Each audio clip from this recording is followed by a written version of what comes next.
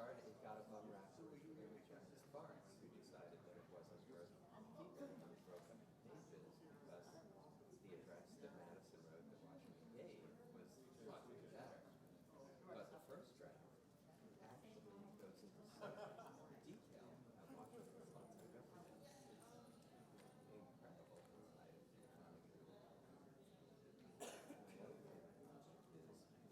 Is one document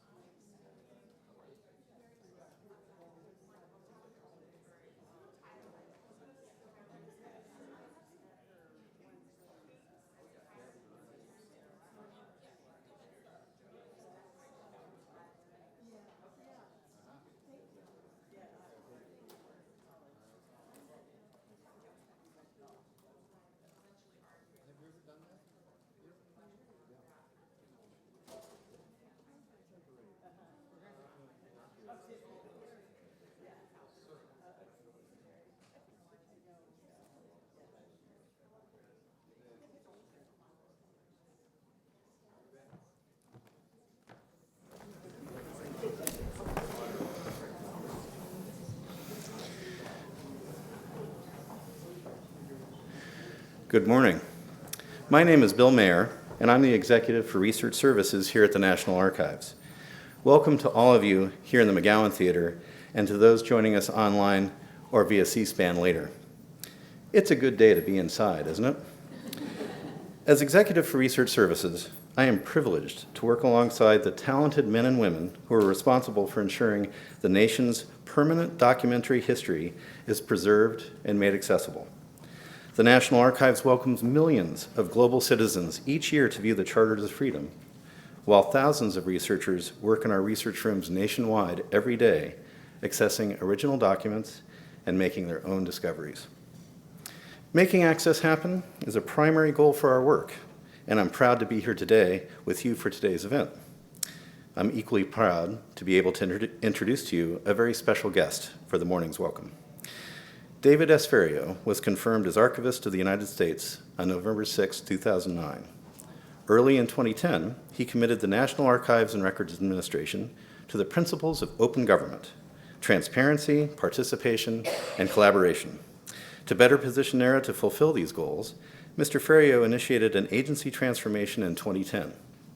The transformation restructured the organization and set goals to further our mission, meet the needs of those who rely on us, and find new creative ways to approach the agency's work.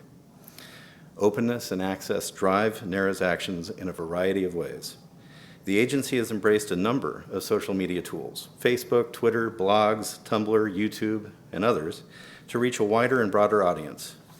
NARA uses this digital engagement as a two-way street. Early in his tenure, Mr. Ferriero celebrated the contributions of citizen archivists, and he encourages public participation in identifying historical federal records and sharing knowledge about them. In fact, you can follow today's conversation by using hashtag PHDC2015. Access, preservation, and protection go hand in hand, and NARA has taken significant steps to ensure that future generations will continue to enjoy access to federal records. Previously, Mr. Ferriero served as the Andrew W. Mellon Director of the New York Public Libraries. He was part of the leadership team responsible for integrating the 4 research libraries and 87 branch libraries into one seamless service for users, creating the largest public library system in the United States and one of the largest research libraries in the world. Before joining NYPL in 2004, Mr. Ferriero served in top positions at 2 of the nation's major academic libraries, the Massachusetts Institute of Technology and Duke University in Durham, North Carolina. In those positions, he led major initiatives including the expansion of facilities, the adoption of digital technologies, and a re-engineering of printing and publications. A Navy veteran, Mr. Ferriero served as a Navy corpsman during the Vietnam War. Please join me in welcoming to the podium the 10th Archivist of the United States, David S. Ferriero.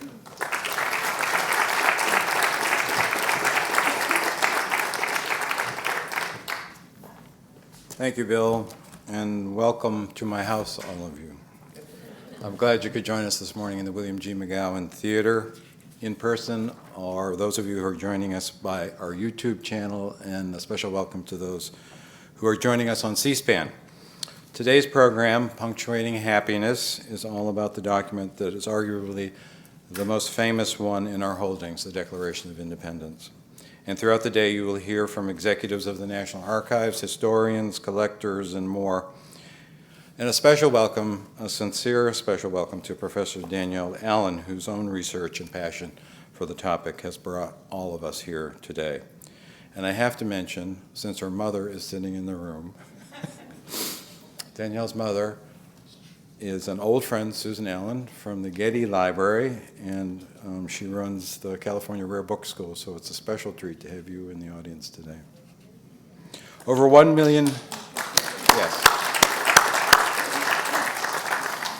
Over 1 million people visit the Rotunda each year to see the Declaration of Independence. Citizens from every state of the Union, students of all ages from all over the world. They come to see this one-page document along with the Constitution and the Bill of Rights, the Charters of Freedom. To get you in the Declaration spirit, I encourage you to venture upstairs to the Rotunda and have a look for yourself. Then a few steps from the Rotunda at the entrance to the public vaults is the stone plate. In 1820, the Secretary of State John Quincy Adams ordered a man named William Stone to engrave a facsimile of the Declaration of Independence. This copper plate was used to make the prints in 1823 and again in 1976, which are also on display. Next week, we celebrate the 239th anniversary of the adoption of the Declaration by the Continental Congress in July of 1776. Out on the Constitution steps, the document will be read aloud by historical reenactors of the Founding Fathers. The Old Guard, the Fife and Drum Corps of the 3rd Infantry Division will perform, and families can visit the Learning Center upstairs and enjoy a number of activities around independence. Also, I urge you to visit the David Rubenstein Gallery and see our Records of Rights permanent exhibit. Just as you enter, you'll see the 1297 Magna Carta, which Mr. Rubenstein purchased and put on permanent display here. 2 weeks ago, I had the pleasure of traveling to Runnymede to celebrate the 800th anniversary of this document, the Great Charter, whose enduring principles of liberty may have inspired our founding fathers as they wrote the Declaration of Independence. The National Archives holdings contain billions of pages of records that grew out of our efforts to fulfill the promise of the Charters of Freedom. We opened our doors in 1935 with a mission to collect, protect, and preserve the records of the U.S. government, and most importantly, to make those records available so that the American people can hold its government accountable and learn from our past. We're the final destination for the most important records of the United States government. History comes alive here. We house the tangible reminders of where we have been and how far we have come. And each record, large or small, is a representation of a greater story. So thank you for joining us today. I look forward to a robust discussion, and I'll turn the podium back to Bill Mayer. Oh, and by the way, I forgot my sales pitch. This wonderful book is available upstairs in our gift shop. And if you haven't read it already, I encourage you to do so.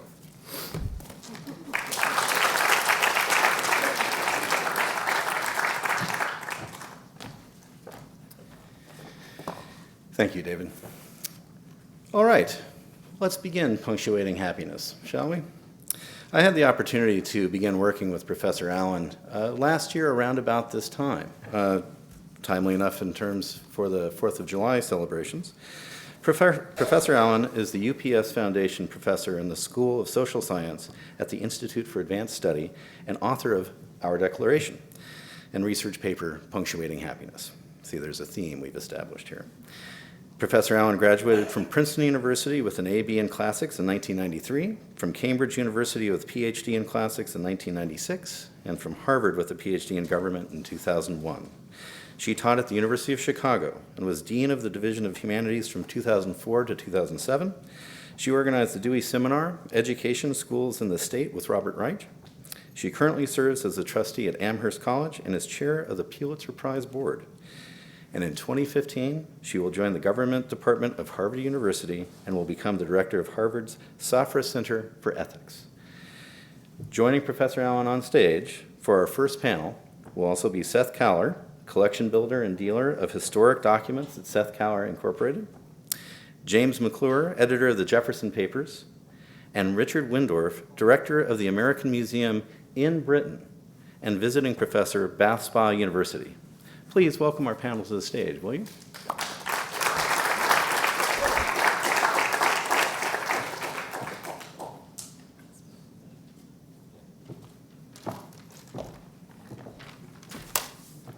So I'm going to stay here because I'm starting off. So you all know where you're sitting, right? So we do. Great. Okay. Good morning, everybody. It's a pleasure to be here, and thank you so much for joining us. I want to start by thanking our hosts, the archives, the archivist, Mr. Ferriero, and Dr. Mayer, who is the director of the Research Services Division here at the National Archives. It's been extraordinary the way they've jumped into supporting my effort to bring more attention to the question of how we read the Declaration of Independence and how we think about the diversity of the Declaration's textual tradition. The conference, as you've heard, is called Punctuating Happiness, and that's because we are focusing really intently on the second sentence of the Declaration of Independence. So with my few moments here, I'm going to reintroduce that second sentence of the Declaration to you, say a few things about it, and then invite each of my panelists to expand based on their areas of expertise. We'll each speak for about 12 minutes, so that then should leave good time for questions from all of you. And I understand we may also have some questions coming in over email or Twitter possibly, so I'm not sure exactly how that works, but I imagine somebody will. That will become magically clear at the relevant point. So let me, as I said, reintroduce all of you to the second sentence of the Declaration of Independence. We hold these truths to be self-evident, that all men are created equal, that they are endowed by their Creator with certain inalienable rights, that among these are life, liberty, and the pursuit of happiness, that to secure these rights, governments are instituted among men, deriving their just powers from the consent of the governed, that whenever any form of government becomes destructive of these ends, it is the right of the people to alter or to abolish it, and to institute new government, laying its foundation on such principles and organizing its powers in such form as to them shall seem most likely to affect their safety and happiness. So now I expect that all of you are not surprised by how long this sentence is. But as I have gone around the country talking about the Declaration, over and over again, people have expressed surprise at just how long this sentence is. And it's important to dwell on the length of it to recognize that there are two moments that happiness appears in the sentence. Of course, after pursuit of happiness, where we're talking about individual rights, and then down at the end of the sentence when we come to the people's responsibility for organizing government in such form as to them shall seem most likely to affect their shared or collective safety and happiness. So the sentence establishes an important balance between the individual and what's shared or united or collective for all of us. And as we look at this sentence, we realize that there are these 5 clauses, all of which start with that, all of which are self-evident truths dependent on that opening clause. We hold these truths to be self-evident. But as we spend more time with it even, then we come to realize the sentence is making an argument. We begin to see there's a theory of revolution in the sentence. But more significantly, we even see that there's a very specific logical structure underneath the sentence, a structure that philosophers would identify as a syllogism. So I'd like to remind everybody just exactly what a syllogism is to help us think about what's going on in this sentence. The conventional example, a syllogism is in fact a premise, and a conclusion, where the conclusion follows necessarily from the premises. I like to use Bill Gates instead of Socrates because these days people has a more immediate charge to think about Bill Gates in these terms, but take as the first premise of your syllogism, Bill Gates is a human being. We know that simply by observation. It's a basic fact, empirical fact. Second premise, all human beings are mortal. We also know that in a basic way based on empirical observation. And from those 2 premises, we can draw the conclusion that Bill Gates, too, is mortal, despite our grand perception of him.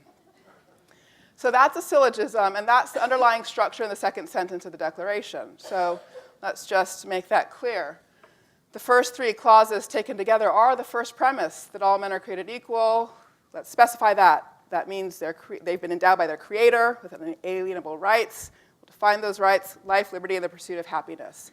Those 3 clauses belong together as a single premise. They then lead us to the second premise, that to secure these rights, governments are instituted among men, deriving their just powers from the consent of the governed.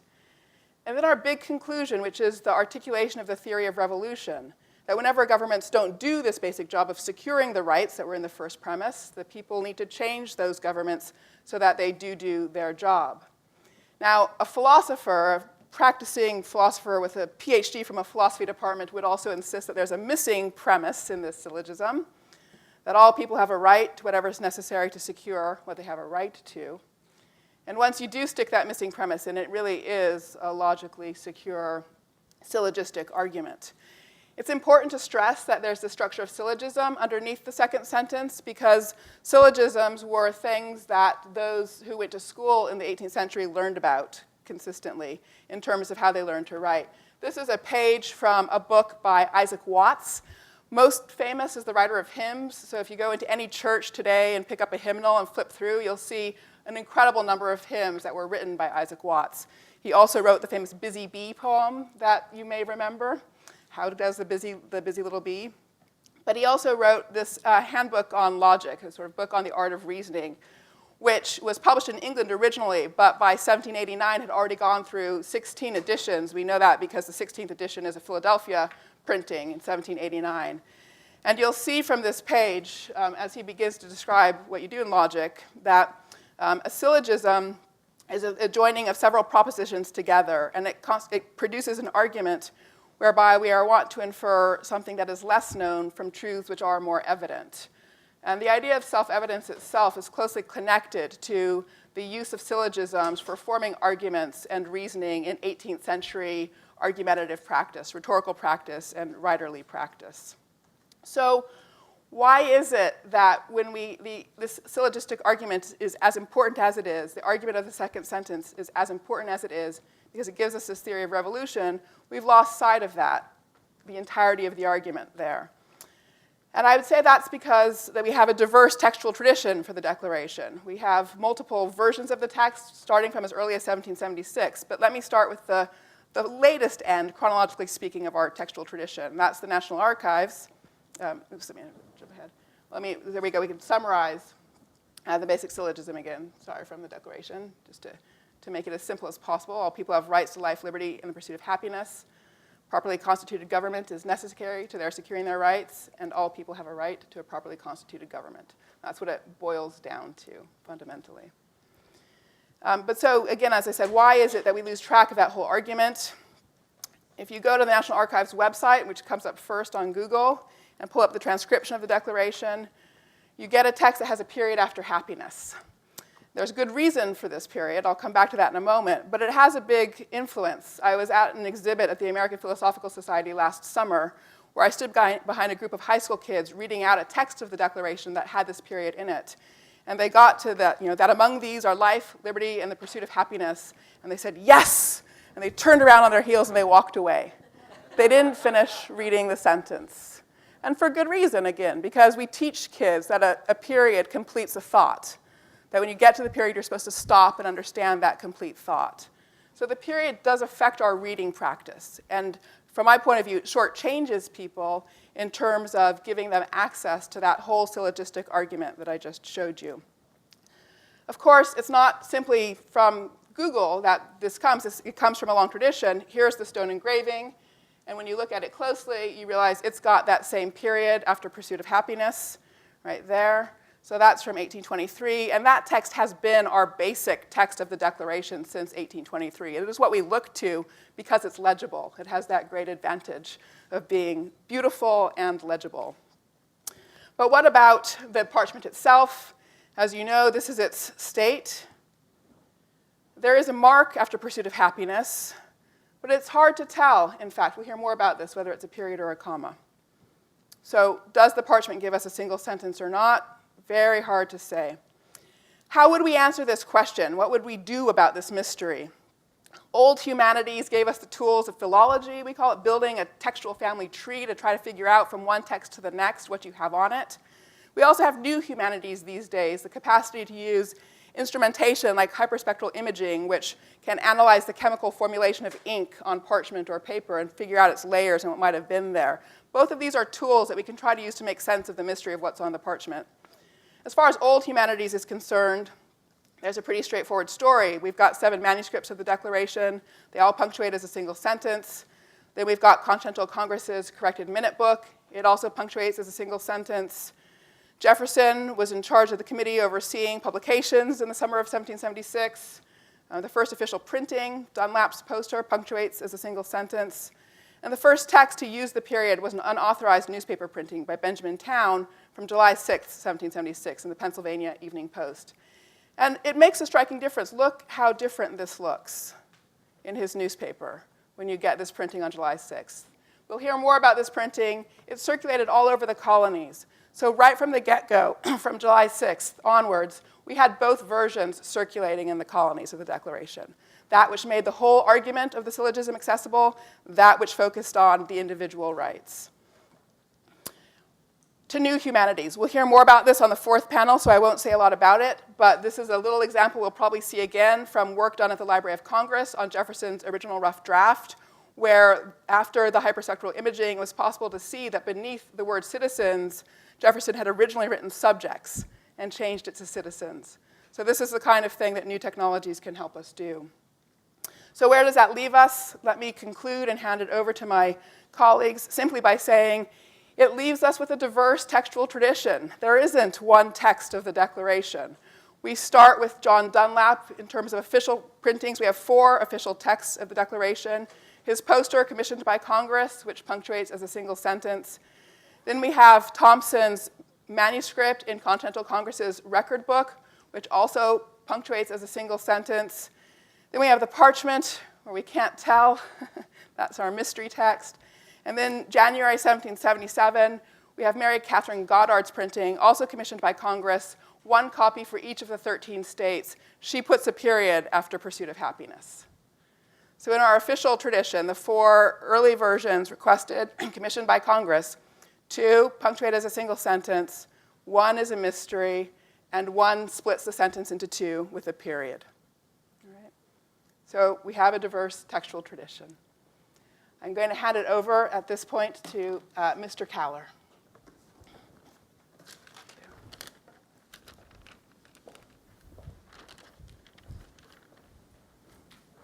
Thank you.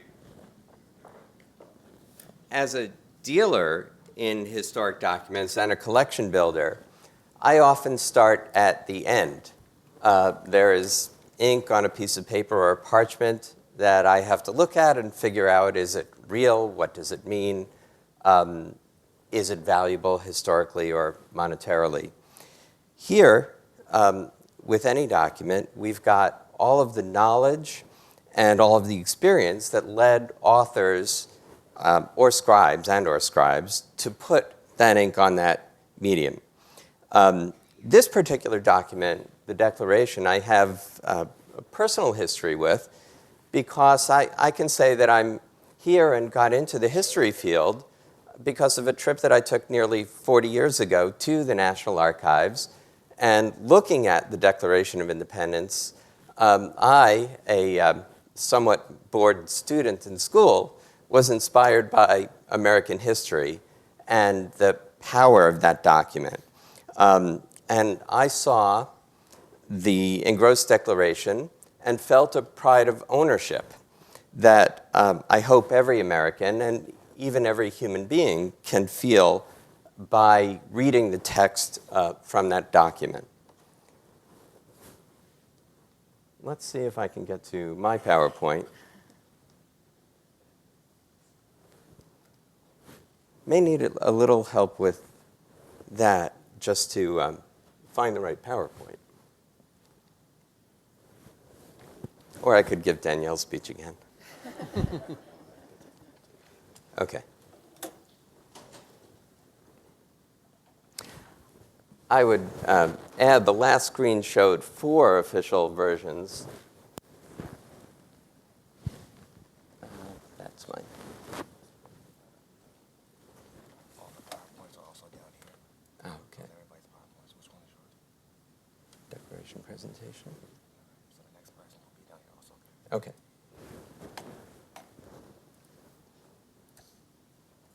Great. So I'm going to talk about preserving the image and proclaiming the news of independence. So starting more at the present, but then going back. And this is what we have today at the end, the Declaration engrossed manuscript that people still think of as the original Declaration of Independence, but it wasn't something that existed on July 4th or July 2nd when America declared its independence. But this is what we see today. And this is the stone facsimile created by, it's a copperplate engraving by William J. Stone. John Quincy Adams, who was Secretary of State, ordered it to be done in 1820. He had noticed that from handling, from people walking into the Secretary of State's office and saying, I'd like to see the Declaration of Independence, it was already deteriorating. And also there had been a couple of, not facsimiles, but decorative prints that were done in 1818, 1819, 1820 to showcase the Declaration of Independence this is just a couple of years after the War of 1812, where America's independence was really confirmed. Actually, I'm going to go back and just point to a couple of things on this, because besides mostly scholars in the audience, I know that there are some people watching online, and their first thought is probably, I have a Declaration of Independence, is it real? Well, the first, didn't mean that, okay. The first thing to look at to see whether you're looking at a Stone Declaration first edition is this little imprint up here and up there. And a second edition would have one, a smaller W.J. Stone right down there.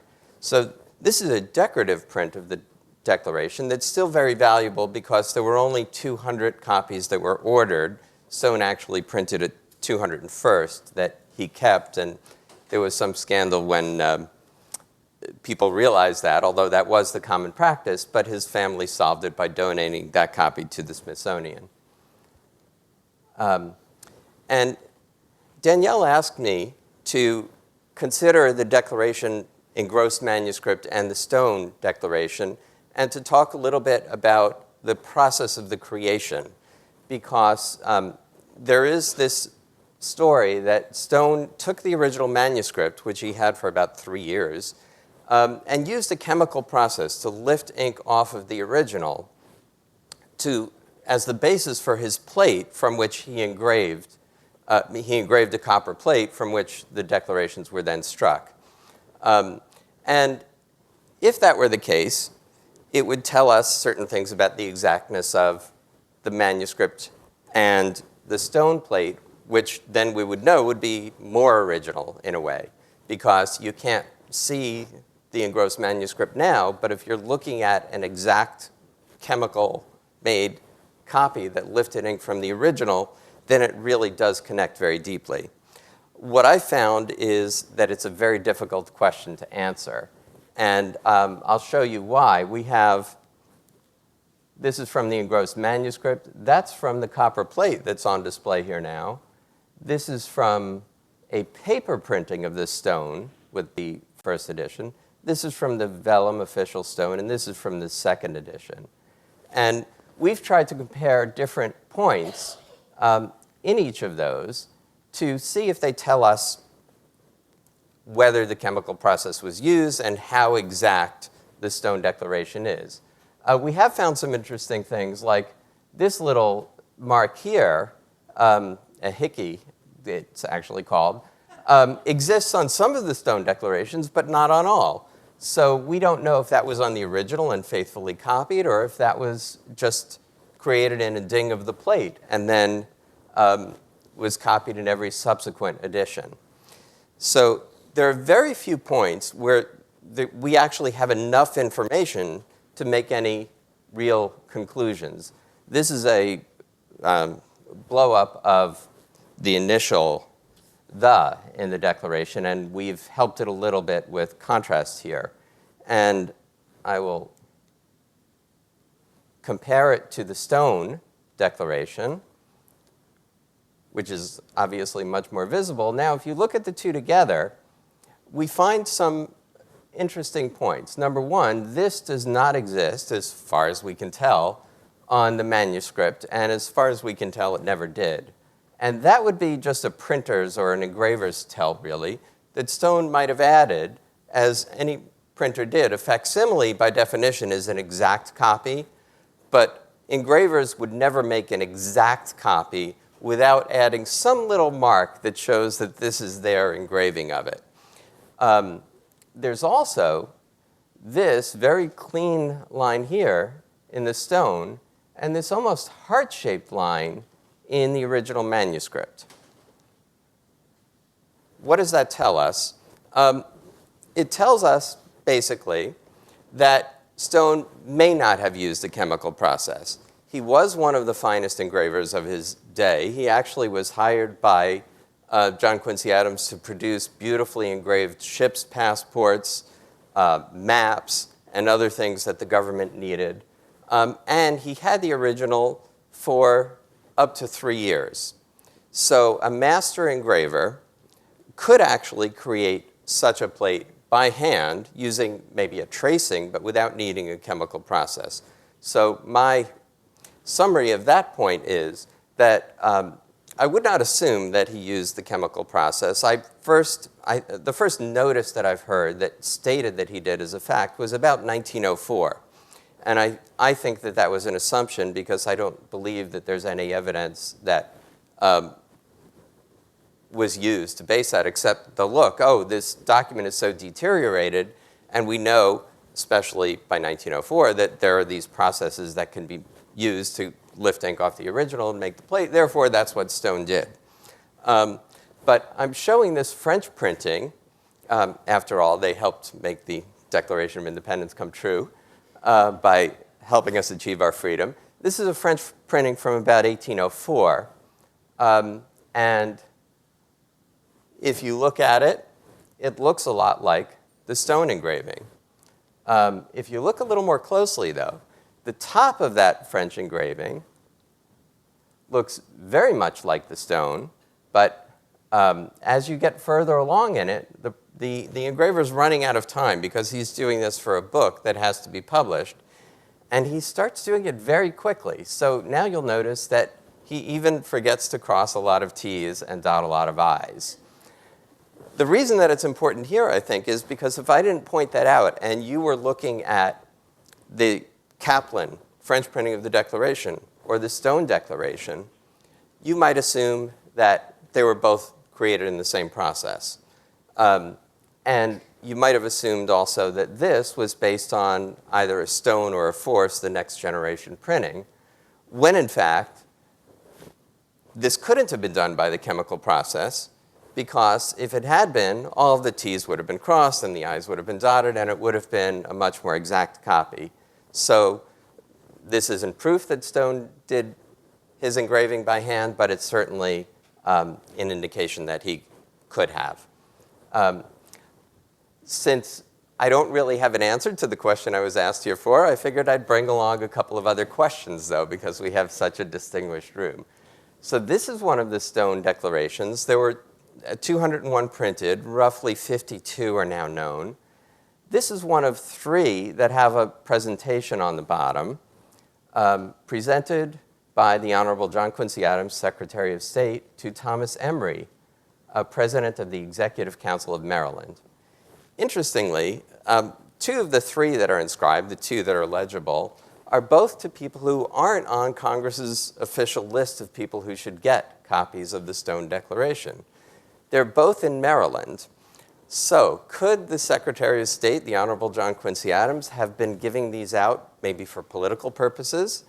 Maryland was one of those states whose vote for the presidency when he was running against John Quincy Adams wasn't really known. And in fact, Maryland did buck the trend and support John Quincy Adams. So it's just an interesting point that the 2 that are known and legible are to Maryland people who aren't on the official list. But another thing that is worth pointing out is of the 52 that are known, those do not include the copies that we know were given to Thomas Jefferson, John Adams, James Madison, James Monroe. So if you're digging in an institutional collection, be on the lookout, and maybe you'll make that great discovery. Here's another copy of the Stone First Edition. This is the 3rd one that I mentioned being inscribed, but we can't read the inscription that's down there. And so I'm hoping later on when we talk about multispectral imaging that this is the kind of project that might be looked at also. This is presented by the Honorable John Quincy Adams, which we've looked at it under the lights and technology infrared or ultraviolet that we have. And I know that that's written by John Quincy Adams, unlike the other 2. But we cannot tell who it was inscribed to. So that is a question that I would love to get back to.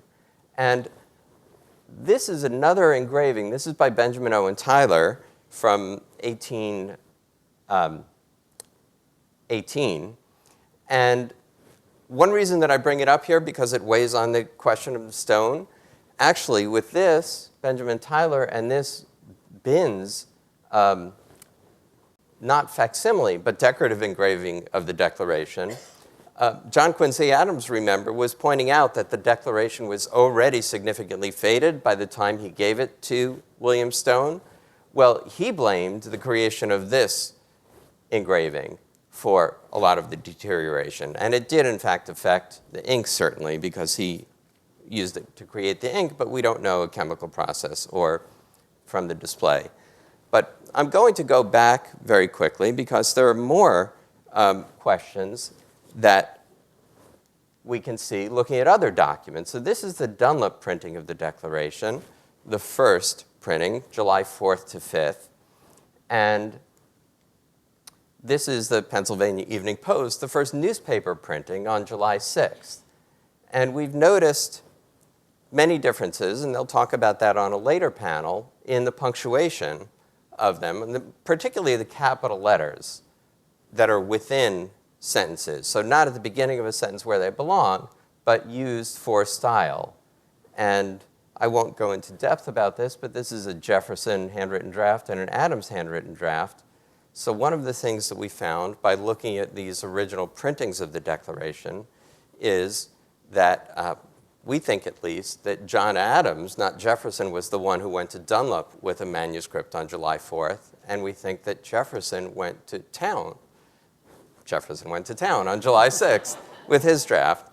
And here you have a broadside printing. A broadside is a single printed page with information only on one side. This is the press release of its day. It was meant to share news. It was meant to proclaim, to get the word out. And each of these broadsides are different. That is from Salem. This is actually by the same printer in the American Gazette newspaper. He made just a couple of adjustments and kept most of the typesetting intact. This is the Salem Declaration. This printer actually had a different broadside we saw in the 4 columns, and then which is based on the town, on the Pennsylvania Evening Post newspaper printing.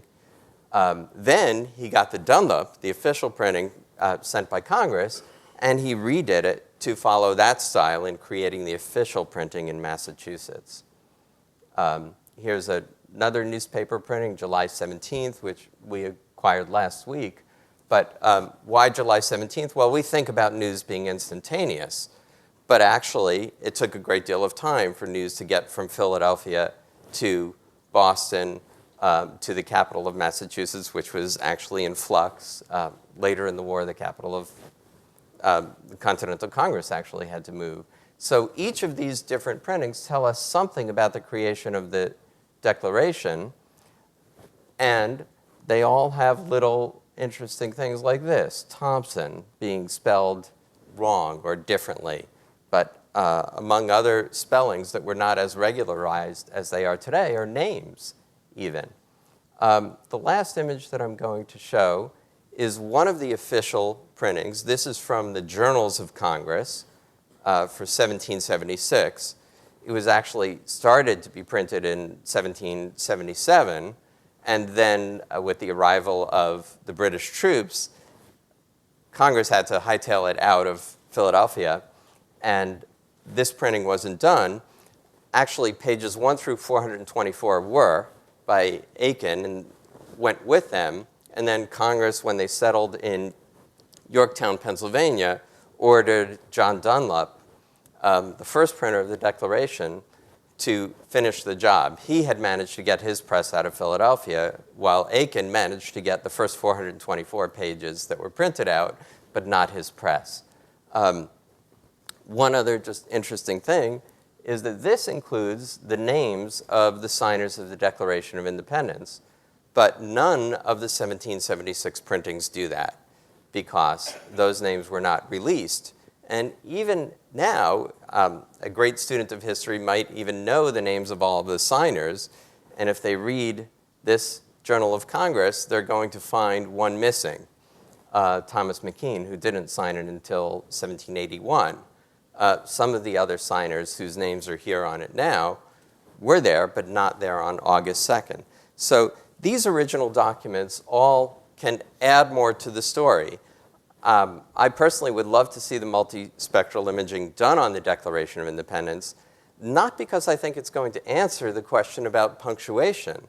The reason that I'm showing so many of these documents is that I don't think the answer is in one place. But I do think it should be looked at because the Declaration of Independence maybe doesn't have a treasure map in it, but it really is a treasure map. And I love the way that Danielle is using it to teach not only American history and about our independence, but also to teach creative and critical thinking, and some of the thinking that was used by the founders of our great nation. So I'm going to stop just by pointing out a friend of mine, Barry Ginsberg, is here, and he had a similar story to mine with a granddaughter when she was 11, taking her to the National Archives. And the granddaughter looked at it and told Barry, "It's so faded. My Zadie, my grandmother, has a better copy." And I'm going to end with the thought that that is true, because the best copy of the Declaration of Independence is the copy that any family has or any child has that they can read and study and look at on their own. And knowing how it was written and how to read it and how different people read it is all part of the great importance of this document. So there's a little more information for people who are looking at, for particulars. On my website, sethkaller.com, there are printings and good images that you can download for free and print out. And there's a census of the known copies of the stone and examples of other printings of the Declaration. And I thank you for having me here.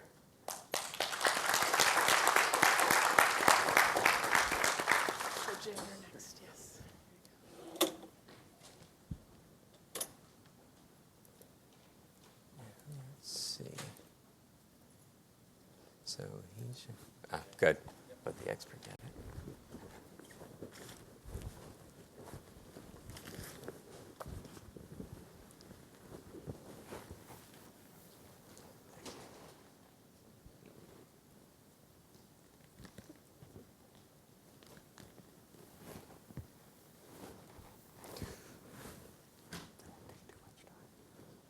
Good morning. Is my mic working? Okay. My role today relates to mechanics, not to interpretation. All I'm going to do is talk about that engrossed parchment that we've been spending some time with here. What we do with what we're maybe seeing there, I'm going to leave to others because there are many talented people who are going to be looking at that. Much of what we know about the creation of the text of the Declaration was worked out by Julian Boyd, the founding editor of the Papers of Thomas Jefferson, in 1943 for an exhibition at the Library of Congress to mark the 200th anniversary of Jefferson's birth, and subsequently for the publication of Volume 1 of our edition in 1950. Boyd remained interested in the topic and spoke and wrote about it at various other times as well. Boyd was an authority on Jefferson's role in the writing of the Declaration, but he also helped show that the writing was a collaborative process. In a broad sense, Boyd wrote in the catalog for the 1943 exhibit, the author of the Declaration of Independence was the American people. Now, Boyd also was dealing largely with mechanics and the succession of texts and working out the manuscript sequence. And so one thing that a lot of work has been done on since Boyd, a lot of very good, interesting work on, is the sources for that collaborative effort, what lay behind what ended up in that text. We who currently work on the edition have had no reason to revisit Boyd's work, and Professor Allen wasn't asking us to do so when she contacted us a little over a year ago. We have come a long way from 1776 in our edition. We're currently working intensely on 1804. And Professor Allen, from her work, knows more about the creation of the Declaration of Independence than those of us working on the edition now know. But Professor Allen was interested in something that I could be of assistance with, which is taking a fresh look at the transcription of the parchment. I spent my career doing close work with a large number of manuscripts of 18th and 19th century America. This is what documentary editors do.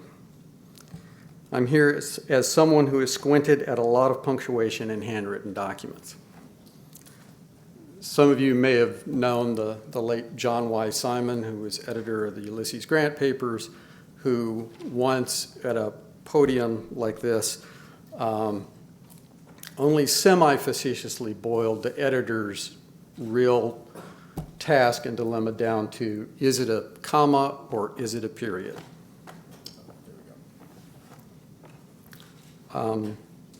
So that's the essential dilemma. That's what we're dealing with today.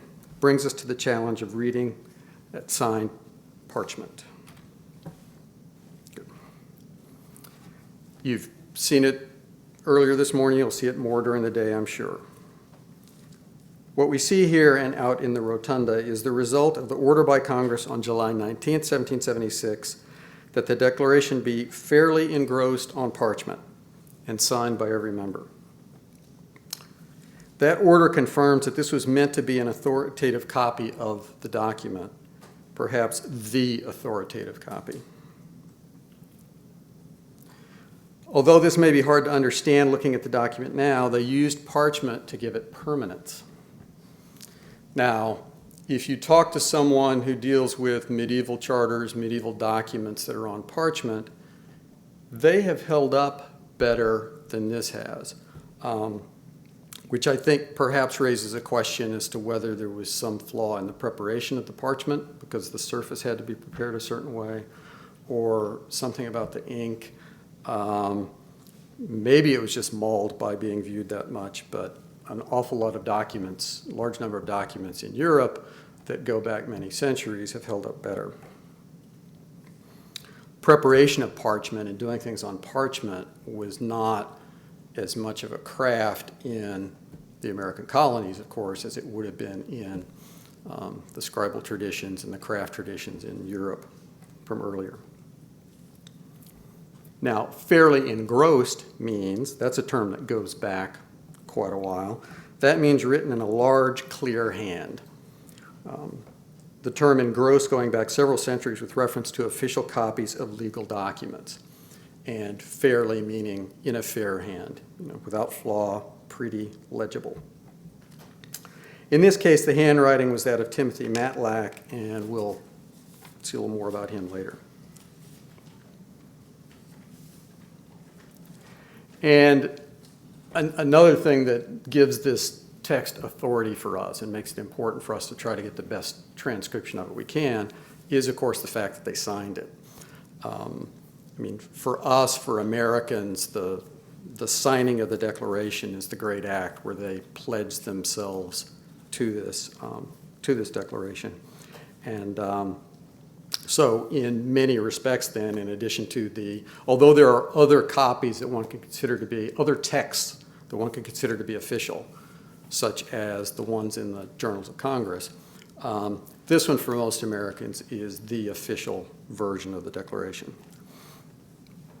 But of course, because it's in such bad shape, reliance has been put on the avatar, or what we might call the stunt double, in the form of the engraving.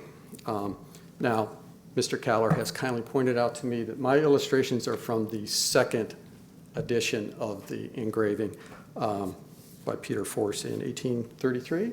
Yes. But he also assures me it's okay for what we're doing here today. It's very legible, it's very pretty, so it'll give us good contrast here, what we're doing. And when you look at it, of course, it makes sense to try to use the engraving as the stand-in for the manuscript, for the document on parchment. Even Julian Boyd did that for Volume 1 of the Jefferson Papers.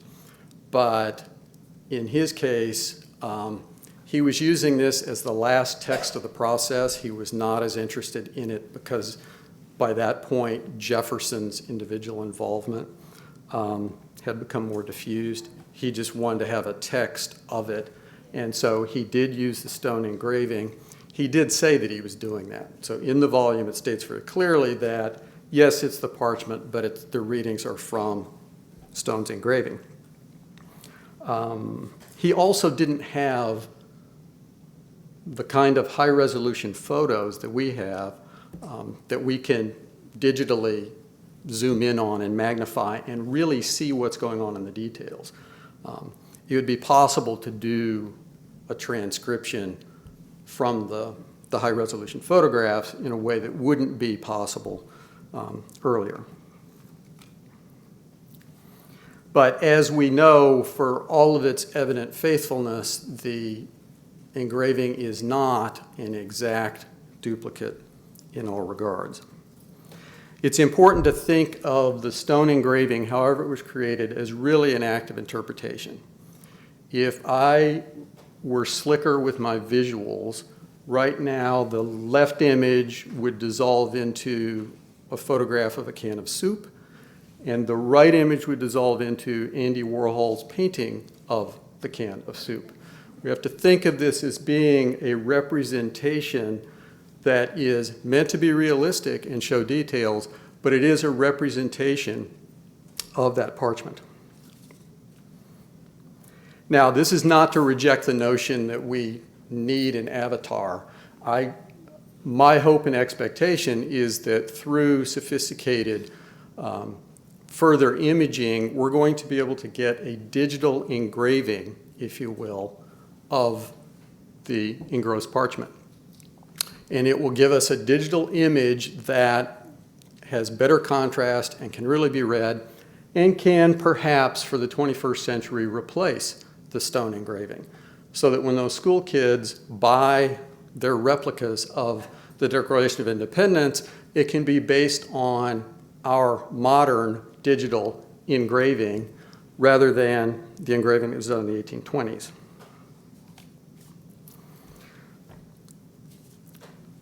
But for now, in order to address the question of punctuation, we can look at we can use the high-resolution photo and see what we can see. So let's look at some punctuation. I have not done anything with the contrast of the photo. All I've done is zoom in so you can see it. I wouldn't particularly know what I was doing, so we'll do it this way. So here's really the key part of the Declaration. And as you've seen before, as Professor Allen showed you, right there is the piece of punctuation we're interested in after pursuit of happiness. It's a piece of punctuation and then followed by a dash. The question is it a period or is it a comma? So here is the representation in the engraving showing it as a period and then a dash. So here it is again, highlighting where it is in this section. And I just want to call your attention to, in this little cut, this detail here, there are two other places where there are dashes. This one is after impel them to the separation. That one is indisputably a period. So you can take a look at what that looks like and then compare it to happiness there. And this one is after consent of the governed. And that one is indisputably rendered as a comma in the stone engraving and in other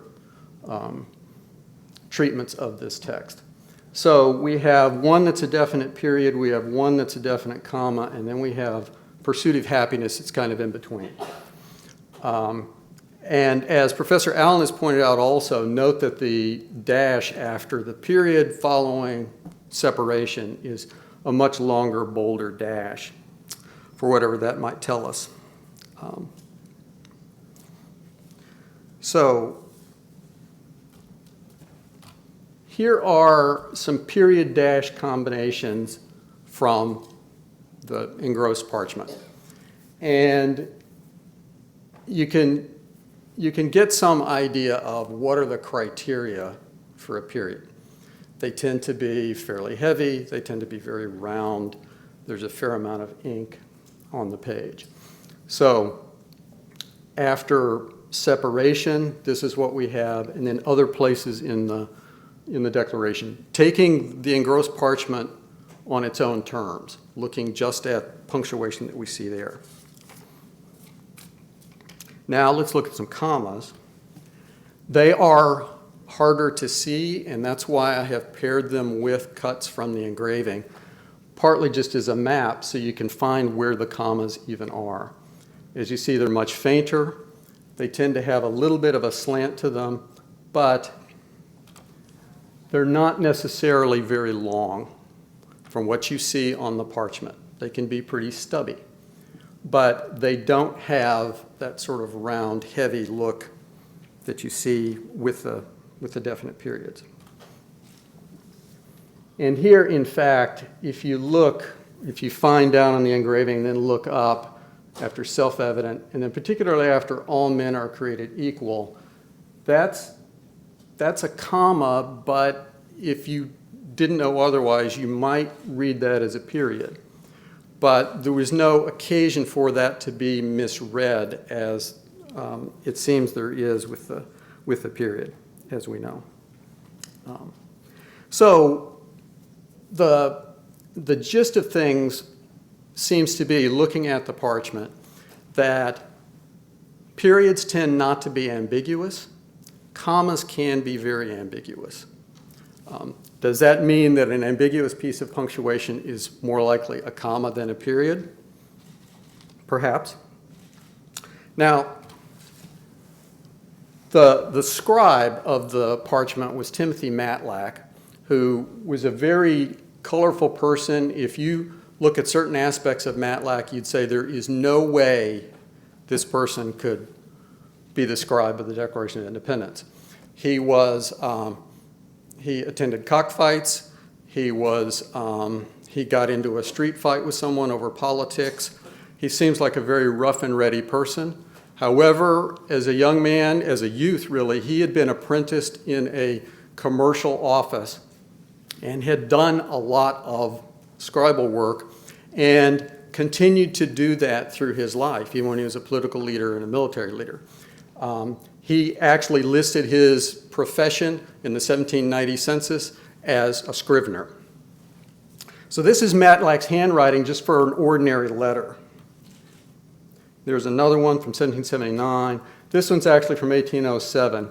But you see here again that pattern of the periods and the commas. The periods seem to be round and definite. We read the periods more quickly and more easily than we're seeing the commas. And there's another example.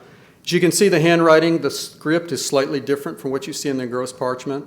That's because skilled calligraphers, if you will, scribes, clerks, could have different hands that they used for different occasions. He would have been using his special Declaration of Independence engrossed parchment hand for that document.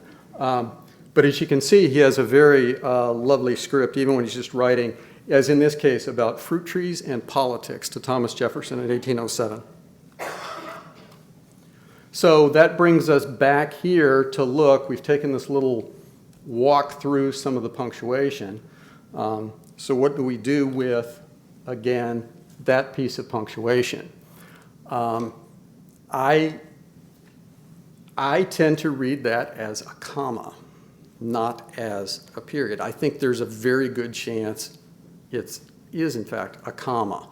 Now, I can't account for why it shows up as a period in Stone's engraving. I'm not sure what he saw. He may have had one of the printed versions at hand to help him out with the fainter parts.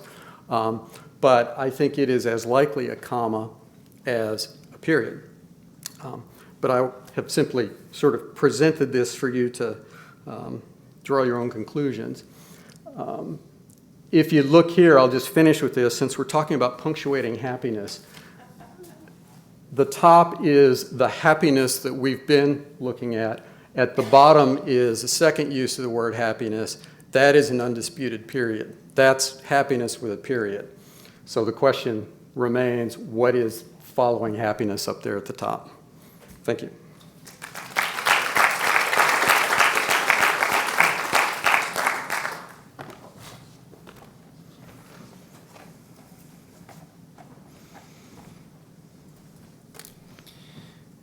Do you see which one is yours, sir?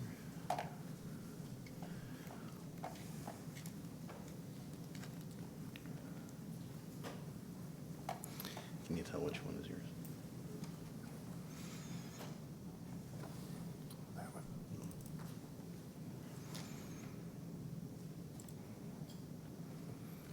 Okay.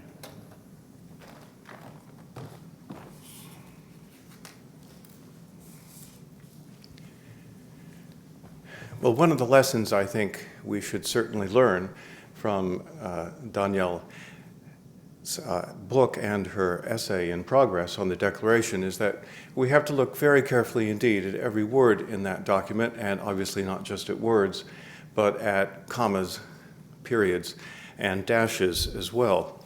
This morning, I'm going to try to provide you with a kind of general historical context in which the Founding Fathers composed, revised, and then had printed the founding documents. And I'm going to talk not just about the Declaration, but about the Articles of Confederation and the Constitution as well. And I'm going to make 4 claims. The first is that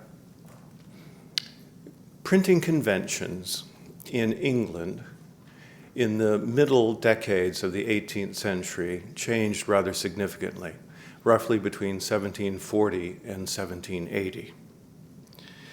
These changes in the presentation of texts, the heavy capitalization of common nouns, the heavy use of italics and caps and small caps, changes in these conventions, in fact, have produced the modern page in English, the page that we're familiar with every time we pick up a book or an essay. My third claim is that printers in the American colonies in Boston, New York, and Philadelphia followed the changing practice of their colleagues in London. And finally, I'm going to argue that these changes in printing conventions had their impact, had an influence on the founding documents that we've been talking about.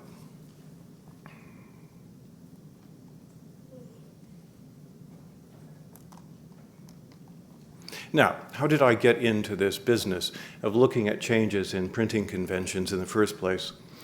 In 1974, I began work on a dissertation at Princeton, which was a scholarly edition of the works of William Collins, an 18th century poet. What you're looking at is his first independently published poem, which was entitled Persian Eclogues, and you're looking at the first page. And you will see very clearly, I think, if you look at the text itself and not just at the prologue to it, Persian is italicized, maids capitalized, poets capitalized, lays capitalized, and so forth. This is a very traditional text in the context of the 1740s, and it's what I call the old style in printing. 15 years later, in 1757, this poem was reissued as Oriental Eclogues. And if you look again at the body of the text, you'll see that Persian is not any longer in italics, and that all of those common nouns are now in lowercase. So this juxtaposition really shows, I think, what happened within a fairly short period of time. On the left hand, you've got the old style of printing that goes back several centuries in England, and on the right hand, you have what I call the new style, the modern style with which we're familiar today. So let's look at 1700, on the right to begin with. Here is a book that's been printed in London, and it's fairly handsomely printed by the standards of the day. It has two large text blocks, which makes it a little difficult to work through, but for the most part, I think it reads easily enough. But if you look carefully at the actual capitalization and italicization, you'll see that this is very, very heavily pursued indeed. This is very much in the old style. If you look on the left, from the same year, at a book printed in Paris, you're going to see a text that is completely modern. And not just modern in terms of its italics and capitalization, but also in the fact that the printer here has taken the time to work with some printer's devices in two places on the same page. It's elegant, it makes more use of the white space, and in fact it becomes a kind of template for what English and eventually American printing is going to look like. So that late in the 18th century, we can look at a text. I'm giving you The Man of the World here, Act 3, Scene 1. And if you didn't know what this was, it could be a text printed in London or New York in 1960 or 1970. Think of the complete works of George Bernard Shaw. That edition looks almost entirely like this text from the late 18th century. So the abandonment of heavy capitalization, the rational use of italics and caps and small caps are all part of this movement towards the modern page. And when in 1785, John Bell discards the long S in his edition of Shakespeare, we essentially have the page with which we're familiar today. Now, over the last many years, I've looked at over 2,000 books published in London between 1740 and 1780. This is my summary. It's in percentages. Take a look at the year 1740 to begin with. In the old style, 91% of the books, and we're talking about over 150 copies just for this one year. New style, just 9. And a kind of mixture of the two in which the text doesn't seem to know in which direction it's going, absolutely nothing. But if you move just 5 years later, you can see that there is a shift. Fewer books are being published in the old style. You're getting fewer in the new style, but you're beginning to get this mixture as well. And if you move down to 1765, which I've placed in bold, for the first time, you're getting a majority of text printed in the new style. So it's only 34% in the old, it's 42% in the new, and I think quite significantly, 24% now are in this mixed style. And then there's extreme acceleration. So if you compare 1740 with 1780, 91% and 9 in 1740, 7% and 93 in 1780. You have a complete reversal in the way in which texts in English were printed. And at the bottom, I show you, looking at 1700, not at 1740, or let alone 1765, Paris, Madrid, Rome, look at those percentages. They're almost all completely in what I call the new style. What happened here in the United States? In 1750, of the books I've taken a look at, and again, I have a large sample from the Library of Congress, 86% were printed in the old style. That's more than in London. It's a higher percentage.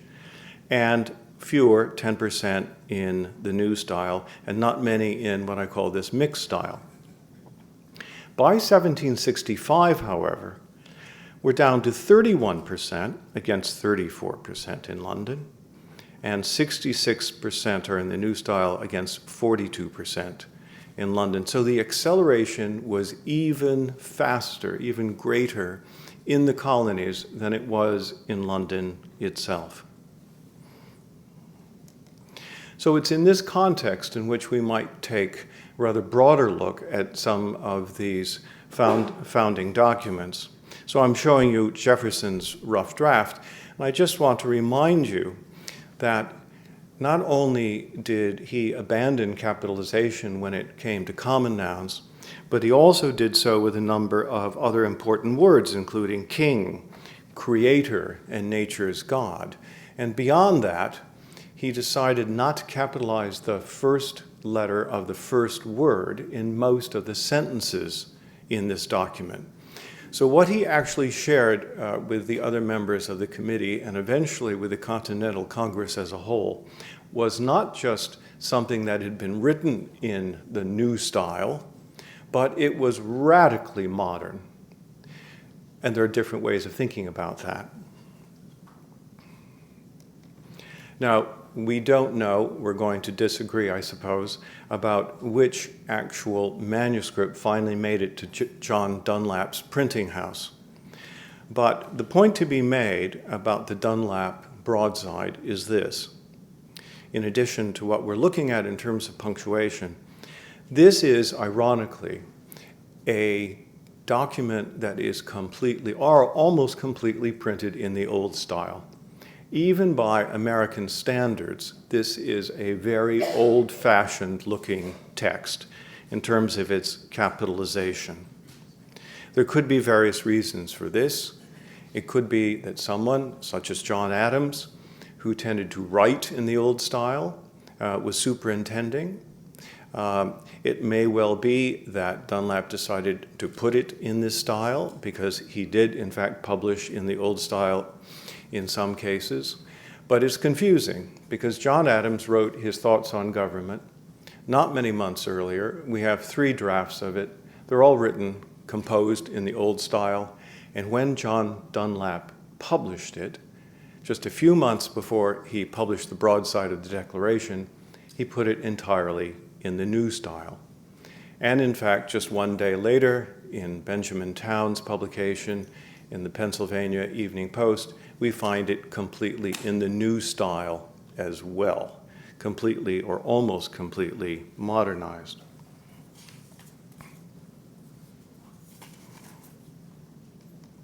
Now, later in the same year, 1776, of course, the delegates were working on what became the Articles of Confederation.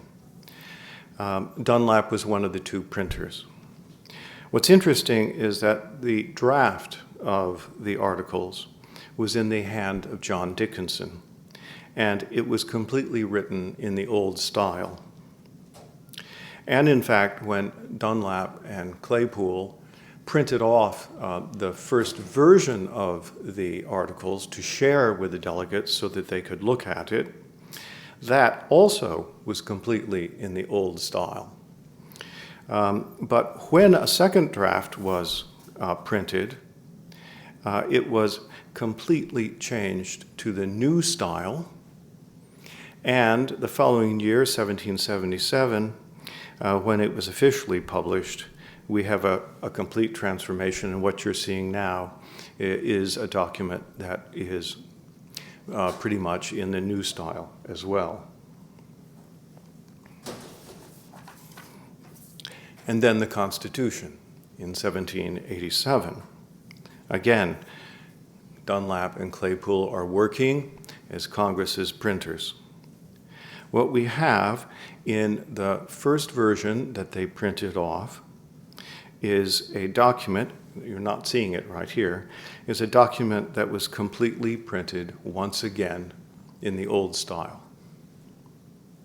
The second draft, which was printed just 1 month later, reveals an entirely different presentation of the text in terms of these printing conventions. It was entirely in the new style, and of course, the document we're familiar with today was printed essentially in the new style as well. And that brings us to what we see on the website for the National Archives. And what I would suggest, given the kind of historical work that I've been pursuing, is that we not only look very carefully at that period and wonder whether it should, in fact, for many reasons, be a comma, but we also think about the style in which we want to disseminate this document to the largest possible audience. One of the arguments I make in the book that I'm writing is that when it comes to 18th century texts, including poems such as William Collins's, for students in particular, but certainly for a broader audience, there's no reason not to modernize it, to put it in the new style. And I'm going to suggest that the archives think very strongly, at least on the website, of having an edition that is completely modernized and will be, in a sense, a little easier for a number of people to follow. Thank you.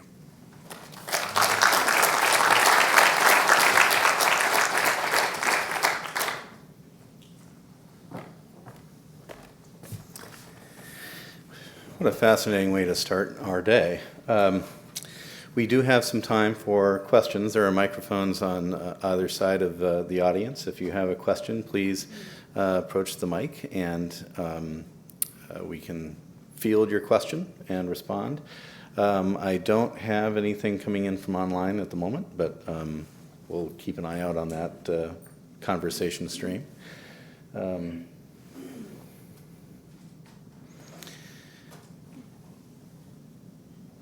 We have a question coming up. Hi, this was fascinating, and my question is about Timothy Matlack. I'm actually studying a group he was part of called the Free Quakers, so coming to it from a strange direction because, yes, he was involved in horse racing and cockfighting and all this, but he also founded a religious society, a kind of very unusual man. My question, though, is where the attribution of the engrossed declaration to Matlack actually comes from, and the closest I've been able to find is an article, and this was partly with the help of reference librarians at NARA here, an article by a man named Gaylord Hunt, who was a manuscript curator at the Library of Congress, published in a Youth's Companion article, which, you know, is for children, 1916, where he says that and I believe the declaration was at the Library of Congress at the time. So he and some others gathered together several documents that, some which were known to be attributed to Matlack, such as George Washington's commission for the Continental Army, and compared the handwriting. And this got published in Youth Companion, and that's literally the only thing I've ever found in writing as a primary source for the attribution. So I was just wondering if anyone has any other thoughts. And I should say, we know that Matlack worked as a clerk for Charles Thompson, the secretary to the Congress, and so that's the other link that people make. But I would love to hear more about this because even this question of commas now hinges on his identity as well as, you know, national treasure or whatever. Thanks. Thank you. I would like to know more about that also. I was not able to find anything that seemed to be a direct tie. It seems to be circumstantial, the fact that he was working as a clerk with Thompson. Matlack did an awful lot as a secretary or a clerk. A little while after this, he becomes the secretary of the Pennsylvania Assembly, and one of those documents I showed you from 1779, if you go and look like in the Papers of Continental Congress, or you look at anything with in those Pennsylvania records, you see his handwriting everywhere.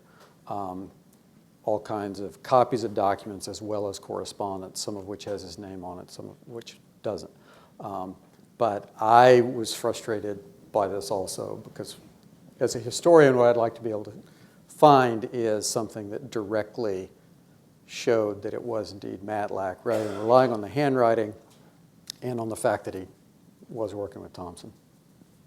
So I can add, I found basically similar material to you. I'll have to check my memory. My memory is 1904. There's a Library of Congress publication which makes the attribution, but it's similar to what you're just describing, and it's purely circumstantial based on handwriting and so forth. I would add, though, that the handwriting is a pretty good circumstance. Yes. And that with the National Archives and the Library of Congress and other institutions putting a lot of new material online, I think that it would be just as well to find more Matlack documents and do the actual comparison than to go back and try to figure out who thought of it first. Mm-hmm.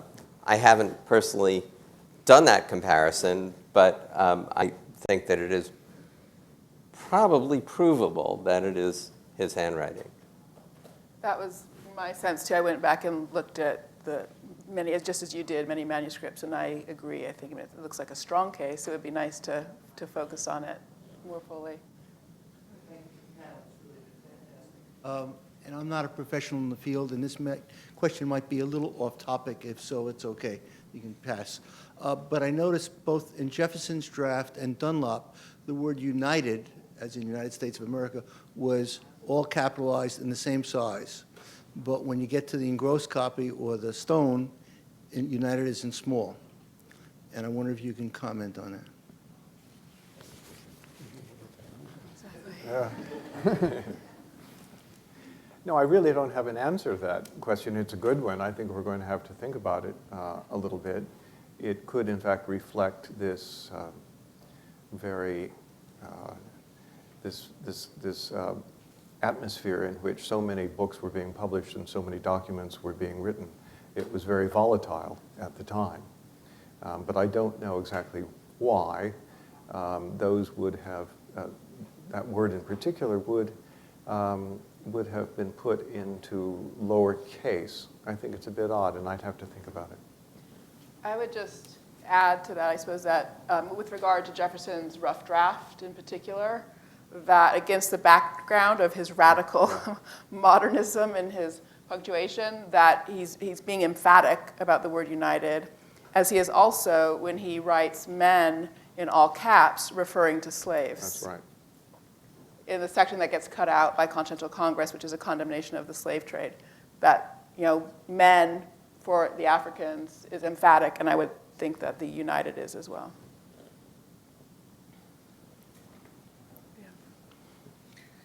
Good morning. Absolutely agree that this is a fascinating conversation and Dave's discovery with the Declaration.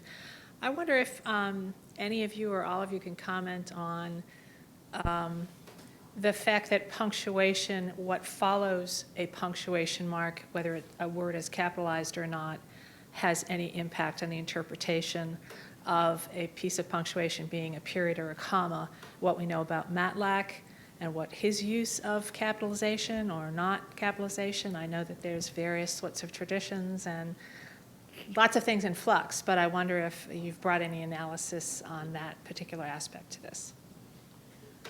So I'm happy to speak a little bit to it, but maybe does anybody else want to? Well, I would just say there's a great deal of inconsistency during the period, and commas, semicolons, colons, and periods were interchangeable in a number of contexts. The only punctuation mark I know that would be introduced into a sentence, not to end it, but to make a point, was the exclamation point, because still, rarely, but still in the 18th century, printers, following their authors, could put an exclamation point after a particular word. And that did not mean that the sentence actually ended right there. It was, I suppose, in some ways equivalent to putting it in capitals or italics a little earlier on. We haven't talked about diacritical marks, though.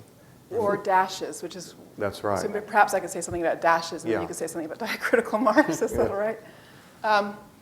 So I think in this story of volatility and change that you've heard, partly what you're hearing is a story about people trying to figure out how to help people think about what were actually radical ideas and hard ideas, right? The movement from all men are created equal, through the idea that governments are instituted to secure rights, through that the people had the right to alter or abolish them. I mean, that is a big, meaty chunk of political philosophy there. And it's a very long sentence. So, I take Town's newspaper, putting the period in, actually partly just a matter of breaking up a long sentence, making it easier for people. But actually, the other thing that people were doing was using dashes to try to help people through that sentence, right? So Dunlap introduces a dash after Pursuit of Happiness, but the sentence carries on. And there's certainly an emphasis that's put on Pursuit of Happiness with the introduction of that dash. But then Matlack does something that I take to be genius, so to his qualities as a scrivener and so forth. He introduces a second dash after necessary to secure rights, deriving its legitimacy from the consent of the governed. There's another dash there. which means you have a dash after the first premise of the syllogism and a dash after the second premise. That brings out the argumentative structure of the sentence in a way that goes beyond what the commas or semicolons are doing. So to some extent, I think that dash structure, which is more like a semicolon, really comma-dash combination, is what's connected to then flowing on with a Sure. capital that. Think of it as bullet points, right? Sort of 18th century version of bullet points. Well, I was thinking in particular, too, your first presentation, where you show that there's examples where it's interpreted as a comma and a dash and then a period and a dash, but by the 1820s, perhaps the tradition had evolved to, if there's a capital letter, and there is, with the word that, by then, the interpretation was more settled to be, oh, it must be a period because there's a capital here. That's kind of where I was going with my question, too. By things that were in flux in the 1870s and perhaps 80s, maybe by 1820, that printer brought an interpretation which was more modern than was intended at the time. Slightly more complicated, just if you don't mind. Absolutely, I understand. Just because in that long sentence, before we get the last clause, that whenever a form of government is destructive, Stone puts a comma before the dash that precedes a capital T there. Okay, so he was capable of using the comma dash capital construction there. So he could go both ways. He could go both ways. Yeah. Thank you. But did you want to say something about diacriticals, Richard? Well, Or Jim, there are or whatever. diacritical marks in Jefferson's manuscript. There are different ways of interpreting those marks. They look a bit like quotation marks, and in fact, Dunlap put some quotation marks in a first trial of the first part of the Declaration, and then discovered, of course, that something was amiss. We think today that Jefferson put them in to mark places where he would pause and therefore to accentuate certain parts of his argument. And that may have been confusing to everyone at the time. Exactly. And it does sort of suggest that there may have been a diacritical mark after Pursuit of Happiness, which turned into a dash for Dunlap, possibly, and it started to generate confusion around that part of the text. It seems that confusion continues today. We have time for one last question. Hi. Since Richard Wendorf ended with this slide of the transcription as it appears on NARA's website, I was wondering if the speakers could talk a little bit more about this being part of the textual tradition now, and have a discussion about where you want to go next with the transcription. You made a couple of suggestions, but this is a very static text, and this might come up in the teaching session, but how do we make it a dynamic text that celebrates the complexity of the textual tradition and gives people choices, not just a modernized version, not just a semi-diplomatic transcription, but something that allows you to see the different versions as they were viewed by readers in those series of historical moments, but also gives people the option of a clean reading text for a 21st century audience. Well, I'd like to introduce Emily Sneff, who's sitting there in the third row, is sort of working on exactly that question. So we hope to have some suggestions in that sort of dynamic direction in the next 12 to 18 months. Great. But others may have more specific suggestions. Well, anywhere else, I think I would offer to supply some images of all the different printings of the Declaration of Independence, but here that's Coles to Newcastle. I think they really can put the transcript now with the images so that people can see them for themselves, all of the different versions that one might have looked at. And also, it's not this manuscript, the engrossed copy, that people would have seen in 1776, but it's one version or another of one of those printings, a broadside, a newspaper, a magazine. And so that is a more authentic way to feel what a real person back then who's reading this message for the first time and having their lives changed by it might have seen. I would support that in the sense that even since this discussion began, since Professor Allen and I began our conversations about what's available via the archives website, the notion of increasing access, which is a fundamental part of the archive's mission, is also something that we're looking at rather deeply to broaden that access. We at the archives like to think that we provide an open and honest brokerage, if you will, for access to that information, and let others interpret what they see. Because even today in our discussion, is it a comma? Is it a period? Well, it depends on the eye, and depends on the time, and even depends on the intent. It's difficult for us to go back and truly track intent, but from my perspective, our intent is to broaden access. And that's one of the reasons this conference is happening today. Which I think brings us to an excellent stopping point for our break. Thank you to our panelists. A couple of housekeeping moments. There, I believe, is still refreshments out in the lobby for you all. We'll take a break and reconvene the second panel at 11 o'clock, which will be, technology fails me right at the time, teaching the historiographic tradition, the historiographic significance of the textual tradition. We'll convene back again at 11 o'clock. Thank you, everyone.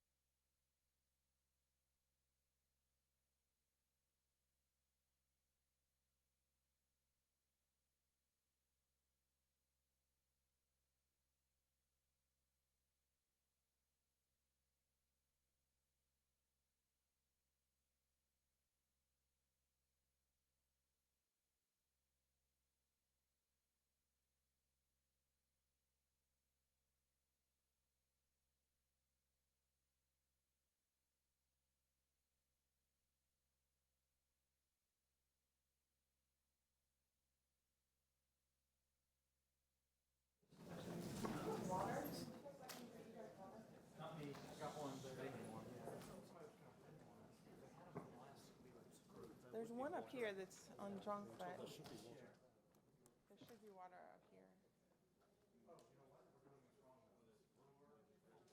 You said on the left.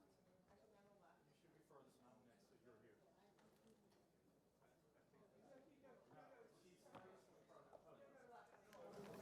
Stage left, he meant the other left. I can't help you. I don't know where you're supposed to sit. But he said it wasn't the end of the world if you sat in the wrong place. Yeah, but he asked us, and we said we'd do it right. Let me scratch.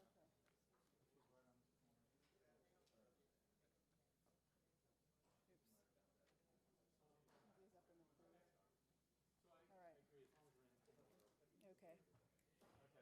So, welcome back, everybody. The order for this panel, which is about the historical significance or the historiographic significance of the diverse textual tradition, is somewhat different than was on your program. So let me just tell you the order as I introduce the speakers. We'll first hear from Professor Holly Brewer, who is at the University of Maryland and has published By Birth or Consent, Children, Law, and the Anglo-American Revolution of Authority. She's at the tail end of a Guggenheim Fellowship completing work on slavery and sovereignty. Then will be followed after Professor Brewer by Professor Woody Holton from the University of South Carolina. Abigail Adams is one of his very important books. I commend it to everybody. Third, we will hear from Professor Eric Slauter at the University of Chicago. He is the author of The State as a Work of Art, The Cultural Underpinnings of the Constitution. And finally, we will hear from Professor David Armitage at Harvard University, who is very well known for his book, The Declaration of Independence, A Global History. And same structure as before, everybody will speak for about 12 or so minutes, and then we'll have questions from the audience. So, yeah.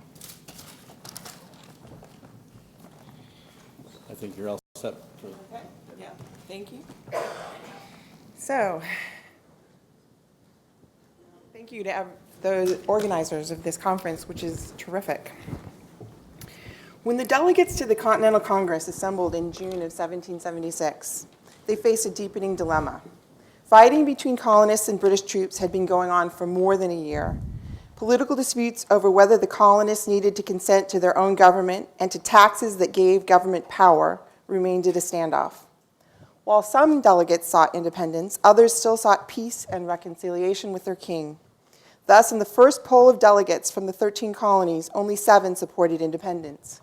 New York, New Jersey, Pennsylvania, Delaware, Maryland, and South Carolina were not yet matured for falling from the parent stem, wrote Jefferson. Congress chose a committee of 5 men to create a rationale that would persuade the recalcitrant. Over the next 20 days, in consultation with the others on the committee, Adams, Franklin, Sherman, and Livingston, Jefferson drafted the Declaration. Jefferson was then 33 years old, still relatively young and idealistic. He knew this step was dangerous. In writing such a document, each of them was committing treason against the king. The Declaration laid out principles of government that opposed monarchy. As we discussed this morning, all men are created equal. They are endowed with sacred rights to life, liberty, and the pursuit of happiness. This is the original draft, by the way. Government should be based upon the consent of the governed. All societies have the right to overthrow a government after a long train of abuses of those principles.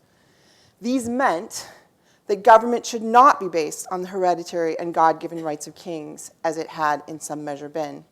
To illustrate how divine right and monarchy had led King George III to become a tyrant, the committee then listed the king's attempts to exercise absolute power, especially his support of slavery, which violated every principle. More than 2 centuries later, Jefferson's dark scratches still have something to reveal. For the emphases and placement reveal much about the thoughts of those who composed the Declaration and history we have forgotten. The committee accused the king of 18 acts of tyranny. The first 17 offenses were related to the form of government that the king imposed on the colonies, putting armies and navies in the colonies in times of peace, quote unquote, making, quote, our judges dependent on his will alone for the tenure of their offices, end quote, repeatedly dismissing elected legislatures and vetoing laws those legislatures had passed. The last section, condemning the king's support of slavery across the empire, is less familiar because Congress deleted it. it read, whoops, I went backwards. Oh, sorry. There's the painting of them delivering it, and here's the last section. It read, "He has waged cruel war against human nature itself, violating its most sacred rights of life and liberty in the persons of a distant people who never offended him, captivating and carrying them into slavery in another hemisphere, or to incur miserable death in their transportation thither. This piratical warfare, the opprobrium of infidel powers, is the warfare of the Christian king of Great Britain. Determined to keep open a market where men should be bought and sold, he has prostituted his negative for suppressing every legislative attempt to prohibit or to restrain this execrable commerce. And that this assemblage of horrors might want no fact of distinguished eye, he is now exciting those very people to rise in arms amongst us, and to purchase that liberty of which he has deprived them, by murdering the people upon whom he also obtruded them, thus paying off former crimes committed against the liberties of one people with crimes which he urges them to commit against the lives of another. It therefore charged the king with making unjust and piratical wars, wars that violated the most fundamental rights of life and liberty, and indeed justice itself, by making people into slaves. The king supported a market, an execrable commerce that made people into things who could be bought and sold. The king also prostituted his negative, that is, the king profited by vetoing laws that colonists passed to limit the importation of enslaved people. Finally, the king now encouraged those whom he had enslaved to kill their new masters. The original draft began, of the original version, "We hold these truths to be sacred and undeniable, that all men are created equal and independent, that from that equal creation they derive rights and inherent and inalienable, among which are the preservation of life and liberty and the pursuit of happiness." In the deleted clause, these rights and that language were deliberately extended to Africans. Quote, "The king has waged cruel war against human nature itself, violating its most sacred rights of life and liberty." Placing these passages at the very end of the list of the king's crimes privileged them, emphasizing the connection between tyranny and real slavery. George III's historical support for slavery was the ultimate evidence of his character and intentions, of his lack of respect for the rights of anyone, of his belief in his own absolute power. It was the highest proof of his injustice. Jefferson's conviction that slavery proved the king's injustice appears in his very handwriting. Jefferson emphasized men, and I think I can make it work here, right here. Jefferson emphasized men in this passage when he referred to those unjustly enslaved, echoing the resounding words at the beginning of the Declaration. Jefferson deliberately shaped the letters of the word men when he referred to African people. Indeed, Jefferson repeated his scriptural emphasis in the 6 copies of the Declaration that he made in his own hand to send to colleagues. And I'm just going to point out really quickly, here's a close-up of the word men of that particular passage in the original. Here's the only other words that are capitalized like that in the whole Declaration, which we've talked about already, the United States of America. And here are 2 copies that he wrote to send to friends, both of which have the same emphasis on the word men when he refers to Africans enslaved. This one, and this is a different copy actually later, this is one to Madison. It's there. So it's a little smaller, but it's still there. His words speak to his emotion, indicating that tracing and retracing the word, indicating the emphasis of his thoughts, tracing a poetry more powerful than anywhere else. His words speak to his emotion: cruel, violating, miserable death, opprobrium, prostituted, execrable commerce, an assemblage of horrors. He insisted on not only including the excised text in every version he made, but in underlining it in black ink, as you see here in the letter to Madison. On July 1st, the day the Declaration was first discussed by the whole Congress, only 9 colonies voted to support it. 2 others were forbidden from agreeing by their constituents. Crucial among those who urged against signing was South Carolina's delegate, Edward Rutledge, who wrote to New York's John Jay on June 29th, they'd initially seen it on June 28th, opposing the Declaration's leveling principles, After Congress voted to delete the portion on slavery, Jefferson wrote in anger, quote, "The clause 2 reprobating the enslaving the inhabitants of Africa was struck out in complaisance to South Carolina and Georgia, who had never attempted to restrain the importation of slaves and to the contrary, still wished to continue it." Jefferson admitted that, quote, "Our northern brethren also, I believe, felt a little tender under those censures, for though their people had very few slaves of themselves, yet they had been pretty considerable carriers of them to others. But the New England states were already firmly in favor of independence, as was Georgia. In order to recruit more colonies for the contest with England, unanimous consent, not majority rule, carried the day. The principle that promoting slavery was the best evidence of the absolute tyranny of England's monarchs was abandoned for South Carolina." It has become a tradition among historians to mock the deleted passage on slavery as laughable.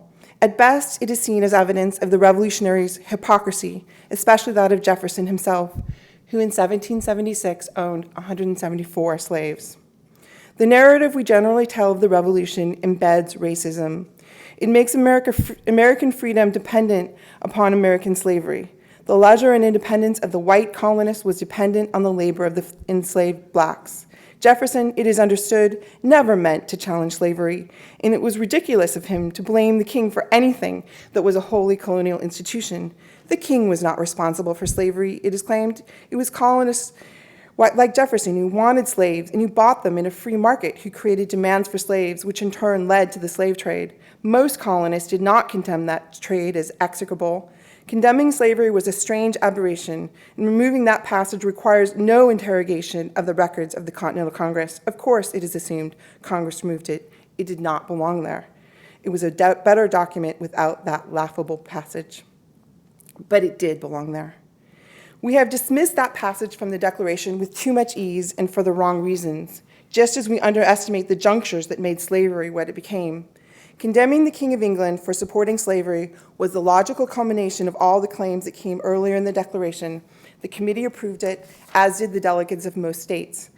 But the final condemnation of George III was not simply a statement of abstract principles or a chart of future policy.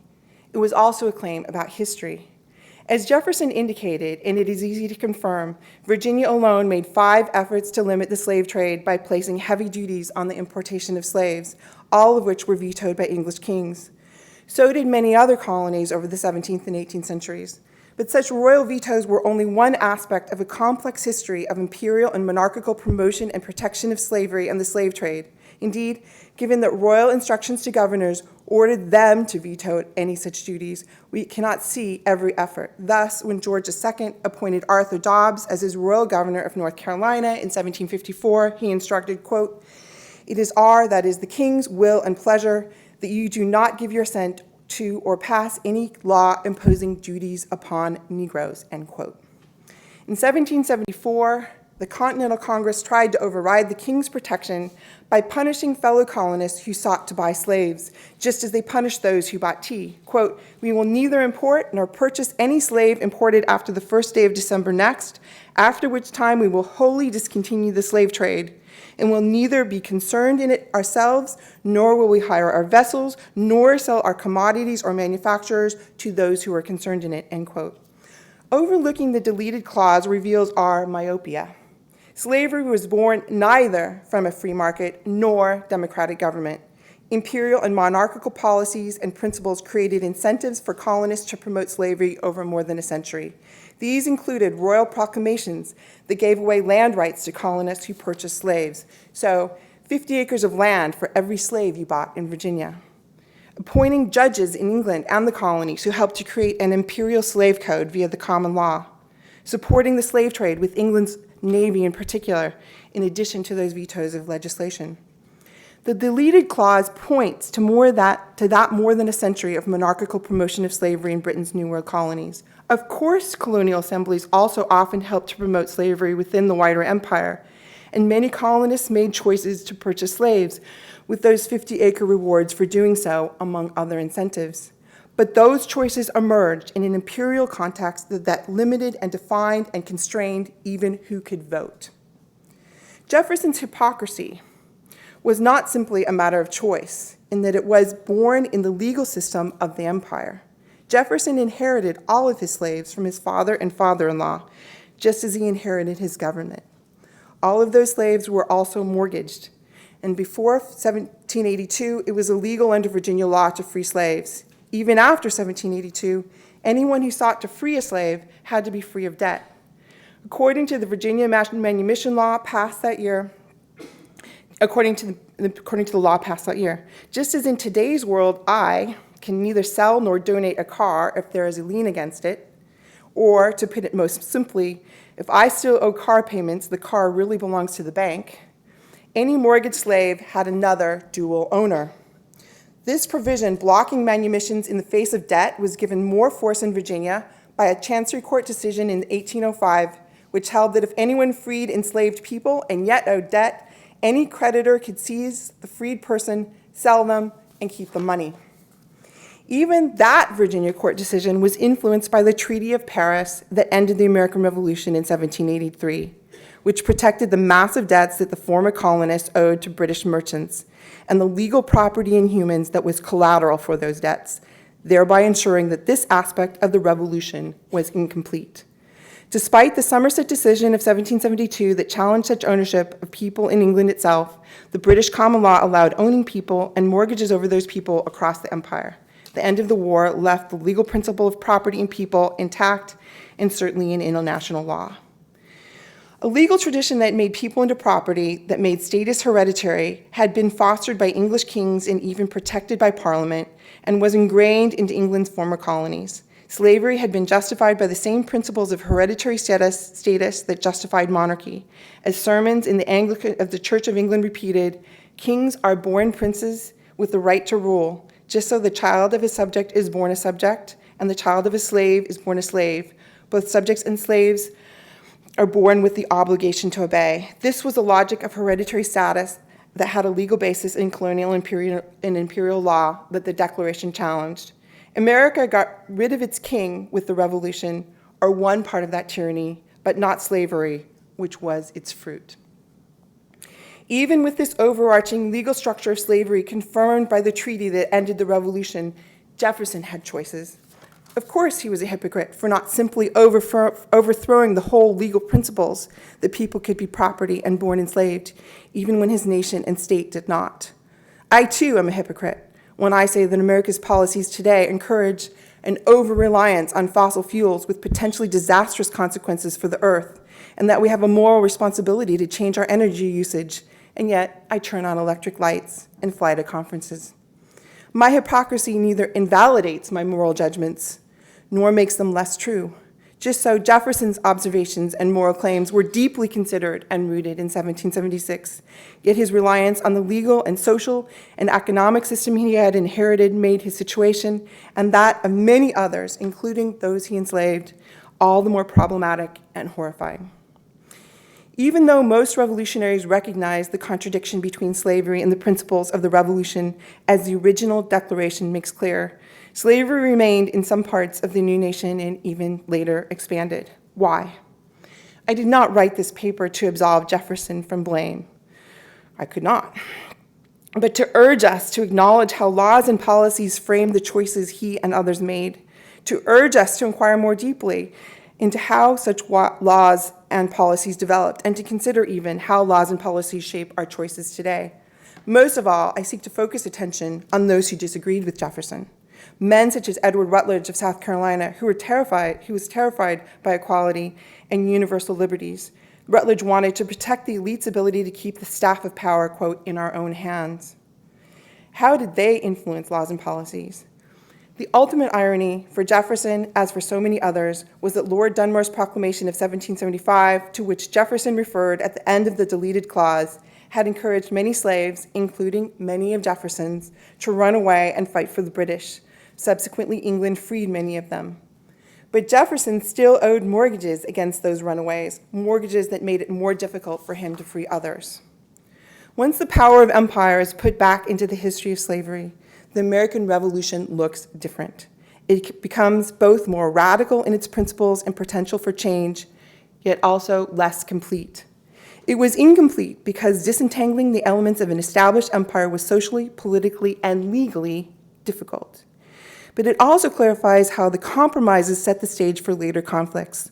The statement of principles that Danielle Allen clarified at the beginning of the document became open to misinterpretation without the deleted passage.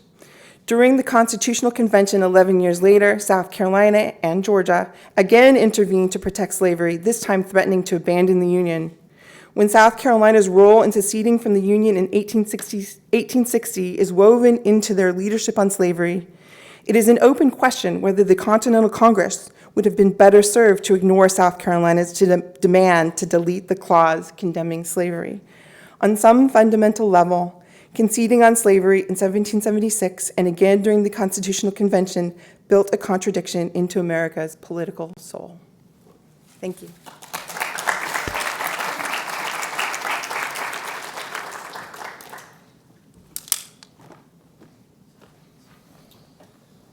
It starts with the letters WTG, or if you already got it, get her going here. Holton, right? I'm going to go ahead and start while you're fooling with that, Bill, and I thank you for doing it. There you go. I appreciate the invitation, especially to read the article of Danielle Allen's called Punctuating Happiness. That's sort of the basis of the talk, which I can pay the biggest compliment I can pay anything that I've read, which is it's made me more ambivalent than I ever was about the Declaration of Independence. Professor Allen establishes that all of the before Congress versions of the Declaration of Independence have only a semicolon after that key word, happiness, and that most, not all, but most of the after Congress versions have something more than a semicolon. Her explanation for that is that has to do with diacritical marks that are today an accent would be a diacritical mark. It just means it distinguishes a letter, but that he had these marks that were probably meant to have pauses. And it is certainly true that there are diacritical marks all through the Declaration. Let me catch up with my slides here. But I don't buy the diacritical marks explanation as an explanation for why those dashes are there in both the Dunlop broadside and Madlock's engrossed copy, also called the parchment version. And here's why. There are other places in there's diacritical marks, sorry. There are other places this is Dunlop's broadside in the proof copy, and you can see that he thought they were supposed to be quotation marks the first time. He got rid of them in the later version, and all the others were replaced with just space. This one was replaced with horizontal lines. And so there's a couple of problems with that. One is, why would they be horizontal rather than vertical? Professor Allen says, well, maybe this one, I think I'm understanding you in saying that this one is different from the others in being a three-stroke diacritical mark. And so it's therefore, that might explain why it's being represented differently from these other diacritical marks that got taken out. But I have looked through the small portion of Jefferson's rough draft that has diacritical marks, and there they are. And I just emphasized the ones in the first two lines there. Notice all of them are either one or two. I can't find any three-stroke diacritical marks. In Professor Allen's draft copy of her paper, she gives us another place where he uses diacritical marks. That's in the second inaugural address. And you see the very top there. I'm going to zoom in on the top right word, his abbreviation for government. And that looks to you, Professor Allen, like a three-stroke diacritical, but I don't think it's that. I think that third stroke, which is apart from the others, is the T from the abbreviation of government.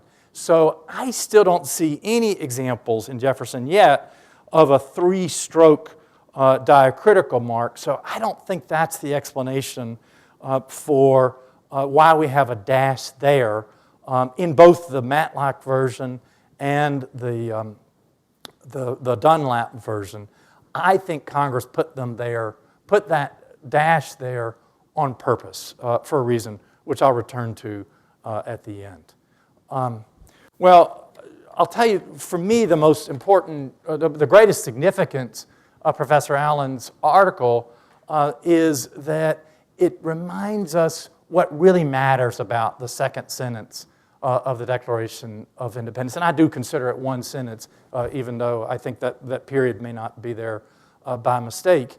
And it reminds us that when we pull phrases like all men are created equal or life, liberty, and the pursuit of happiness, we're kind of quoting them out of context. Because as she pointed out at the start of our session today, they are part of a bigger whole, a syllogism, and the bottom line of that syllogism is the right to secede.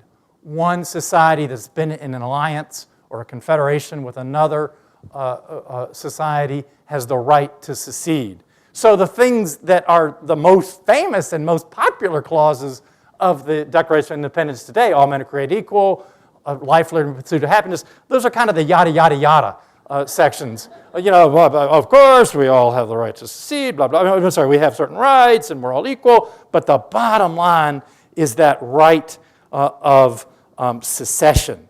That's really what Jefferson and the rest of Congress were focusing on. And another way to see that they're focusing on that is to look at the kinds of changes that were made, both by Jefferson, by the committee, and by Congress, all of them focused on the issue of sovereignty.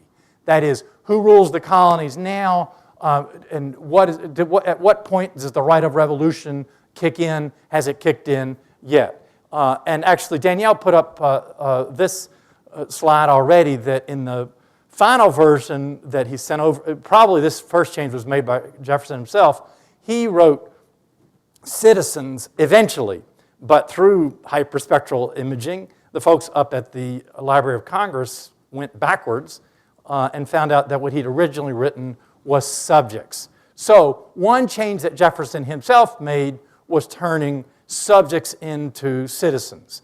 But he wasn't the only one, of course, who edited it.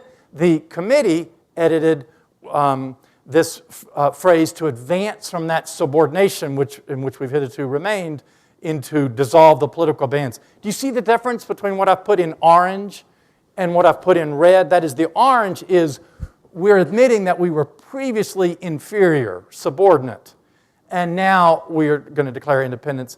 Whereas the red version, to dissolve the political bands, that's saying that we have been allies of Great Britain. In the same way that the United States is an ally of Great Britain today. So what we're breaking is an alliance, not out of a subordinate relationship. And likewise, Jefferson had written in his version, the rough draft of the Declaration, he'd referred to George III as his present majesty. The way we might refer to President Obama as the president said yesterday, we might say that. But I wouldn't say, as the prime minister said yesterday, because you wouldn't know which prime minister I was referring to. So if I'm referring to the leader of another state, I would say the present prime minister of Great Britain. And so do you see how the committee changed Jefferson's line, which admits that George III is Jefferson's king, to this new version, the present king of Great Britain, which says that George is the king of this other place that's been our ally, but never our superior. There were other changes made by Congress as well. Jefferson had this great idea in writing the Declaration of not mentioning Parliament when he's listing all the bad laws that Parliament's adopted, the taxes and the Quebec Act and so forth. Don't even mention them. That wonderful line that Jefferson has is, George III has combined with others, passing their acts of pretended legislation. Pretend legislation, as I tell my students, I'm not a princess, but I have to pretend to be one with my daughter sometimes. These are pretend laws. These are not real laws. And it's these others, by not naming Parliament, by not recognizing them on the piece of paper, you're not recognizing them in international law either. So that was a great idea on Jefferson's part, but then he goes on later to mention Parliament twice. Later in the Declaration of Independence, Congress got rid of both of those. So if you read the Declaration of Independence in any of the final versions, the word Parliament, even though it's really about Parliament, because George III was almost as much of a figure, well, he's not a totally figurehead, but he's closer to Elizabeth II than he was to Elizabeth I. So it's really about Parliament, and yet Parliament is never mentioned in the document. That's because their focus was on sovereignty, and they wanted to make it clear that what their only connection to Britain has been through the king, and now he's the king of Great Britain and no longer the king of America. The focus was on sovereignty. With all of that in mind, knowing that that second sentence of the Declaration of Independence is really about the right to secede, I want to propose that we should really refer to the Declaration of Independence as originally written and as adopted by Congress as an ordinance of secession.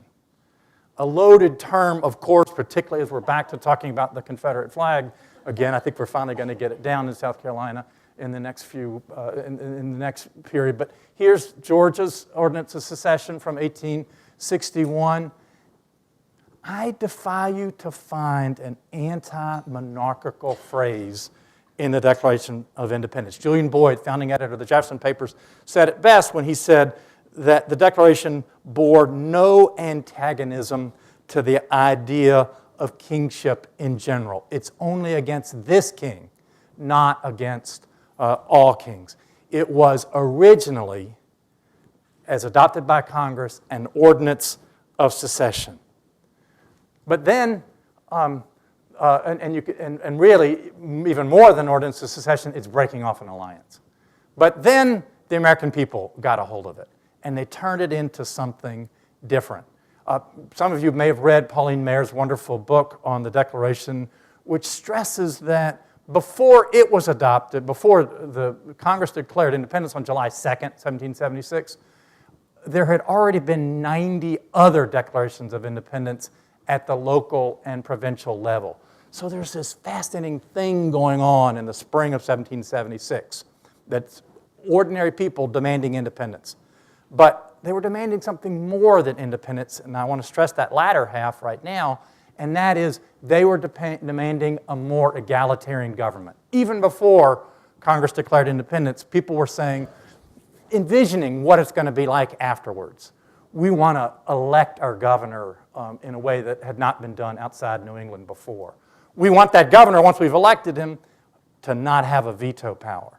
We want to get rid of the property requirement for voting. People are envisioning a more democratic system, and I would describe the spring of 1776 as a spring of great expectations, of people expecting something a lot better. The classic document of that, of course, is Thomas Paine's Common Sense, but we also have petitions from evangelicals seeking religious liberty, a greater separation between church and state, as their later ally, sometimes ally Thomas Jefferson, would say. This is the spring of 1776 in which Abigail Adams wrote her famous Remember the Ladies letter. So people are expecting something better, even before the Declaration is written. And then, of course, that continues after the Declaration is written. It's something I think that Eric is going to talk about, and then I'm going to call the rewrite. People like Lemuel Haynes and Elizabeth Cady Stanton are reinterpreting the Declaration of Independence, making it have a new meaning. It is these people who turn it into a charter of freedom.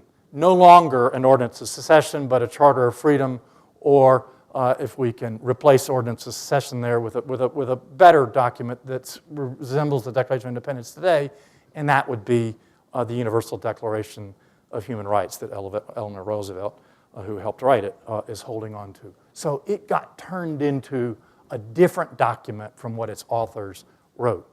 If you think that's far-fetched, let me just give you the example of another charter of freedom that's in the front of this building.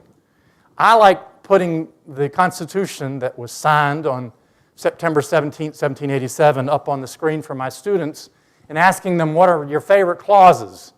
And freedom of speech comes up. Gun rights is coming up less and less, maybe.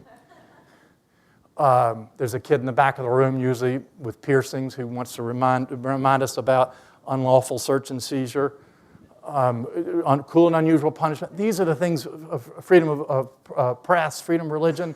These are the things that people like the most about that Constitution that was signed on September 17, 1787, and none of them is in that document. Not in the document that Congress sent out to the states. Those were added first in the Bill of Rights, and then we get in the 14th Amendment, equal protection of the law, and in the 19th Amendment, everybody can vote no matter what their gender. Americans changed the meaning of the Constitution, as they did with the Declaration of Independence, turning it into a charter of freedom. Let me go back to the Declaration and then wrap up. If I'm right that the Declaration of Independence was no more egalitarian in the sense of being anti-slavery, and you see I'm somewhat disagreeing with my friend Holly on this, but no more sense of being, no more egalitarian than the Constitution in the sense of being anti-slavery. Neither document uses the word slave, but they're both all about slavery. If it's not egalitarian in the sense of wanting to enfranchise women, that's for sure, and not even anti-monarchical, Professor Allen's work raises the possibility that the Declaration of Independence is a liberation document in a completely different sense, one that is pregnant with significance for the modern day. And that is, she points out, she argues that by wanting to connect life, liberty, and pursuit of happiness with governments that are instituted among men to secure these rights, that by connecting those, she's kind of making what I would call an anti-government statement. That is, she's arguing that the authors of the Declaration understood that you need governments to secure those rights. Now, I think that's an interesting possibility, but I want to kind of refute it with something else that she says, and start off by pointing out that the notion of the government as the protector of the powerless, I think of as a 20th century notion. That comes from the century that gave us, thank God, the Brown versus Board of Education decision, the Voting Rights Act, and so forth. That is federal government decisions that made us a freer country. But in the 18th century, people didn't make that association. The government was who you called in if you're a white person and there's a slave revolt, or if you want to take land from Indians. And even among whites, the government was kind of the shears through which that the rich used to fleece the poor. And so I want to make a different argument about this. Let me put up the. This is. I feel like I usually don't agree with the National Review, but they're arguing, and I'm not agreeing with them on this point, but they're arguing. They understand the significance of what Professor Allen is saying, that if government is necessary to secure freedom, that's bad for them. So when everybody else was celebrating this amazing discovery of hers last year, they, of course, were poo-pooing it. But if we take away this notion that the government is there to protect freedom, and of course, even Thomas Paine wouldn't go that far. But if we think about that dash being there for a different reason, if that dash, okay, 2 minutes. If that dash is there to stress the phrase that comes before us, and this is something that Professor Allen mentions in her paper, that John Adams was really into the idea of happiness. James Otis had been promoting the phrase for more than a decade, life, liberty, and property. But as we all know, the Declaration changes that into life, liberty, and the pursuit of happiness. So maybe one reason to put some kind of pause there was to stress the word happiness. Or maybe the reason for the pause was to stress that whole phrase, life, liberty, which I've cheated by putting them together so they'd fit here, but to put that whole phrase, life, liberty, and the pursuit of happiness together. So Danielle, maybe those high school students were right, that maybe with some kind of pause after happiness, what that leads to is you really focusing on the individual natural rights to life, liberty, and the pursuit of happiness. So this is why I say that the articles made me more ambivalent about the Declaration. On the one hand, her notion of the second sentence as a syllogism convinces me more than ever that the Declaration of Independence is an ordinance of secession. On the other hand, by drawing attention to that phrase, life, liberty, and the pursuit of happiness, which I think Congress intended to add an emphasis to that phrase that Jefferson himself did not place on it. But he wrote the beautiful phrase, but they emphasized it, that here's a way in which it is a liberation document.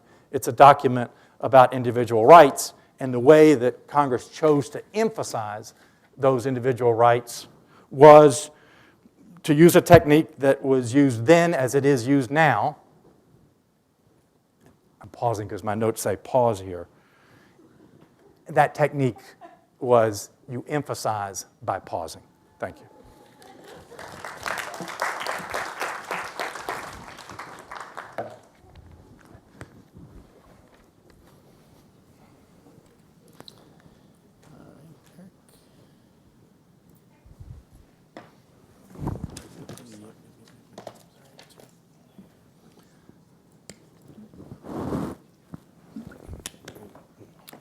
Well, thank you so much. It's a great honor to be talking about the Declaration of Independence in this building, and I want to thank Danielle Allen for that honor.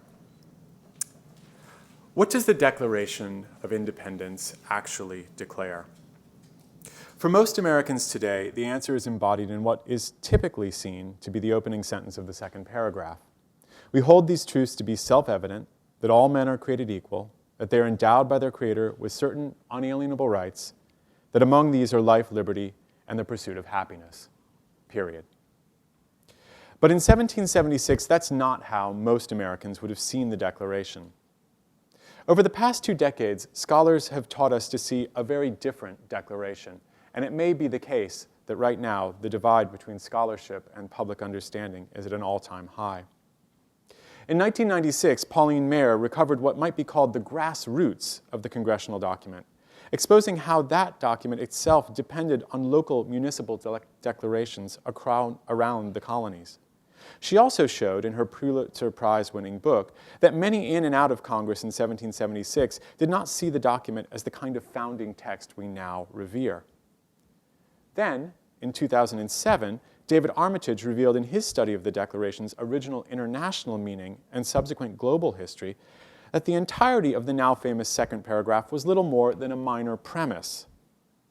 Few at the time discussed these words, instead focusing on the long list of charges against King George III that dominated the body of the text, or the bold capital letters in the document's final section, the declaration that the colonies are free and independent states.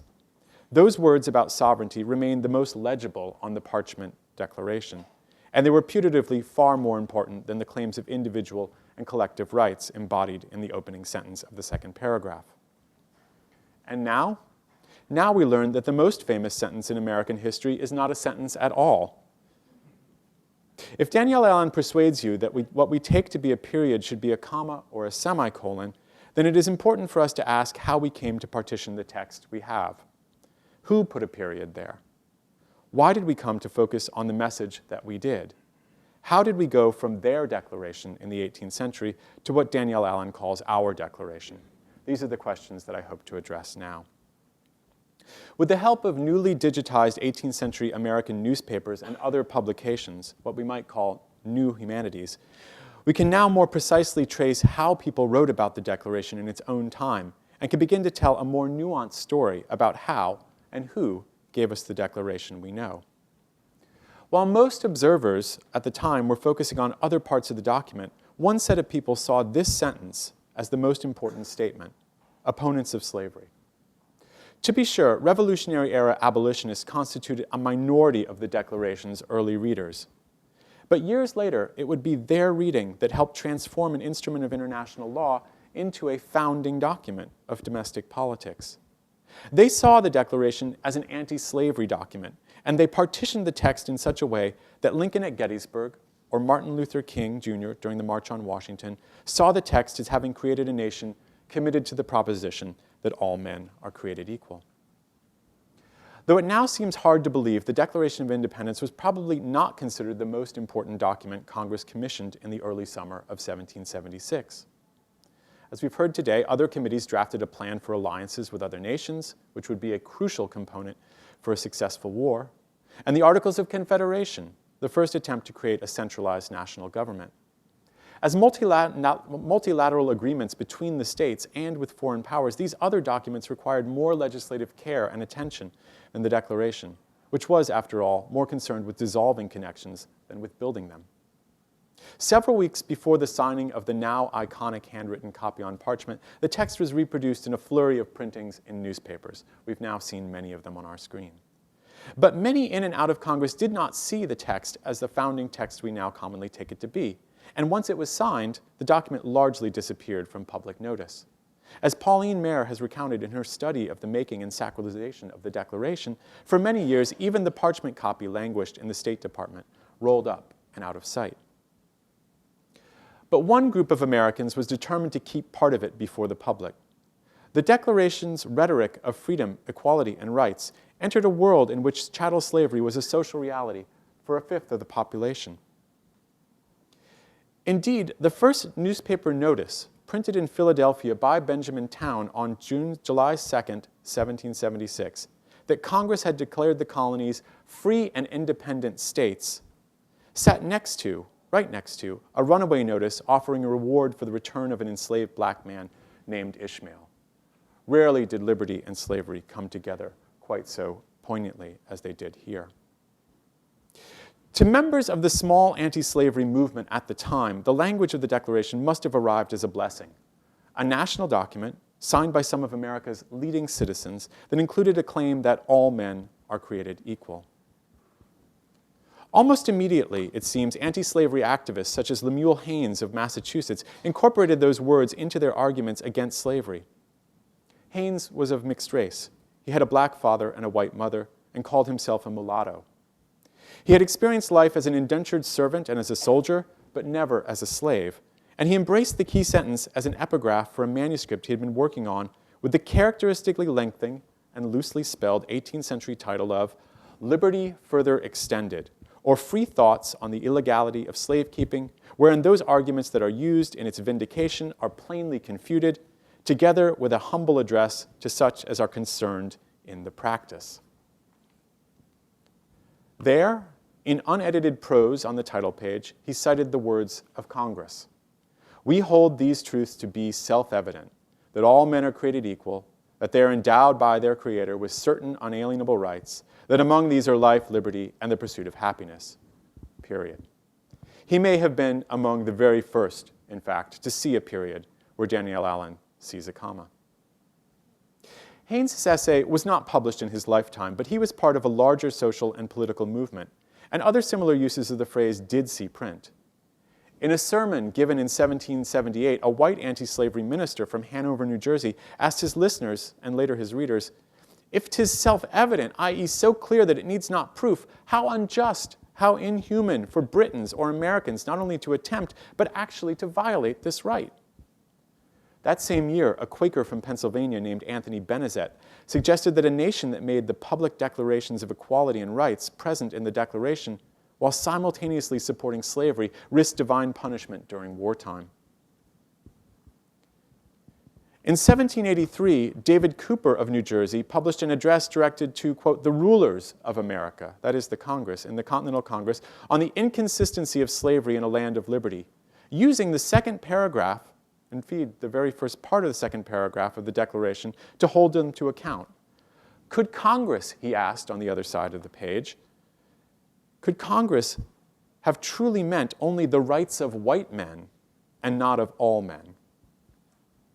Invoking the language of the Declaration became a powerful part of abolitionist rhetoric. Indeed, a search for the phrase, all men are created equal, in digitized newspapers and non-periodical publications of the late 18th century reveals that a majority of the citations in the 15 years after 1776 were by opponents of the slave trade. They cornered the market on the citation of that phrase. Formal abolitionist societies in Pennsylvania in 1788, and in Maryland in 1791, and in New Jersey in 1793 all worked the sentence into the constitutions of their organizations. Abolitionist sympathizers in Congress invoked the sentence on the floor of the new House of Representatives in 1790, even though the Constitution itself denied Congress the power to prohibit the migration and importation of slaves before 1808. And long before abolitionism became a potent political force in America, the Declaration's language of rights became a linchpin of the move away from slavery.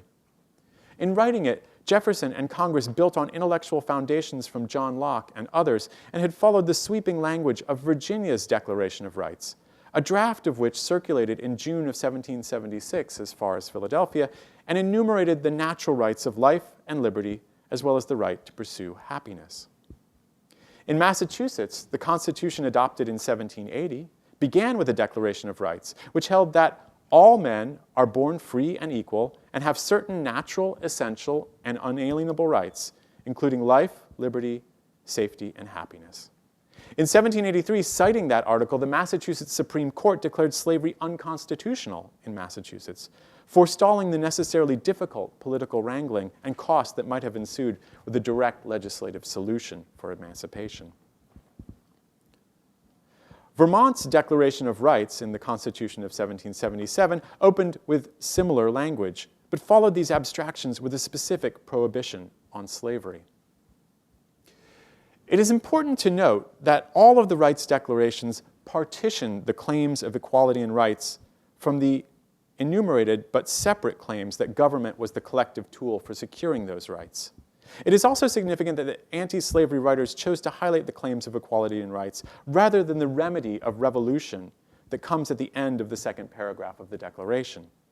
Perhaps they simply wished to promote emancipation and to avoid the specter of slave revolt. As the Revolutionary War ended in 1783, legislators in Rhode Island prefaced an act for the gradual abolition of slavery with a direct citation of the claims of rights and equality from the Declaration's second paragraph. And by 1792, when almanac maker Benjamin Banneker, an African American, quoted the, quote, true and invaluable doctrine that all men are created equal, back to the then Secretary of State Thomas Jefferson in an exchange of letters reprinted in newspapers across the new nation, abolitionists had been working for a decade and a half to make Americans identify the Declaration of Independence with the cause of enslaved peoples. On the eve of the Civil War, many free Americans seemed to agree on the growing centrality of the second paragraph, for better or perhaps for worse. In 1848, the pro-slavery South Carolina Senator John C. Calhoun described the claim of equality in the Declaration as a politically unnecessary error, his word. Independence could have been announced without this, quote, false and dangerous, unquote, idea, which had, quote, laid dormant, unquote, for many years, but was now germinating and beginning to produce, he said, poisonous fruits. Abraham Lincoln acknowledged in 1857 that the claim that all men are created equal was, quote, of no practical use, unquote, in dissolving ties with Britain. But when he looked at it, he saw a bold claim that had been placed by the Founding Fathers for future use. Frederick Douglass, the former slave and prominent abolitionist, agreed about the importance of the phrase, but saw things differently. America, he said, was false to the past, and its current conduct was clearly at odds with the revolutionary heritage embodied in the Declaration. To a slave's ears, Douglass explained in 1852, the shouts of liberty and equality that now routinely accompanied celebrations of the Declaration were nothing but, he said, hollow mockery. By the time Southern states began seceding from the Union, issuing declarations of secession and independence rooted in the Declaration of the Continental Congress, many more Americans had taken the interpretive turn that Calhoun dreaded, that Lincoln longed for, and that Frederick Douglass found hypocritical. In doing so, they had discovered in the Declaration's second paragraph, and particularly in the first sentence of that paragraph, a radical commitment to equality and rights that most of its framers and early readers could not have anticipated.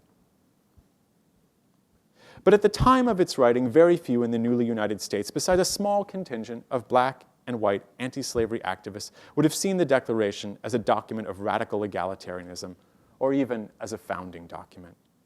That we do so now is a testament in part to their efforts and to generations of readers since who have pressed the United States to live up to those words. Early anti-slavery activists transformed the Declaration.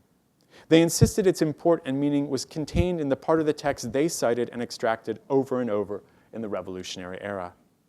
They used the Declaration to make anti-slavery arguments. In doing so, they helped Americans partition the Declaration's text. Perhaps they wanted the best soundbite from that text, or perhaps, just as likely, perhaps more, they wanted to avoid having their readers associate violent revolt with the plight of the enslaved. Whatever their motivations, it was figures like Lemuel Haynes who gave us our Declaration. Thank you.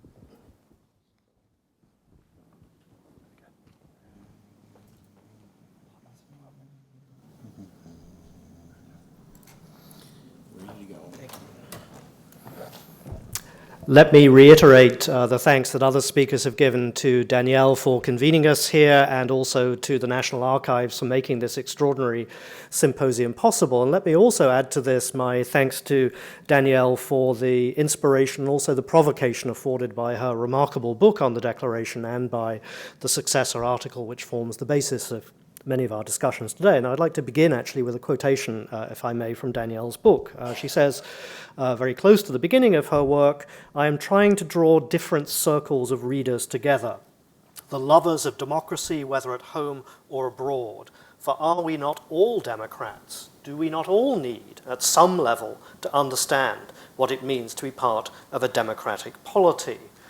The answer to that question, I think, is obviously yes, but I think there are some interesting and very productive tensions in that statement about the lovers of democracy at home and abroad in the way we think about the meaning, or we should say now the meanings of the Declaration of Independence.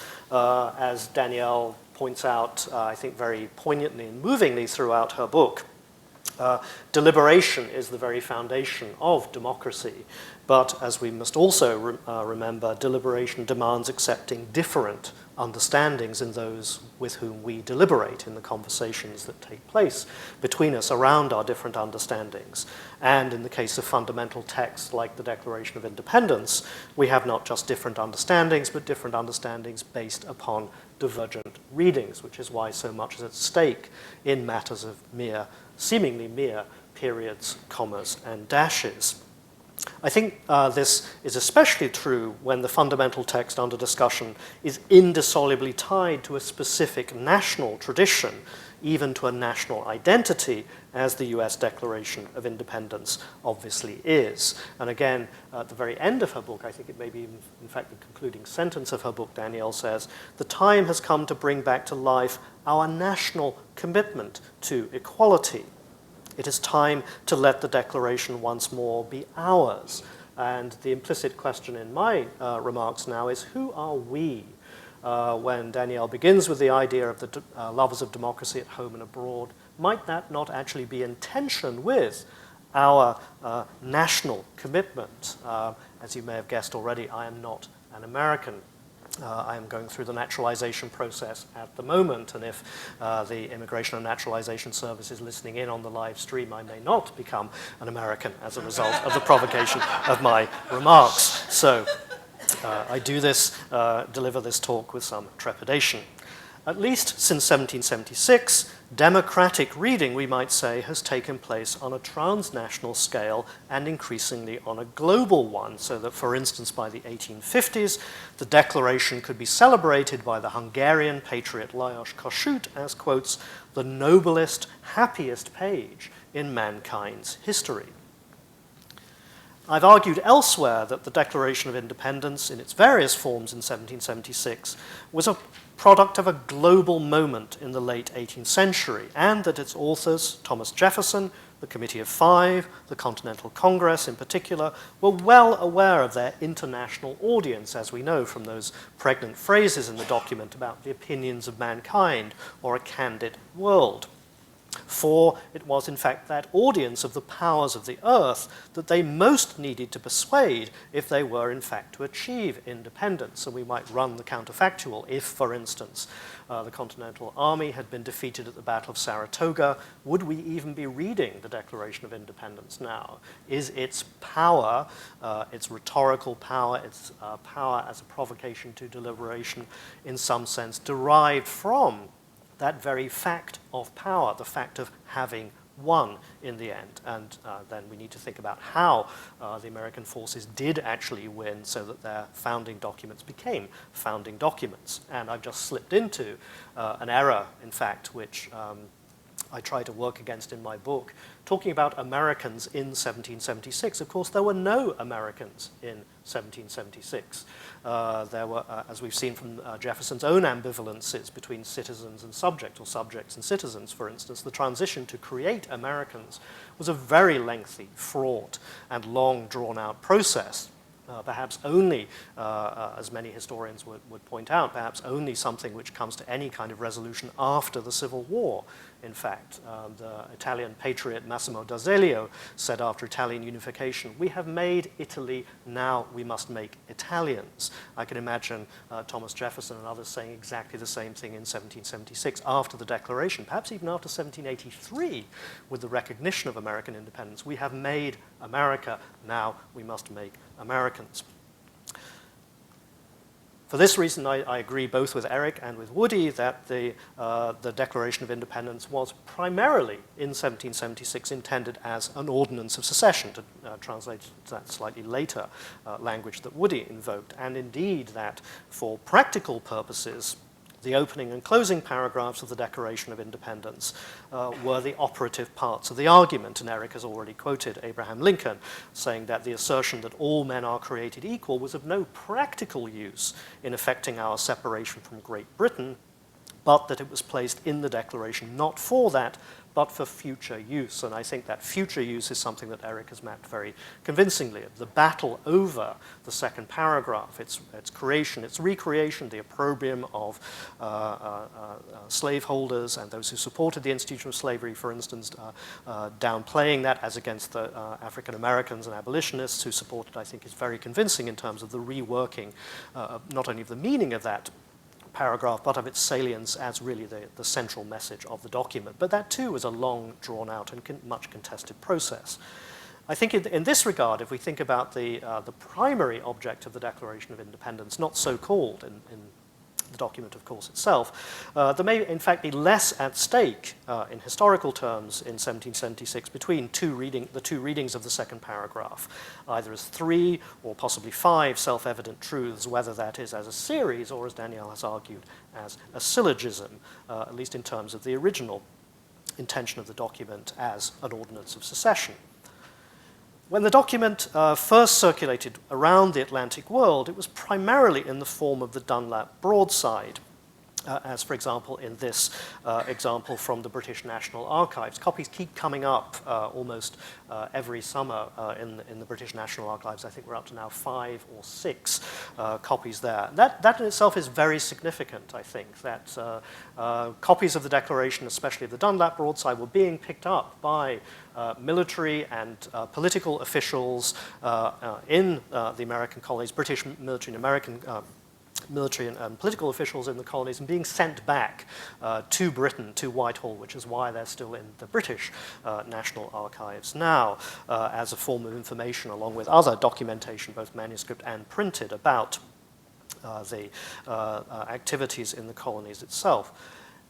However, I think it's notable. I spent last week looking at everything printed by John Dunlap just in 1776, just to get a sense of how he used his punctuation and his one of many examples where I'm not sure he really distinguishes between a period and a dash, for instance. So I've given you 3 instances. This is document he prints in December 1776, where you have a period and then a dash, a period, and then simply a dash. And in terms of the sense, the punctuation has exactly the same meaning in each of those cases. So I think he does move between these possibilities, and if we're really going to nail down the significance of his punctuation at the very least, we need to cross-check that against his own compositorial practices, which are also visible here in the slightly mysterious second Dunlap broadside. We might say this is the first facsimile of the Declaration of Independence, produced by Dunlap himself at some unknown date. When he reset the type, he'd clearly broken up the type after July 5th, 1776, and when he reset it, this is from the vellum copy in the American Philosophical Society, we have not two dashes, a long and a short, as in the original Dunlap broadside, but one single long dash, perhaps with a period or not with a period. I've seen two reproductions of the APS copy. One has a period, then a dash, one just has the dash. So I will need to go to Philadelphia, or someone will need to go to Philadelphia to look at that at some point. So just to put a little bit of question around the significance of, for instance, Dunlap's own practices. Now I want to turn to three other sets of evidence, or pieces of evidence, or bodies of evidence, to consider different understandings of the Declaration in 1776 and subsequently. The first are the immediate responses to the Declaration, then to the translations, the first translations of the Declaration, then briefly to other declarations of independence since 1776. So how did the textual tradition abroad, beyond these United States, shed light on readings of the second paragraph, whether as serial or syllogistic? The first here is from the first response by the exiled British governor of Massachusetts, Thomas Hutchinson, writing in London in the summer of 1776, his strictures upon the Declaration of the Congress. His version is somewhat hybrid. When he prints the second paragraph, he has a comma, not a period, or a dash after life, liberty, and the pursuit of happiness. So he's one of the very first people, I think, who really, as it were, full-throatedly gives us that sentence as one single sentence without any ambiguity whatsoever. Yet when he comes to analyze the meaning of that sentence, he dissociates the claims to life, liberty, and the pursuit of happiness from the right of resistance and attacks each of them equally. That's also the case, I think it's even more clearly the case, in the official British government response to the Declaration. This is the answer to the Declaration of the American Congress, usually attributed to the young lawyer John Lynn, and indeed the first 120 pages are by him, but there is a specific refutation of the philosophy, the political philosophy of the Declaration, which we know is by Jeremy Bentham, the famous utilitarian philosopher. When he comes to deal with the second paragraph, he separates the rights to life, liberty, and the pursuit of happiness from rights both to government and resistance to government, and indeed, in his philosophical demolition of the logic of the second paragraph, he says, well, these Americans, and again, it's people on the other side of the water who call them Americans before they call themselves Americans, Bentham says they simply don't understand. If they're making a claim to life, liberty, and the pursuit of happiness, each one of those things has to be abridged in order for government to take place. So he turns, as it were, the syllogism exactly on its head. At the same time, to secure these rights, they are content that governments should be instituted. They perceive not, or will not seem to perceive, that nothing which can be called government ever was or ever could be in any instance exercised but at the expense of one or other of those rights. So a bit more evidence about how this was read at the time to lay alongside Eric's evidence as well. So what about the evidence of the early translations? The first translation into German is in Philadelphia, published on the 9th of July, 1776, so very shortly after both the Dunlap and the Town printings, published both as a broadside and in the German language newspaper in Philadelphia on that day as well. And as you'll see when we zoom in, it separates the first clause from the rest with a period as well, so possibly following the Town version, but certainly the first translation, this widely circulated German translation, sees the second paragraph as serial rather than syllogistic by dividing the first three rights from the remaining ones with a full stop. If we go then to the tradition of French translations, which again begins in the summer of 1776. I'll just give you a couple of instances from slightly later. The French tradition is in fact bifurcated. We get both, as it were, the serial and the syllogistic readings here. So, for example, in the Recueil des Lois Constitutives, published in Paris, not in Philadelphia, in Paris, in 1778, sponsored by Benjamin Franklin, really as a piece of public diplomacy on behalf of the United States. The last two clauses are dependent on the earlier ones and separated again only by a comma in the French, as you can see here on the right. However, a few years later, the equally widely distributed and also semi-official French translation in the Constitution des 13 États-Unis de l'Amérique of 1783 bisects them with a full stop. So again, it's serial rather than syllogistic in this case. And this version, this translation, in fact, is the one that's published in 1790 in a two-volume history of the American Revolution and its aftermath, called L'Amérique Indépendante, published in Ghent. This is a propaganda work published in the context of the revolt of the Austrian Netherlands against their ruler Joseph II, and they indeed issued their own Declaration of Independence in 1790 based on the American Declaration, but when they reproduce what they call the Acte d'Indépendance, they take the translation not from the Recueil, which has the syllogistic version, but from the Constitution, which has the serial version, as it were. And that, too, is the version that's printed in the first Spanish translation. Remarkably, the first Spanish translation of the Declaration doesn't appear until 1811, but interestingly, it appears in Philadelphia. This is a kind of handbook of revolution, which is produced in Spanish in Philadelphia to be circulated in the Spanish-American colonies at this period, including a whole battery of documents, including state constitutions, the federal constitution, and the Articles of Confederation, and so on, as well as the Declaration of Independence, the U.S. Declaration in Spanish translation. Here again, we get the serial rather than the syllogistic version. So we can be pretty sure this is the version that would have circulated in Spanish America during the breakup of and the reorganization of the Spanish monarchy in the early part of the 19th century. And then we come to one of the interesting problems, the problem with which I will end in just a moment, is, and this has already been adumbrated by Eric Slauter, that in the successive declarations of independence issued in the years after 1776, and especially after the early 19th century outside the US, almost no attention is paid to the second paragraph of the US Declaration, particularly in the sense that almost no quotations from it are used, no obeisance is made to that, whether in the form of the serial or the syllogistic version. It drops out of this later tradition of declarations of independence. If you look simply at, as it were, formal declarations of independence, which lead to the creation of what we might think of as states, in the contemporary form, there are at least 120 of those declarations of independence that have been issued around the world since 1776. And I will show you the only two that I have discovered in that canon, which make any reference to the second paragraph of the US Declaration. There are a great many other declarations of independence, somewhere between 70 and 90, issued by various other sub-state communities in Spanish America as well. I haven't been through all of those, but my sense through having been through some of those is again that they pay no attention to the second paragraph when they're using the US Declaration as the basis of their declarations, as the template for how they will declare independence themselves. Also true of the Haitian Declaration of Independence, which is up on the top left here as well. We know that there was one version of the Haitian Declaration of Independence patterned after so-called Jefferson's Declaration, as it was called in later discussions of the Haitian Declaration, but the version that was finally published and which also recently turned up in the British National Archives, again for very similar reasons to the number of Dunlap broadsides in the British National Archives. This makes no reference to the US Declaration, whether the second paragraph or any other part of it.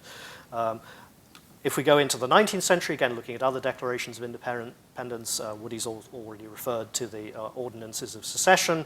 I've got the South Carolina one here, but just also briefly wanted to mention the Texas Declaration as well. The Texas Declaration of Independence, of course, declaring independence from Mexico in order then to join the United States, makes many specific textual references, flattering textual references to the U.S. Declaration, but does not lay out a particular reading one way or the other of the second sentence. It reformulates the argument into an argument from resistance, but not one directly related to that iteration or enumeration of individual rights to life, liberty, and the pursuit of happiness. And of course, the South Carolina Ordinance of Secession, just like the other ordinances of secession, necessarily draws a veil over the second paragraph as something that they wish to ignore for patently obvious reasons.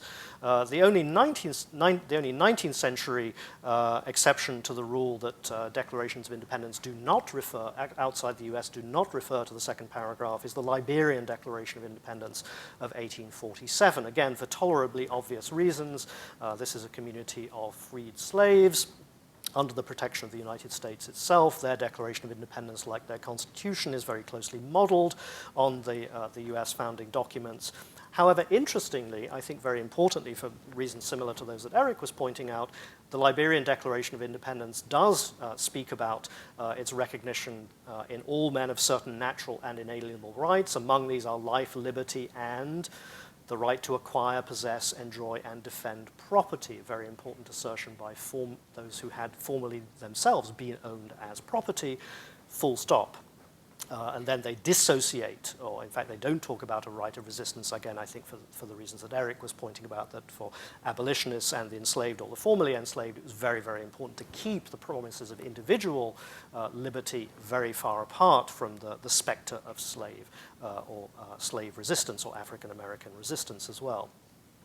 The only other major declaration of independence that cites or invokes the second paragraph of the US Declaration is Ho Chi Minh's Vietnamese Declaration of Independence of 1945.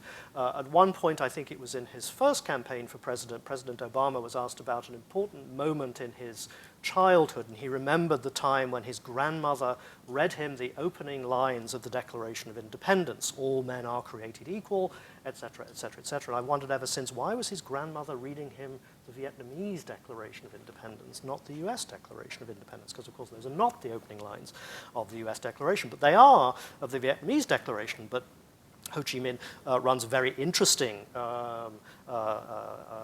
riff on those by saying this immortal statement made in the Declaration of Independence in the US of America. He had an OSS agent in Hanoi. He checked the text just to make sure he was getting the right words, and he said, in a broader sense, this means all the peoples on earth are equal from birth. All the peoples have a right to live, to be happy, and to be free. A very important cosmopolitan, even universalist expansion of those individual rights from the second paragraph of the US Declaration in the context of incipient decolonization.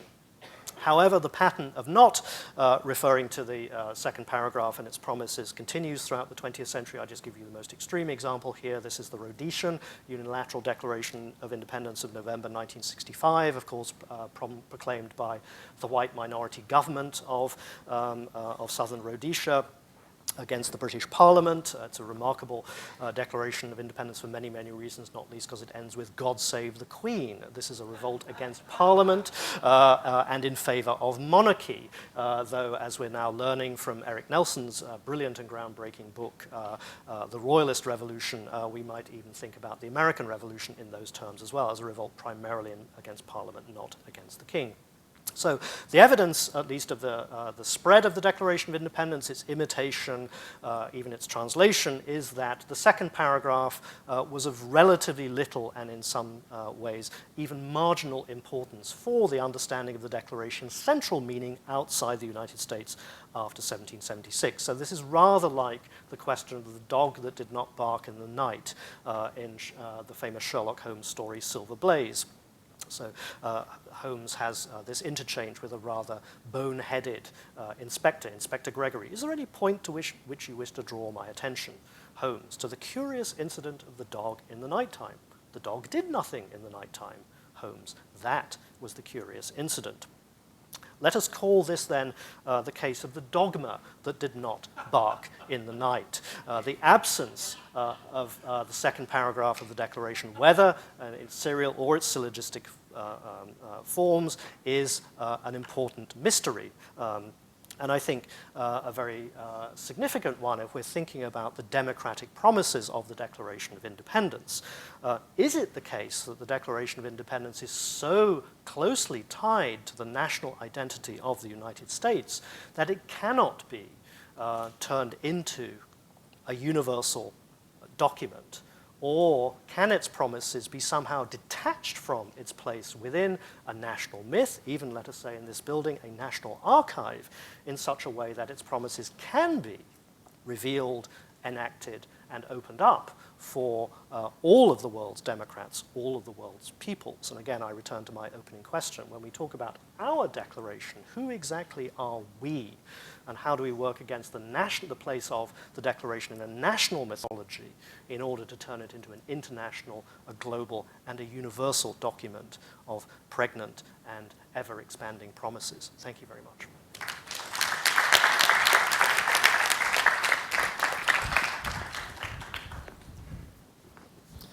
That was an incredible amount of information and very well stated by all of our panelists. We are a little behind schedule. I'm going to take control and equate some liberty for lunch for you all. And if you have questions for our excellent panelists, we'll figure a way to work them into the subsequent events. My apologies to our panelists for missing the opportunities here. But we will break for lunch and convene back. We'll start at 1:30. If our next panel could be here by about 1:15 for miking up, that would be helpful, and we'll stay on track. Again, that was a fantastic, wonderful series of presentations. Thank you all very much.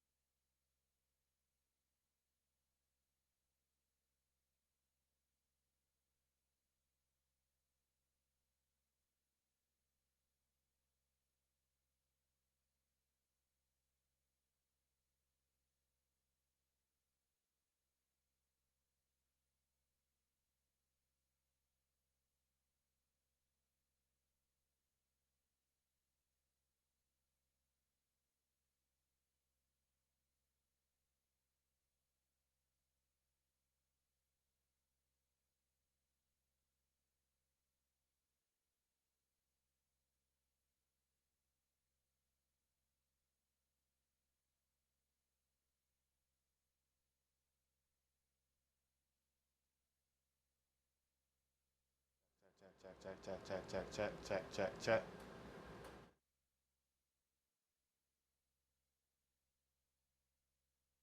Check, check, check. 1, 2, 3, 4, 5. Check, check, check. Doesn't sound that great though. Let's turn you down.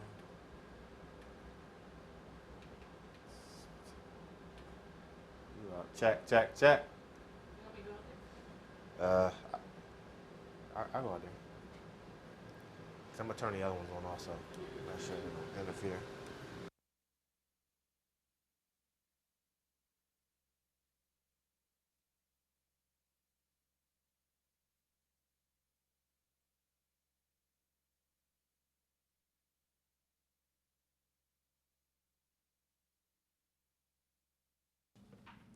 Check, check, check, check, check, check, check, check, check. Boost the gain, check, check, check. 1, 2, 3. Are you guys packing up? Yes, we're leaving. Oh, okay. You're not doing the second half. The morning was enough. They bored you out. They bored you out of here, huh? Oh, okay. Ain't but so much you can learn about punctuation, huh? You ready for more? I have to be. I have to be. Check, check, check. 1, 2. They just wanted the first segment. Oh, okay.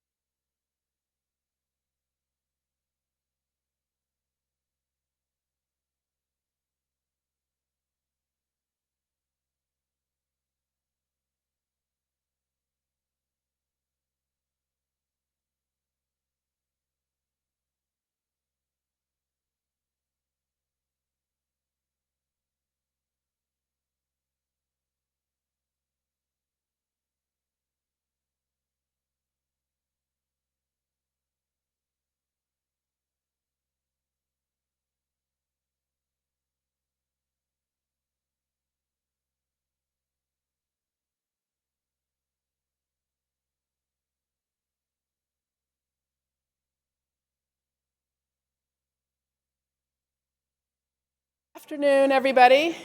I hope you enjoyed your lunch, and thank you so much for making your way back here. I wanted to add one additional message of thanks to the many thank yous we've had to offer already today, and that's thanks to my home institution, the Institute for Advanced Study in Princeton, which has supported this conference as well. And that's, I think, a wonderful example of the kinds of partnerships that there can be between the National Archives and academic institutions. So my thanks to the director and the staff at the Institute who've done a lot to make this conference possible. So we're now moving on to the panel that is about teaching the Declaration of Independence. That's always been an incredibly important topic. It's perhaps an even more important topic now, given that the Common Core curriculum has only 3 texts that it actually requires as part of the core, and those are the Declaration, the Bill of Rights, and the Gettysburg Address. And then add to that the fact that the College Board a year ago announced that starting in 2016, every version of the SAT would engage students in some way around the Declaration of Independence. It won't necessarily test students on the Declaration, but if not the Declaration, then Lincoln's Gettysburg Address and its use of the Declaration, or Martin Luther King. So the Declaration will be a presence in every SAT going forward from the spring of 2016. So I think that underscores the importance of just all of us collectively thinking carefully about how we go about supporting teaching of the Declaration of Independence. We have 3 terrific panelists today.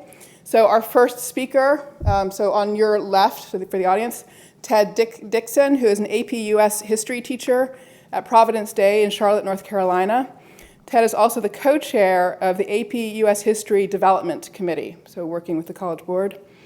In the middle, Roger Beckett of the Ashbrook Center at Ashland University. And the Ashbrook Center runs Rediscovering America, which provides workshops and institutes for teachers all over the country around teaching US history.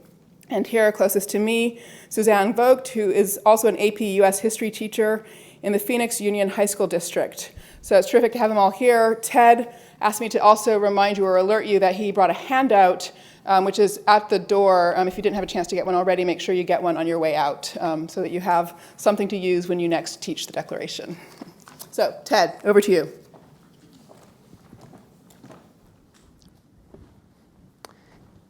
Thank you, Danielle, and thank you to National Archives. There's often conferences like this that don't include the teaching aspects, so it's very heartening that we're part of the process of talking about the Declaration. So I want to give you a little bit of background about myself and where I come to from this. My father was a Republican politician in Massachusetts, served in World War II, and had started off as a history teacher, and so dinner table conversations often revolved around politics or U.S. history or the Declaration of Independence, things like that. So I came to this originally from that angle. I always say that my mother is a left-wing radical on the other side, and so their different perspectives on the Declaration are going to be maybe part of the story that I will tell today. We had a lot to think about from our panelists this morning, and so now what we have to try to figure out is how you can digest that into a survey course where you have 140 days to teach the entire U.S. survey, and you want to cover the Declaration of Independence as part of that survey. Just a little background, I teach at a private school in Charlotte, North Carolina. It's a TK or pre-K to 12th grade school, about 1,650 students. Was already mentioned about my background with AP US History. So what I hope with the Declaration is my students will read it, will reflect on it, will understand something about it, and will remember some key details about it. That's the goals that I'm going to try to advance here. Danielle's book, Our Declaration, challenges you to read the Declaration as a text somewhat independent of context. David Armitage in his presentation challenges us to think about a much larger global context, and other historians such as Joseph Ellis tend to focus the context in 1776, as did Pauline Maier in 75 and 76. So how do you take all those different versions and put them into a course and still get students to believe or understand, in the words of Gordon Wood, that we are a country founded on 3 pieces of paper as opposed to the way a lot of other countries are founded. So, having said that, let me see if I can get this going in the right direction. The new AP US History framework has this statement. This actually hasn't been published yet, but this is the slightly revised version. And so very clearly in the framework, it is giving the importance of the Declaration to AP US History and to the survey. And I've been involved in this redesign project for 10 years, and one of the things that we really want to have in the AP US History course is a lot more in-depth reading of primary source documents. That's part of the goals behind the redesign. So what I hope with reading the Declaration is that I'm going to set up with my students ideas about equality, ideas about independence, and ideas about context that they will then use throughout the rest of the course. So, wrong direction on my pointer here. There's basically 4 essential questions that I'm going to try to address when I approach the Declaration. And these are the 4 questions. So what are the contexts in the summer of '76? What's the structure, argument, significance of the Declaration? What's the most important paragraph of the document? And to what extent was the Declaration of Independence a turning point? Now, prior to this, the day before this discussion, we will have looked at common sense, and we will have talked about the beginnings of the war. And so that's the background that they will have when we get to this part of the discussion. So as far as contexts, so there's the immediate context in Philadelphia. And as Jefferson and the Committee of Five are writing, they're not just in contact with the people in Philadelphia, but they're in contact with people back in Virginia, back in Boston, back in other places, exchanging ideas. Jefferson says that he goes out and tries to talk to as many people in Virginia as he can about their ideas about independence. So you have that background going on within the Continental Congress. But as the point that was made earlier, I think is a really critical point for students to understand, that this Committee of Five is one of only several committees that are being created in the summer of '76. So declaring independence also begs the question of what kind of a government will we have? So there's a committee that's going to draft an Articles of Confederation. There's also a committee that's going to draft a plan for negotiating treaties of commerce and alliance with foreign powers, although initially they're a little leery of the idea of alliance. Eventually that becomes the most important part of that committee, trying to get alliance, especially with France. And there's a Board of War and Ordnance that John Adams is basically running, trying to fight the war. So that's one context. What's going on in Philadelphia is Congress struggles to try to figure out how to manage this new situation. You also have the context of the war. And in the context of the war, in March, my father always remembered St. Patrick's Day as Evacuation Day.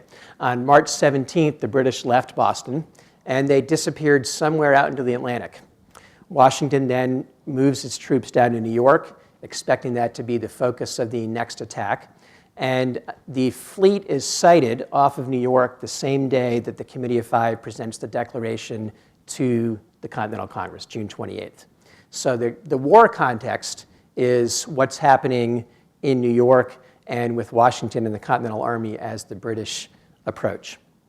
And throughout this discussion, that's going to be a very important context. And in fact, the war is nearly lost within a month of the Declaration being written because Washington almost gets trapped on Long Island. And his escapes on Long Island and from Manhattan are really what make the continuation of the war possible and really change his focus to the war being about maintaining the Continental Army rather than winning major battles or defending New York City. At the same time, the Howe brothers, when they came, had offered to try to negotiate a peace. They believed that their job should be to negotiate an end to the fighting without too much fighting. So they did not take advantage of several military opportunities because they were still thinking about negotiation first rather than destruction of Washington's army. So when the dust settles at the end of the summer, the American Army, Continental Army is still alive, and the British have missed an opportunity to perhaps destroy the Continental Army and kill Washington. And now the Congress is committed to independence. So then the final context is the context of the world. And this is what I've done a lot of work sort of indirectly with David Armitage on this, although we never actually met each other till today. We've exchanged emails and different things about this topic and written together in some ways. And so that's the idea that this is a global moment, that at this moment in history, which is really started following the First World War, the French and Indian or 7 Years' War. You have a global context, what's happening with this Committee of Five in Philadelphia. Adam Smith is publishing his Wealth of Nations that summer. David points out in one of his articles that the word international is actually coined in 1780 as a new word to describe this new global moment that's going on. And even Dunlap, who we learned a lot about today, was an Irish immigrant printing on Dutch paper. So again, showing the connections of the world in that sense.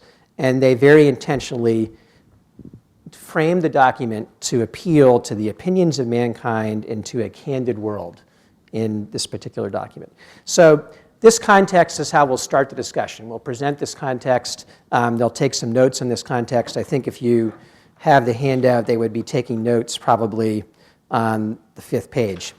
But if you look at the 4th page for 1 second, I also want to point out that really the way to think about this is an idea of concentric circles, that you have the small circle in Philadelphia, a larger circle maybe in the middle colonies, and the war itself, and then the global circle beyond that. And as we do context, students could take notes in each of those circles as to where that particular context would go. So we start with context. The second question was about the structure, argument, and significance of the Declaration. And here's the Committee of Five presenting on June 28th. And this is what I've spelled out on pages 5 to 7 of that handout. And this is based on what we do with document analysis in AP US History. We want the students to think about the format of a particular document. We want them to think about the point of view of the authors of that document. We want them to think about the purpose of the document. We want them to think about the intended audience. So this is where I will now actually, having been part of this conference, and this fall spend more time on punctuation and capitalization than I have in the past. But we will look a lot at different parts of this. I've always looked at the 18th clause about slavery and have students discuss and debate what that means and the significance of that, although I've never really talked about the capitalization of the word men in that phrase, so that'll be something I can enrich that conversation with. So they'll do this for homework. They'll listen to the Declaration of Independence Roadshow's actors version where they read the Declaration of Independence, as well as going through and using the document to answer the questions on pages 5 to 7. And that conversation will allow us to explore ideas like property versus happiness, slavery, and equality. The next step is about the long-range significance. And this is where I think the heart of our conversation is, and that is what is the most important paragraph in the document. And I've conflated a couple of paragraphs here to make this 4. But is it the introduction? Or is it the paragraph or sentence we've been spending most of today on, the second paragraph or sentence? Is it the list of things that the king has done and that we then did in response with petitions? Or is it the last paragraph that's we therefore? And we actually didn't ever project that today, so here's part of that last paragraph. We therefore, the representatives of the United States in General Congress assembled, and if there's any typos, it's because we typed this 2 seconds ago to add this to the presentation. But the idea, this is where we're declaring ourselves to be one of these free and independent states and declaring our right to do those things which states should and ought to do. So just as a quick survey, given those 4 options, I want you to hold up either 1, 2, 3, or 4 numbers on your 4 fingers. Show me which paragraph you think is most important in the document. I'm expecting a lot of 2s given today's conversation. Sure. To you, just to you as an understanding of American history, which do you think is most important? So I've got a lot of 2s. I've got a few 4s. Okay, thanks. So this would be the way this conversation would start in a class. We would ask this question, we would then have the conversation, and we would talk about these different parts of the document and the different paragraphs of the document. Then for homework, this is something that I've done based on working with David. I will actually give the students a declaration to read where they look for the parallels in structure, form, and words to our declaration. I think I listed the ones I use on maybe page 3 of the handout. And these are all ones that you can find in a variety of places on the internet, although might be something that the National Archives could put together as part of their website as well, in terms of all these different declarations. And these are the questions that students look at, date, country, some of the context.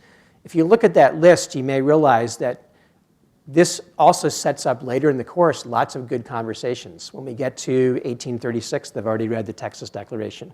When we get to 1860, they've already read the South Carolina Declaration. When we get to 1945, they've read what Ho Chi Minh has to say there. And I gave you some excerpts of that on one of the pages, I think page 8, if you wanted to look at those. So this then leads to this question. I think these words might even be David's originally. So is it this paragraph 2, Universal Declaration of Human Rights, which really is how we remember the document, I think, primarily since 1945, although we referenced earlier that different rights movements, starting with abolition and women's rights, have clearly referenced the second paragraph. It's since 45 that that's become more universal. Or is it the story of the rights of states and this idea of declaring independence? And from studying those other declaration models, it's pretty clear that in the 19th century, and for much of the 20th, it's the last paragraph that's most important. It's the paragraph about declaring independence, which is the main function of the document.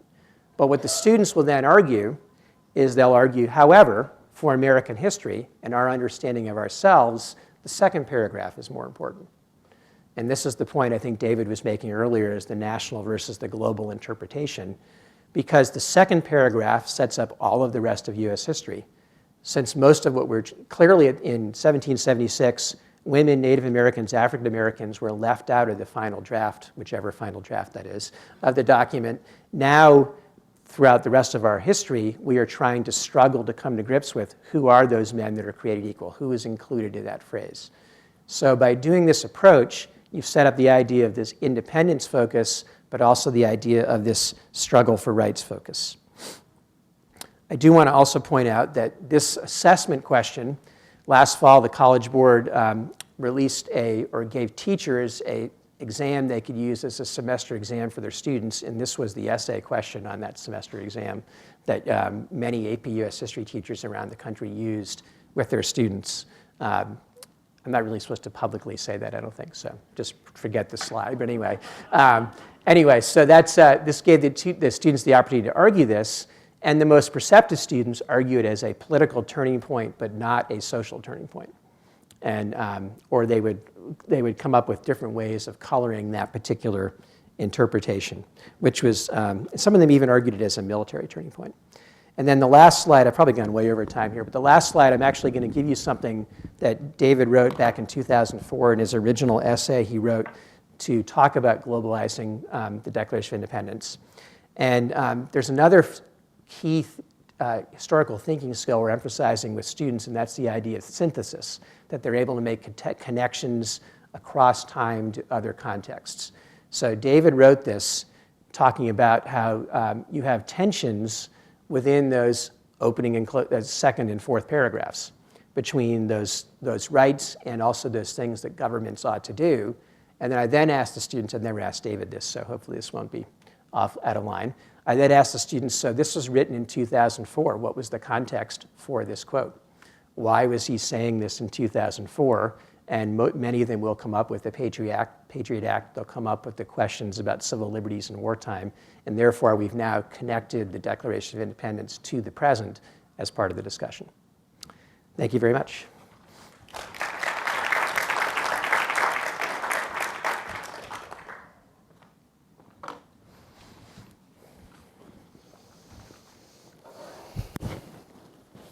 Well, I'd like to thank Danielle Allen for the opportunity to be here, as well as the archives. It's a humbling thing to be able to speak about this document in this place. At Ashbrook, the organization that I run, we work with teachers all across the country, trying to help them improve how they teach about America. It's really very simple. And what we do is we use documents with the teachers, and we encourage them to use documents in their classrooms, and we put documents in front of them and just help them think those documents through. We often introduce ourselves to teachers with a book that we have published called 50 Core American Documents. And the first document in this book is the Declaration of Independence. So let me begin with just a few assertions about why we put that document first.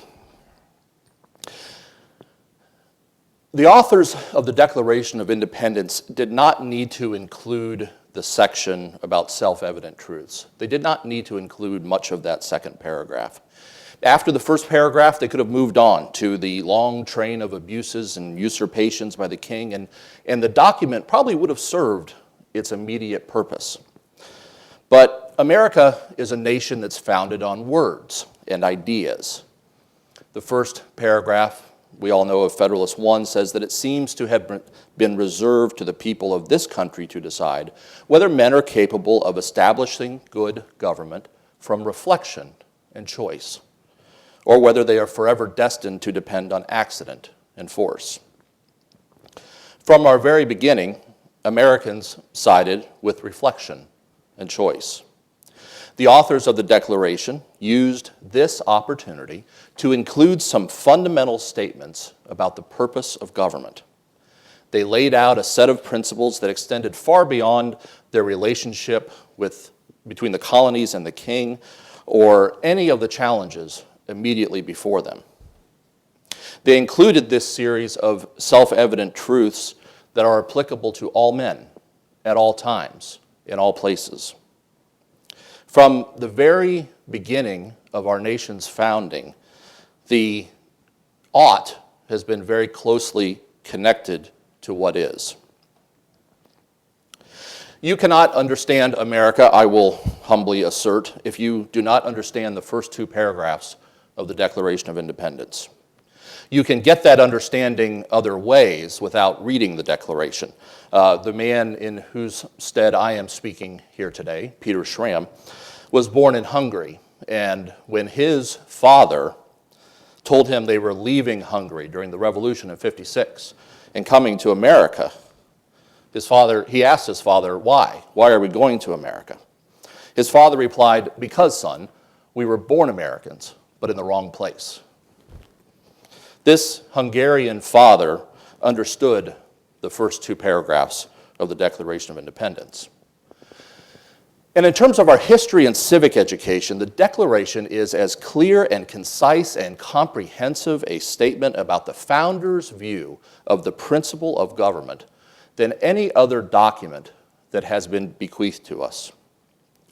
You cannot get as rich an understanding of American history and how it unfolds without first taking the time to work through the Declaration of Independence. Now, in encouraging students and teachers to read and think about documents, we encourage them to try to understand the documents as the authors themselves understood them. So, what did Jefferson say about the Declaration? Here he is 49 years later in a letter to Henry Lee. This was the object of the Declaration of Independence, not to find out new principles or new arguments never thought of before, not merely to say things which had never said before, but to place before mankind the common sense of the subject, neither aiming at originality of principle or sentiment, nor yet copied from any particular and previous writing. It was intended to be an expression of the American mind.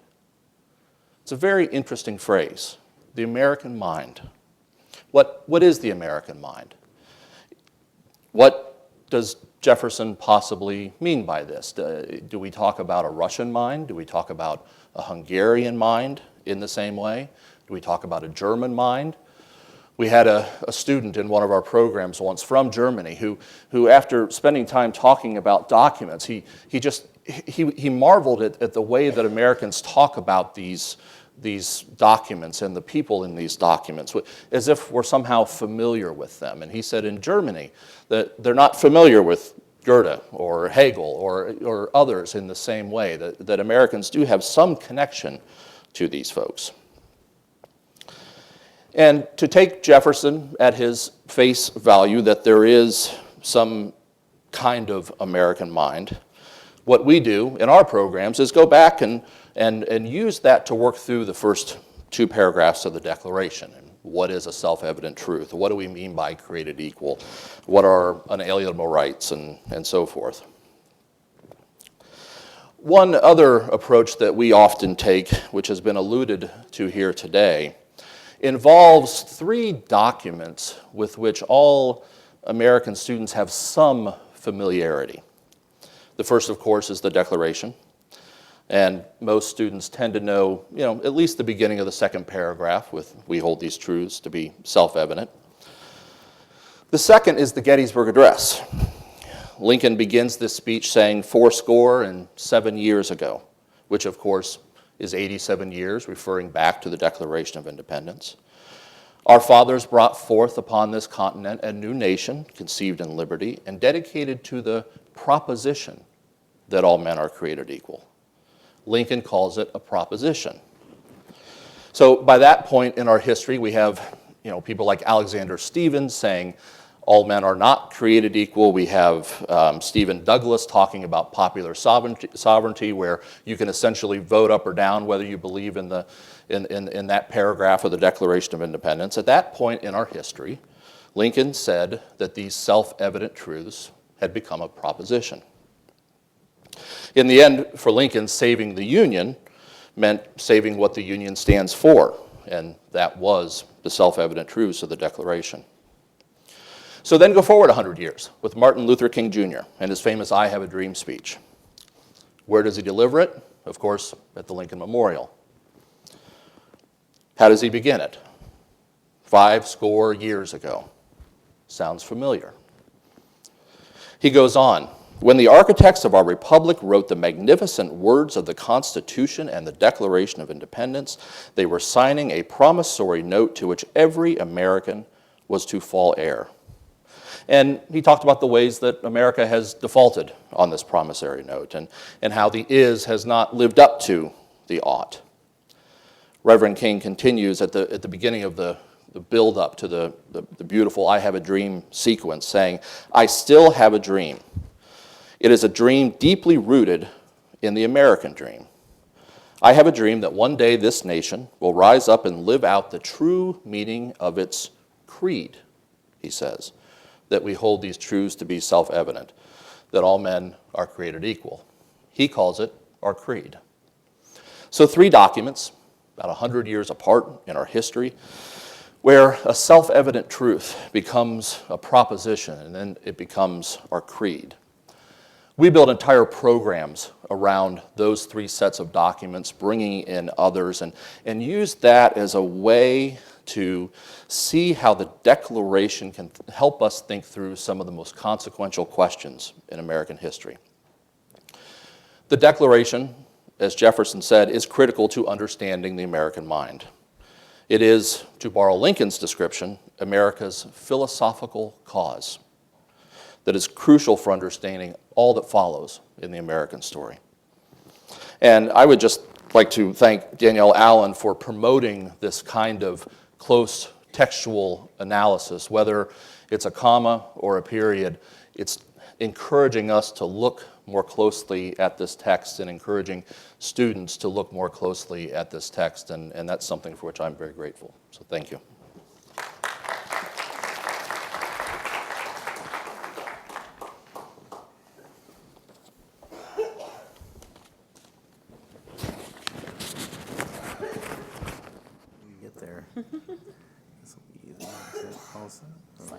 Yep, gotcha. Oh, fantastic. Is my mic on? I'm a teacher, so I'm not used to microphones, so it's kind of fun. So if it gets really loud, just give me the calm down sign and I'm good. So my name is Suzanne Vogt. I'm a National Board Certified teacher, and thank you, Professor Allen, for having me, and thank you, National Archives staff and C-SPAN. That's exciting for a teacher from Phoenix, Arizona. I'm here representing that teacher voice. I'm here thinking about K through 12 education, thinking about the different ways that we teach the Declaration or teach the ideas within it. So that's my perspective, and it really does build on these 2 gentlemen's perspective as well, because they're in the same realm that I'm in. So I also get the benefit of hearing the sessions this morning and being able to integrate that a little bit into my thinking. And if you saw my notes, they're really messy, mind of a teacher. Everything is firing right now. The same way that students' minds fire when we bring up these different ideas that have been presented throughout the course of the day. It's kind of fun to wrap it up that way. I also know that some of you are probably teachers or educators in some capacity.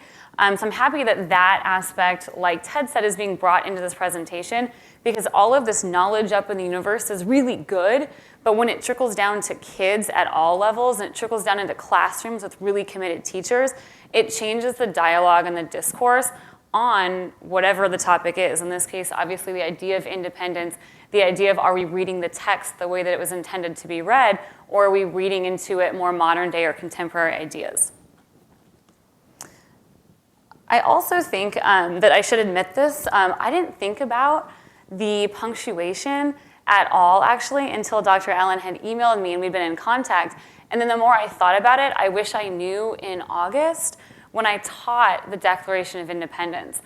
We start school in Arizona like August 3rd, and this is about the second or third major text that we read, and we read it over and over. So it's broadened my perspective, and that's been really helpful with all the historians and other experts in the room to look at what that does for students and student learning, to really examine the punctuation of a text and how that impacts the overall message. So I teach in a very different context than Ted does, and I was charged with two major ideas.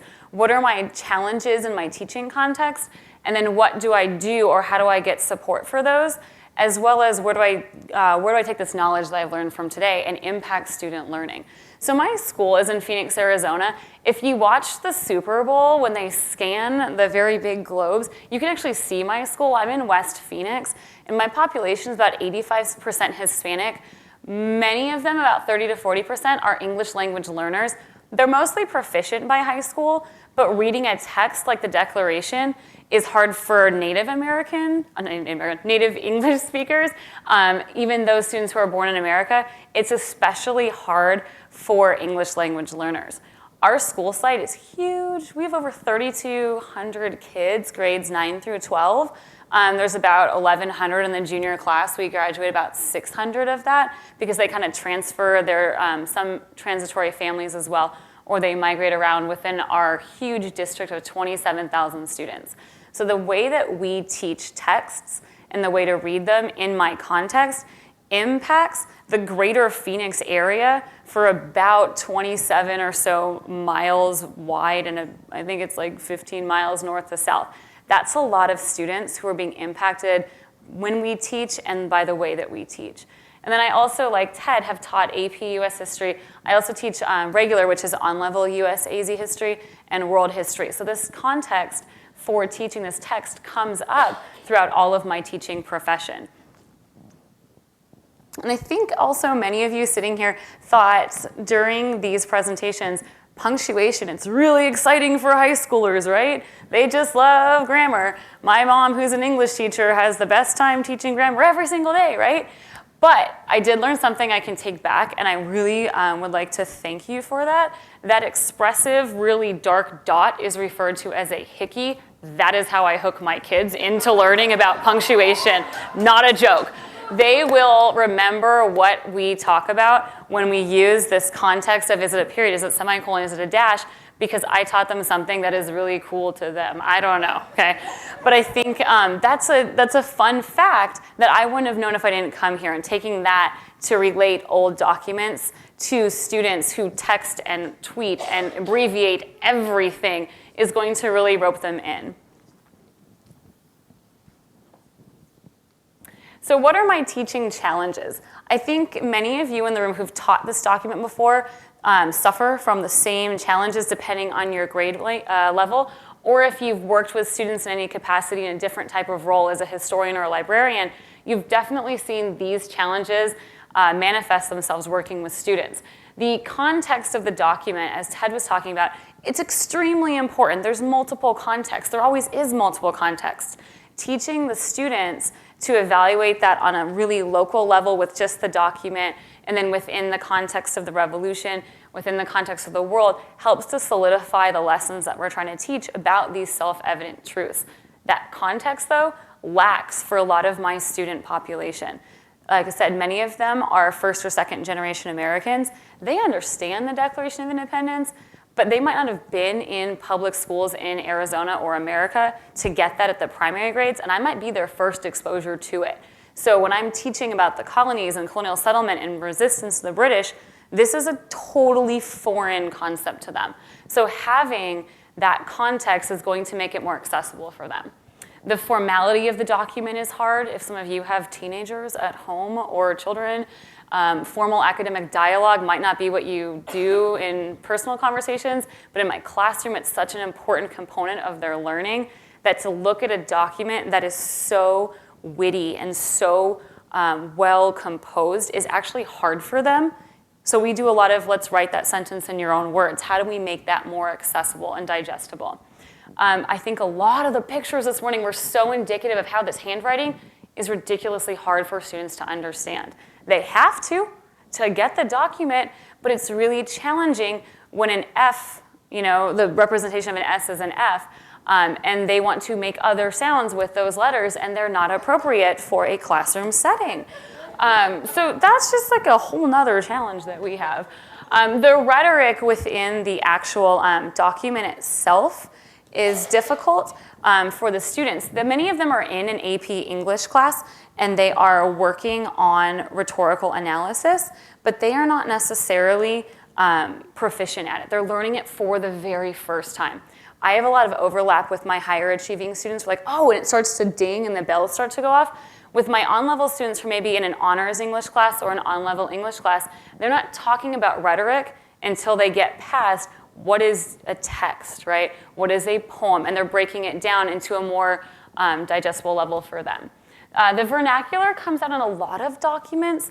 The Declaration of Independence doesn't have any like Southern dialect that they love when we teach the Civil War, but the context of the way that people used to speak, which was a vernacular in the colonies or in the northern colonies, really impacts the way that they're able to understand and comprehend the document. And lastly, just vocabulary. My students read, on average, even at the AP level, in a 9th grade or lower level. And AP is an 11th grade, a junior level class. That doesn't mean they can't. It means that that's where they tested when they entered the 11th grade. So they're a little bit behind, and building up the vocabulary set is really critical for them to read comprehensively read these documents that are very rich in American history. So all of these contribute to the way in which I teach, and I think the support and resources that my team, my grade level team, my district team as a social studies content development team have worked on are making it more accessible for kids. We don't just read the text. We listen to the audio. There are so many great videos that are produced by actors and actresses or other historical entities that read the Declaration and have the text on the screen. That's important for my kids. And now that I'm thinking about the punctuation, it's going to impact whether or not I want to use that video or a different video. And that really impacts how we learn about the document. Multimedia presentations, my kids sometimes find really awesome YouTube videos, and I have to watch them on my personal phone and not my work laptop, just to make sure I don't get in trouble with the IT guy. The photographs and the transcript are also very valuable visuals for students who may have a language barrier in digesting the text. And academic discussion circles are another way that I think Ted talked about really generating interest for the students. This can range anywhere from a Socratic seminar to a paired discussion. This is what gets the kids talking, and that's so important for understanding whether or not this document is that 3 self-evident truth or it works into that 5 self-evident truth syllogism that we were talking about earlier. And analogies are incredibly important for students. If they can relate something that is academic content to their actual life or to a current event or something that's relative to them, they're going to engage. And that's been a strategy that we've worked on with our grade level team. So they do see this Declaration of Independence as like a declaration of teenage independence. And those self-evident truths become very important. I want to be happy. My curfew should be extended till 1 o'clock in the morning. That would make me happy. Pursuit of happiness. And you're like, really? Okay. But it's a good conversation. It bridges that gap between academics and the kids. And lastly, the big picture. What do we do with this, consulting the Declaration itself? I think that a lot of the speakers earlier hit on all of these notions. The best declaration that you own is the one that's in your family. The best declaration to reference is whatever copy you have in front of you. If there's a period, if there's a dash, if there's a comma, it is going to impact the meaning to the trained scholar. For the kids, having that conversation is the heart of the issue. It's the meat. It's the thing that drives my instruction. If they can sit down and discuss why one is better than the other or rank them in order, they're starting to synthesize the difference between the various versions.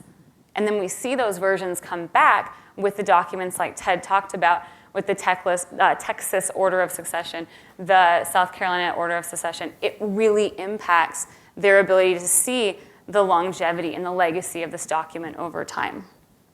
I think with 3, making myself some notes from earlier, it's really important for my students and my context because it gives us this collective language of life, liberty, and the pursuit of happiness. For kids who come from immigrant families or kids who are immigrants themselves, when they hear that phrase, that light bulb clicks. This is a country of opportunity. This has become a place where they're safe. And that's a huge impact on their learning and their ability to want to learn. So I think that breaking it down into 3 might be really relevant to them.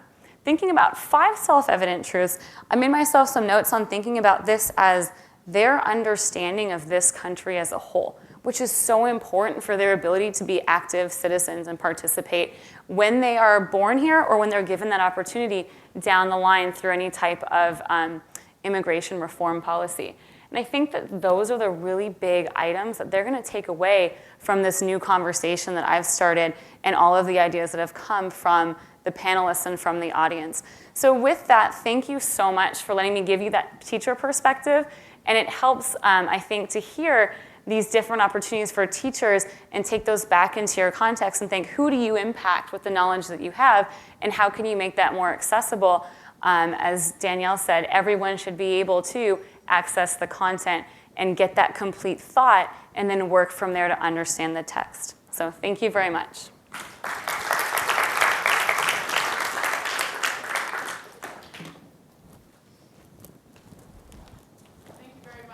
And so we do now have time for questions. And we also have an opportunity, too, to ask questions that have to do with the previous panel of historians as well, if anybody would like to jump in with some questions on that subject. So, yeah. I had the one that pertained to the latter. Sure. Jefferson used the term unalienable. I was wondering why he used that rather than inalienable. Do you have any perspective on that? So I can certainly give my answer to that question, although there are probably also people who are greater experts than I am on that one. My understanding of inalienable versus unalienable is that that is an example of just the conventions of printers, and that there's pretty much a 50-50 distribution of those two spellings in printed material of the period. So I've never hung a lot of significance on that particular difference. But does anybody else want to correct me? No. Okay. No, I think yeah. I'll read that. Yeah. So let me ask a question. Oh, well, I won't preempt. We've got somebody coming over here.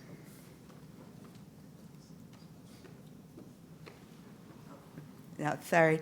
I'm not a historian, so I have really no background in this area. My background is physics, but I have a abiding interest in the interconnectedness of the web of life and trying to understand how we got where we are. Part of what bothers me is the fact that many of my colleagues and even my young niece and nephew, when they came here last summer and wanted to see the Declaration of Independence, were quite shocked when I said I was very shocked in high school when I realized it didn't include me. And they all looked at me and said, "What do you mean?" Of course, they are interpreting man to be mankind. So I'm concerned at how it's being taught. And also, in the historical context, I guess I finally get to my question, in the historical context, was any consideration even given to women, or was it widely understood that man meant man? And in the context now, how much consideration is given to women? Might I ask each of you to address that? Sort of how does the issue of pronouns relate to your teaching of the Declaration? So I think there's several answers to that, and one of them I think may come from Danielle originally. But when you look at the 18th complaint against the king that's excised, the word "men" in that complaint very clearly means everyone, men, women, and children. And so Jefferson, in that use of the word "men," seemed to imply that men used earlier in the document meant everybody. So that's one contextual possible answer. A second answer is that later in the course we read the Declaration of Sentiments, and we can very clearly see that connection, and the students make that connection between those two documents and understand that this is part of those ongoing efforts that I referred to earlier, where different groups of Americans are trying to expand the in our body politic what that word "men" means, and trying to get more inclusiveness through that. So I think that in terms of if we teach the context clearly, I think students understand that there are multiple ways to interpret what that word means in that particular context.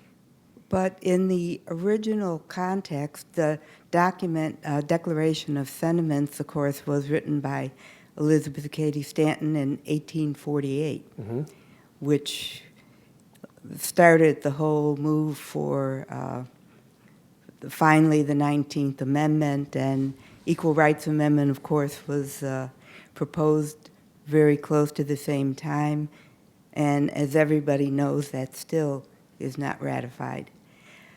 So there's an idea of viewing a document in terms of what we understand now, but what was the original intent? If the original, let me ask one more question, I don't want to go on too long, but if the original intent was to include men and women, why did the Constitution not include women?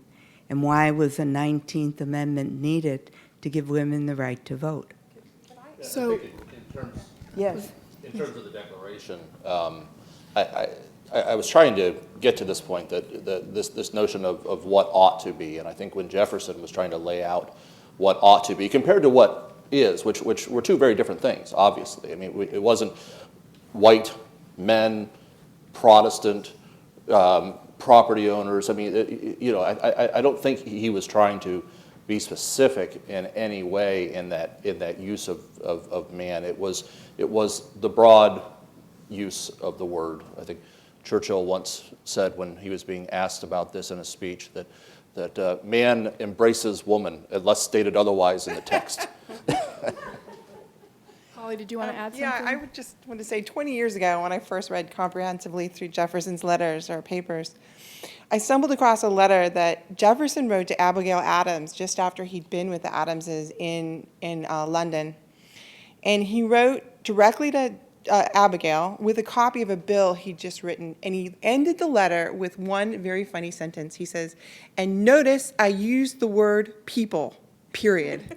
So I read from that she had been giving me a hard time about the Declaration of Independence and the use of the word men, which he clearly meant mankind, but she said he should be using the word people. So that tells me that there was a discussion going on about that even then. But with respect to your other point, I will just say really quickly, the Constitution actually says nothing about who can vote until the most recent amendment in 1971. What the Constitution did after a huge discussion of these issues in the Constitutional Convention is left the ability to choose who should vote up to the states. Exactly. So that was I can all add a up little to more context to that too, just about the nature of the discussions in the spring of 1776. There's a fascinating set of letters among John Adams and Abigail Adams, but also Mercy Otis Warren, James Warren, and James Sullivan. So interconnected politicians and wives, basically.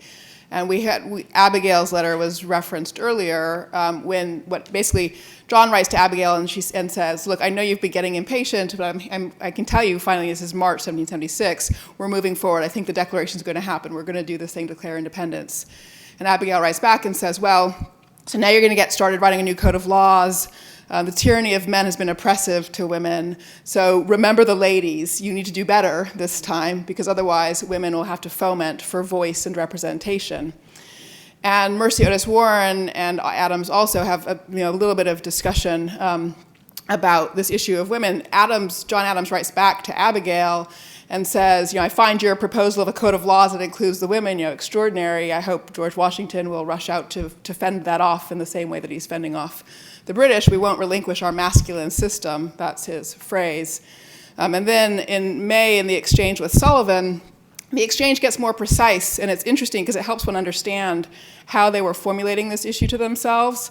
Basically, in the exchange with Sullivan, Adams says, yes, the rights of life and liberty apply to women, laborers, Negroes also. And the benefit of safety and happiness applies to all of society. The question is, what form of government will we use to achieve that safety and happiness for everybody? And then that's where the masculine system is the form of government that they choose as what they think is the right way to do it at that time. That conversation tracks that second sentence of the Declaration. So back again to which part of it do you want of the Declaration, and do you need just up to pursuit of happiness, or do you need the whole thing? I'm going to inflict on you guys the whole thing again just for a moment because I think the end is so important to hear. We hear it so infrequently.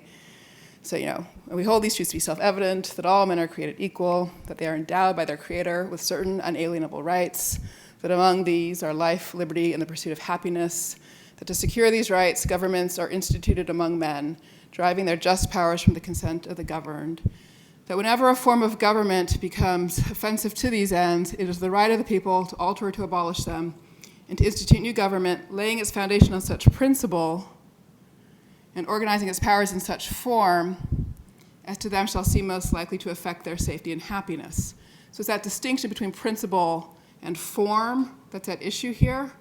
The principle was generalizing. It included everybody. The form did not.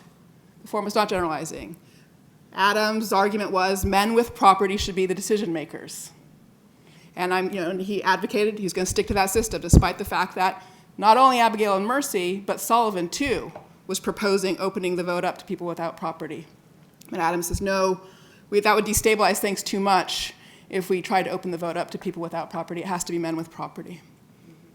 At any rate, just to give you a sense of the complexity and the fact that they were in fact talking about these questions at the time and making a distinction between the matter of principle and the matter of choice about organizational form. Yep, thank you. I've learned a lot today. Fantastic, delighted. Holly, do you have a question? Can I ask a question to the teachers? And I've helped out with the National Humanities Center webinars a little bit, and I'm supposed to help again. So I'm thinking about this very actively. What form is most helpful for you in a classroom in terms of bringing access to these documents? Is it helpful to have them in a printed book? Do web pages alone sort of fit the bill in terms of something you can put on the screen? And if you were to think about what kinds of documents would be most helpful in interpreting the Declaration, would it help to have the kinds of images that I showed this morning, or in fact, are those just confusing to a high school student? Is that a clear enough question, or? Absolutely. Anything that is visual that I can put up on my projection system is going to help students. Books are not something that districts readily buy anymore if they are trying to move forward with like digital citizenship and global citizenry in the 21st century world. So anything that is accessible for me on my teacher computer that I can put there for students, that I can print for students if I need to, is going to make the biggest impact in my classroom. All of the pictures that were up today with all of the highlights, the boxes, the arrows, That's how I teach in my room, and that would be completely transferable to the context in which I teach. It also would be really good for teachers to have access to already made slides that emphasize whatever topic or whatever specific point in the Declaration you're talking about, because it's less work for them, but they, as the experts on the content, already know how to use it with their kids. So thank you for doing that. Okay, you're welcome. I would add that this is a huge screen, so we could put a lot of words up there. But in our classrooms, we can't put that many words up. It's not as big a screen, doesn't project as large. So often paragraphs or short quotes work very effectively, but anything longer than that, we tend to need to have a printed copy for the students to be able to work through. So just sorry to just follow up really quickly, but would it be helpful to have the full text of the original Declaration side by side with the redone version and to think about what's changed in some of the ways Jefferson himself suggested? Absolutely. I think in the AP context, you're constantly working with documents and teaching students how to look at multiple parts of a document and take it out and then do something with it, like write an essay or present. So having multiple versions of it or multiple ways of looking at like an actual archived copy with the National Archives that I use printed out would be helpful. And even chunking it and having those on the same page is actually really good for students to mark the text and draw their conclusions so that their brain is in one place and not in multiple places. And one tiny follow-up. Absolutely. Secondary sources, are they very helpful? Like, would it be helpful to assign a portion of Danielle Allen's book and David Armitage's book? Or do you do things like that in an AP class, for example, or mostly not? Like I've used some of the essays in the OAH Magazine of History because they're short and yet good historiography. A lot of what we do in a teaching environment has to do with editing and condensing things down to a manageable size for us to use with our students. And so, if we're using secondary sources to supplement document interpretation, I think the key part is that they have to be short. So they need to be the conclusions or the, because if we're going to spend a lot of time analyzing the document itself, we don't have time for the students to read longer, extended secondary sources. Perfect. Thanks very much. I want to say one more thing, just to add. The secondary source material, the more condensed, like who, what, when, where, why, how, historical significance, boom, then I can take my time with the document. Because even in an on-level class, the reading attention span for kids is not that high. So it's easier to have the one do something with it, have the other do something with it. So the bridge is a really important piece, but keeping it succinct is good too. Okay, thank you. Thank you. Woody, you had a question. Two things. One, I can't find it right now, but there is a website that does already compare the file. Actually, Woody, do you mind? There's a mic right behind you, so if you didn't mind. That somebody else could probably find it better than I can, that actually does compare Jefferson's rough draft to the final draft. I'll try to find it before we. I thought it was located here, isn't it? Yeah, does anybody know the site? So I would probably go to National Archives, final rough. The National Humanities Center, I helped them put together about 5 years ago part of their website that has A section on the Revolution that includes the deleted clause and with very, the language highlighted in the men. So there are, but the National Archives website does that because I've just been using it. Is it here? I thought it was LOC, but anyway, somebody's got Maybe it. it is LOC. We'll find it. I don't know. But can I suggest one other thing? While you guys, I know you guys like to do, for the most sophisticated students, document comparison. And one thing that I thought about that was provoked by Professor Allen's paper was we've got so many different versions of the Declaration, the Jefferson's rough draft, the Adams transcript, and so forth, to have them compare any two out of the 6 or 7 and see what differences they find and then try to explain those differences would, I think, be a great exercise for students. That actually reminds me of a different sort of type of experiment with how to engage students with texts that might be relevant to that, which is, this comes out of work done by the Mellon Foundation, it's more at the college level, but there's no reason it couldn't be done at the high school level, which is that there are a whole lot of digital work environments now, actually, which are precisely about editing texts. And so you could very easily pull two of the texts in there and have students sort of mark them up as they go. And so it becomes a kind of interactive way of engaging with the text and, having to make editorial decisions if they have to produce their own transcripts. So to the issue of modern transcripts, what if it's about, students themselves are making that transcript and making editorial choices? Is it a period or a comma as they go? Do they capitalize this or not? Do they reinsert the paragraph that was excised?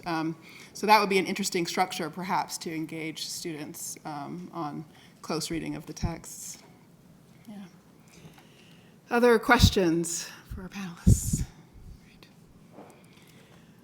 Well, thank you very much. I think we can break early and reconvene early as well, then. Shall we do that? Come back at 2:45, if that Sounds good. Yep, so we'll reconvene at 2:45 for our final panel. But thank you very much. If we could give them another round of applause.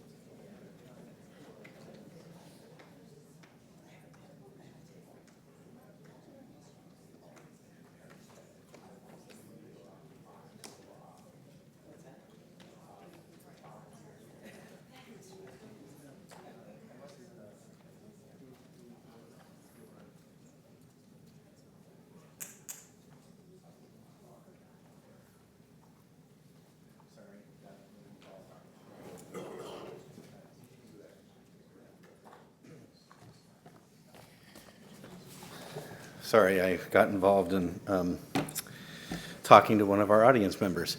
Welcome to our final panel of the afternoon, which of course I quickly had forgotten. The ink and parchment over time.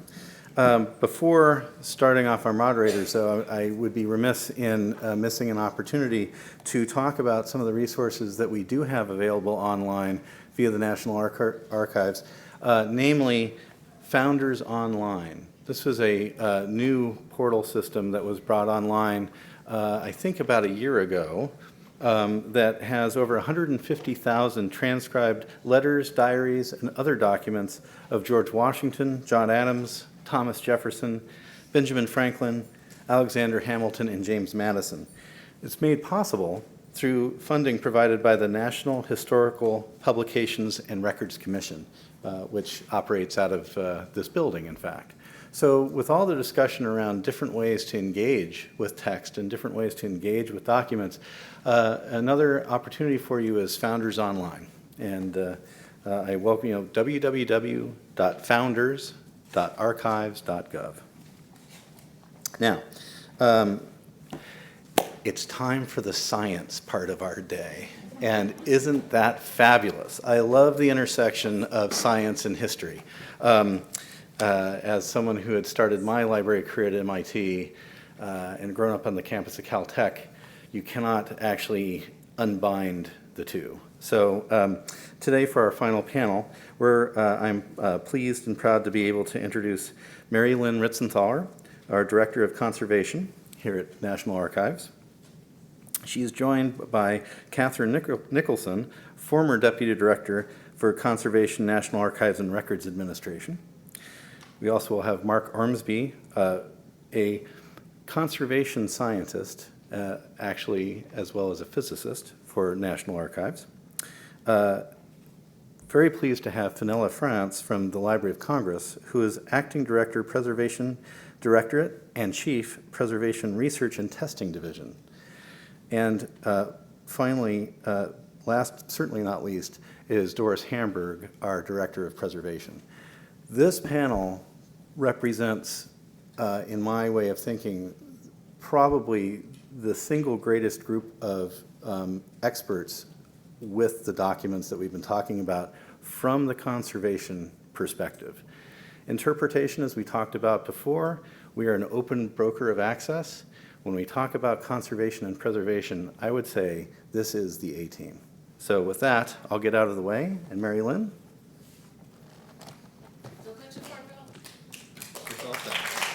Thank you. So Bill knows that I need a village to find PowerPoints.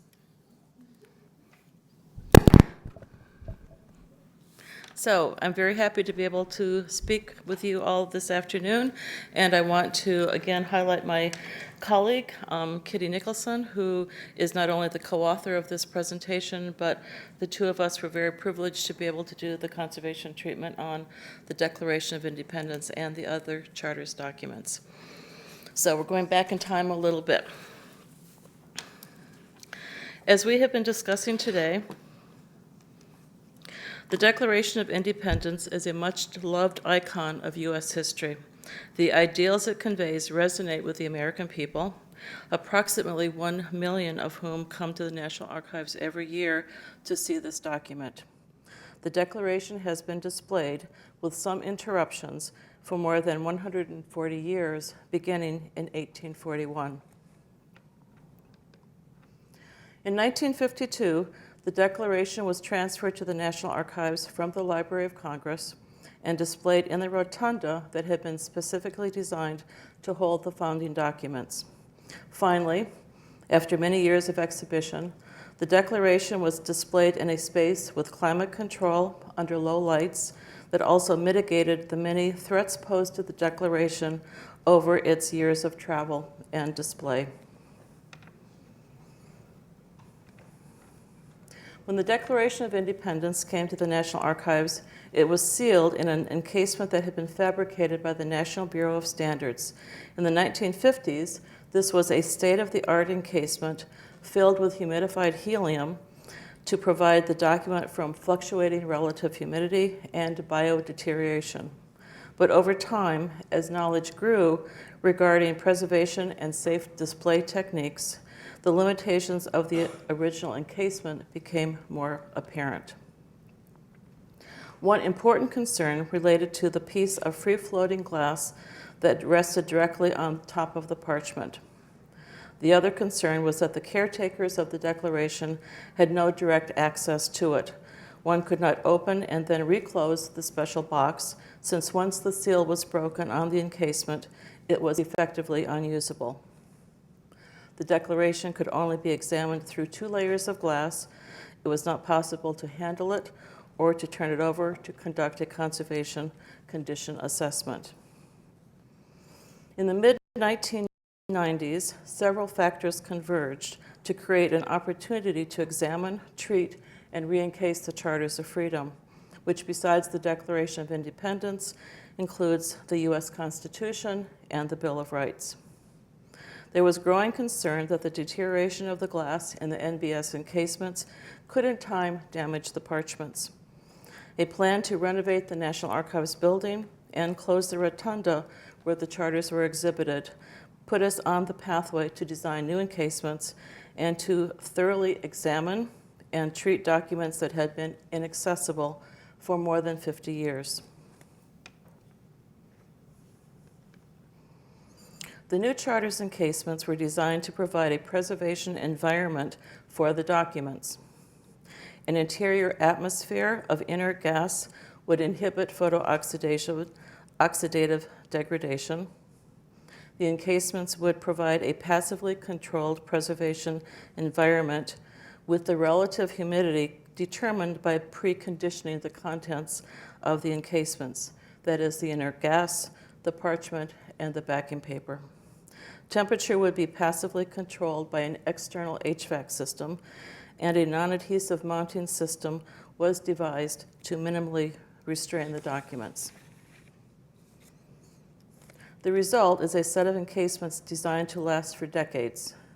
The encasements give enhanced visibility to the documents in a way that is aesthetically pleasing, supported by scientific knowledge of materials and display techniques. Everyone has seen this image quite a bit today.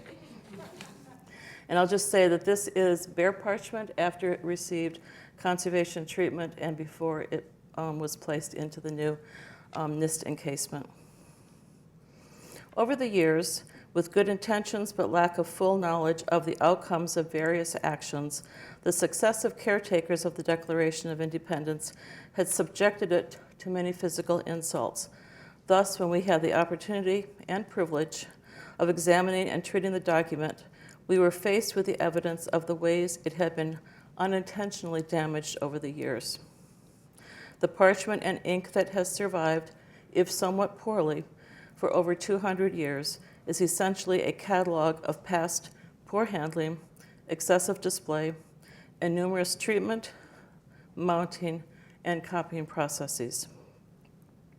We had to devise approaches to conservation treatment that would stabilize the document, retain all existing evidence and information, and yet not alter the visual impact of an icon that was so clearly imprinted in the cultural consciousness of the U.S. The re-encasement project was the first opportunity in 50 years to directly examine and handle the Declaration of Independence.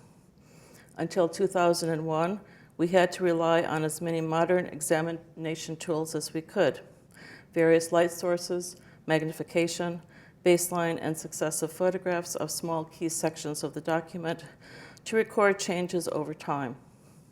We found that the Declaration retains much evidence of the materials and techniques used to create it and how it was handled over the centuries. But there are inherent difficulties in achieving a true condition assessment through glass. As we have heard today, the Declaration was written out by scribe Timothy Matlock on parchment in Philadelphia in 1776. Most probably, the parchment was imported from England rather than made in the colonies, and given its relatively large size, the parchment is likely calfskin.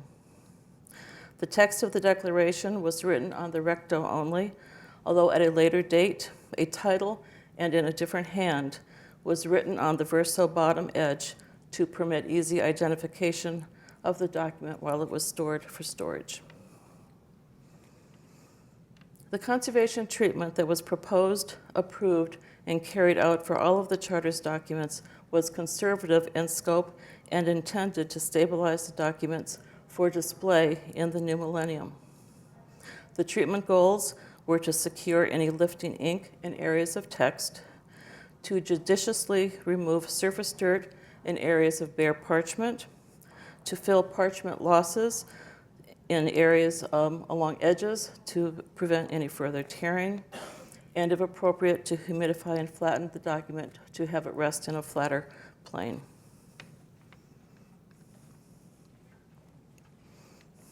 The most striking feature of the Declaration is its extremely poor legibility. The ink loss is extensive, and in some areas the ink is really nothing but a faint memory. Different explanations have been made for the poor condition of the text. The long exhibition history of the document is well documented.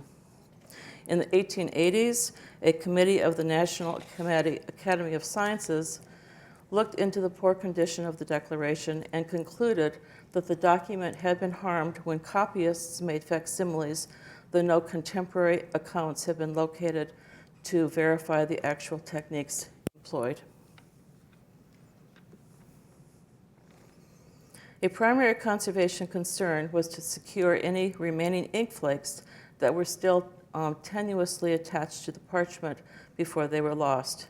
This entailed examining the document through a binocular microscope, stroke by stroke and letter by letter, to look for evidence of ink that was lifting up from the document surface.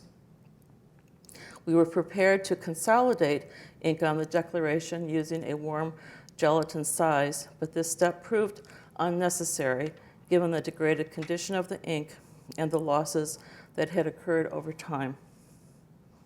No lifting flakes remained to be consolidated. The condition of the text varies from the beginning and ends of lines, where legibility remains good, to irregular central areas in which remain the faint brown of historic ink but little writing can actually be discerned. The ink intensity of the Declaration varies unevenly in a way that cannot be light damage because the damage is not overall. The presence of irregular patches with great loss of brown ink color and the dark boundaries, essentially tide lines, on some patches suggests that liquid dissolved and carried away ink unevenly, especially in the center of the text. There's even greater evidence of original historic ink loss in the center columns of the signatures. The ink loss in the Declaration is consistent with water damage, as there is no historical account of water damage to the document while on display or in transit. The condition of the document supports the theory that a wet transfer method was used by William Stone to copy the text of the Declaration for the facsimile engraving of 1823. The fact that this damage is localized, not overall, suggests that there was differential application of moisture or perhaps pooling. The stone engraving of 1823 remains the best indication today of what the Declaration looked like in the early 19th century. This is a sad irony if this engraving occasioned some of the damage evident today. And even more ironically, that the wet transfer copying methods was one of the best techniques available at the time to make an accurate facsimile when the epoch-changing introduction of photography was so near.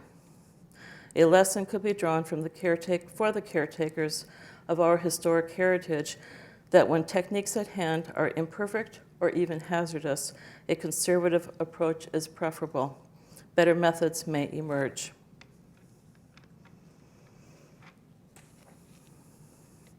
Grime as an evidence of age and handling was visible on the very edges of the Declaration. The presence of both grimy and cleaner edges on the same document showed that it was trimmed at some time, thereby removing not only a bit of grime, but also some of the margin of the parchment. So you can see that in some cases the text is closer to the edge than it might otherwise be. One goal of conservation treatment was to stabilize the document, but another was to remove no evidence or information that the document contained. Thus, we had to be extremely careful to avoid text as well as the faint rule lines during surface cleaning.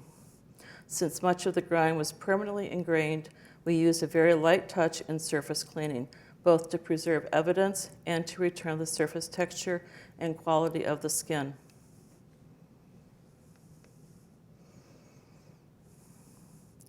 To ensure that the parchment was not vulnerable to further tearing, we proceeded to mend all edge tears. In addition, we carefully considered whether to replace the mends and fills in the document that had been applied in 1942. And if you look at the circle above the M on this slide, that was a fill that was applied in 1942. After careful examination, we decided to retain these artifacts of previous treatment. The mends and fills had been executed with a high degree of skill and craftsmanship and were still securely attached. This is yet another example of retaining the evidence of the past and deciding not to do work over simply for the sake of doing it.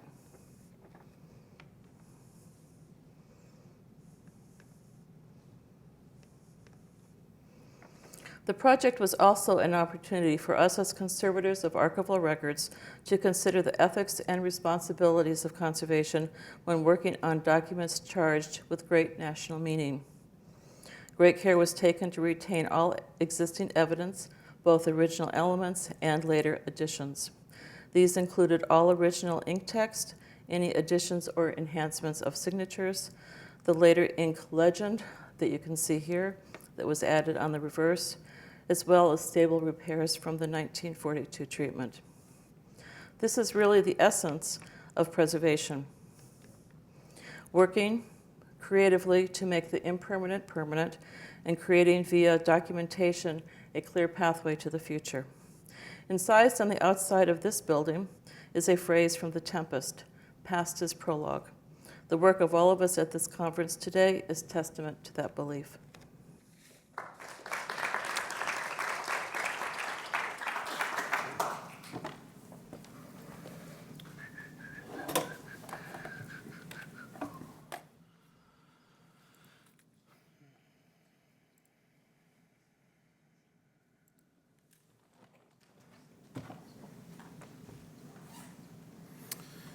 All right, as Mary Lynn discussed, in preserving the Declaration of Independence, we rely on previous documentation of how it was exhibited, handled, stored, mounted, and previous repairs or treatments that have been made to it.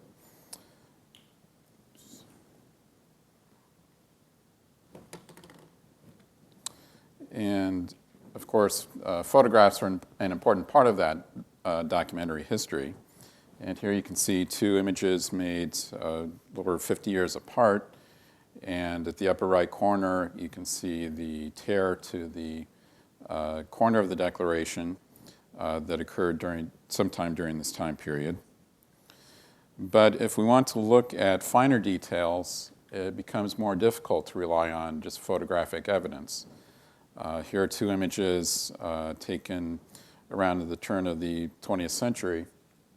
And if we're trying to draw conclusions about differences in the condition of the ink or the parchment surface, it's more difficult because we don't know that the lighting conditions used to make the photographs are the same.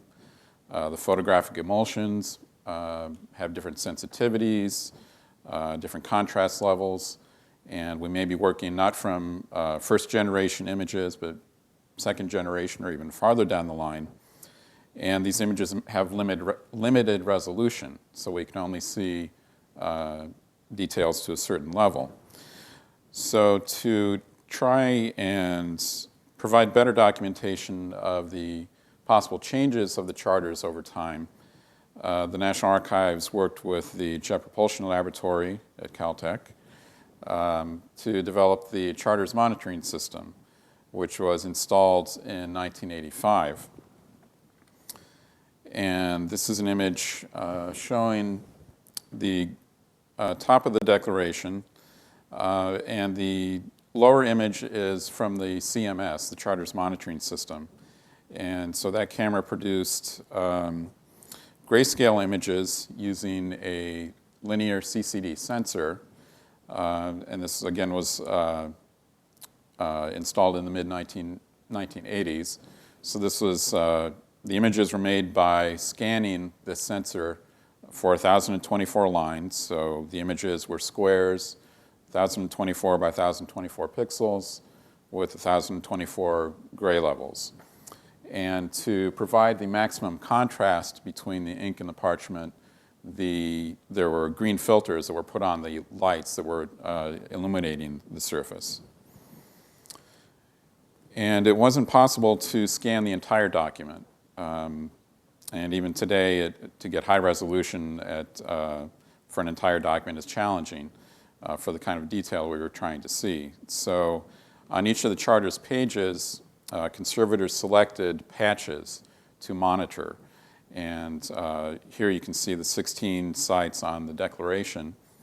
And conservators selected these to monitor different potential issues, such as this mend to the tear in the top right corner, other areas that had been treated previously, some areas where the ink was in poor condition, and other areas where it was in relatively good shape, so that we might be able to try and monitor whether the ink was fading over time as the document was exhibited every day.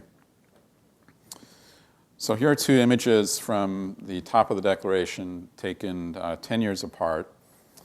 And as much as possible, we tried to control the illumination, the focus, the sensitivity of the camera, all the variables that go into producing this image, so that ideally any differences between these two would be due to a change in the document over this 10 years.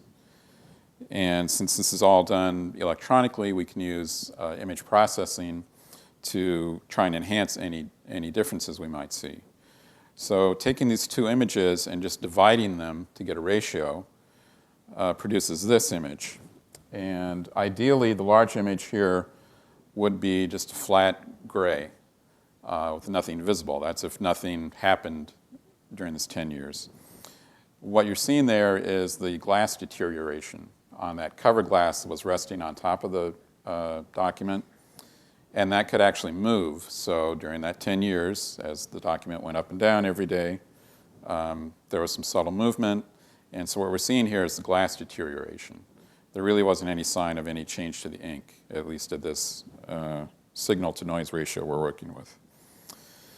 And here we're focusing not on the surface of the document, which you can see we're looking at the same area, but that's out of focus. We're focusing higher up on the glass, and you can see these cracks in the surface of the glass and also some of the crystals that are forming on that.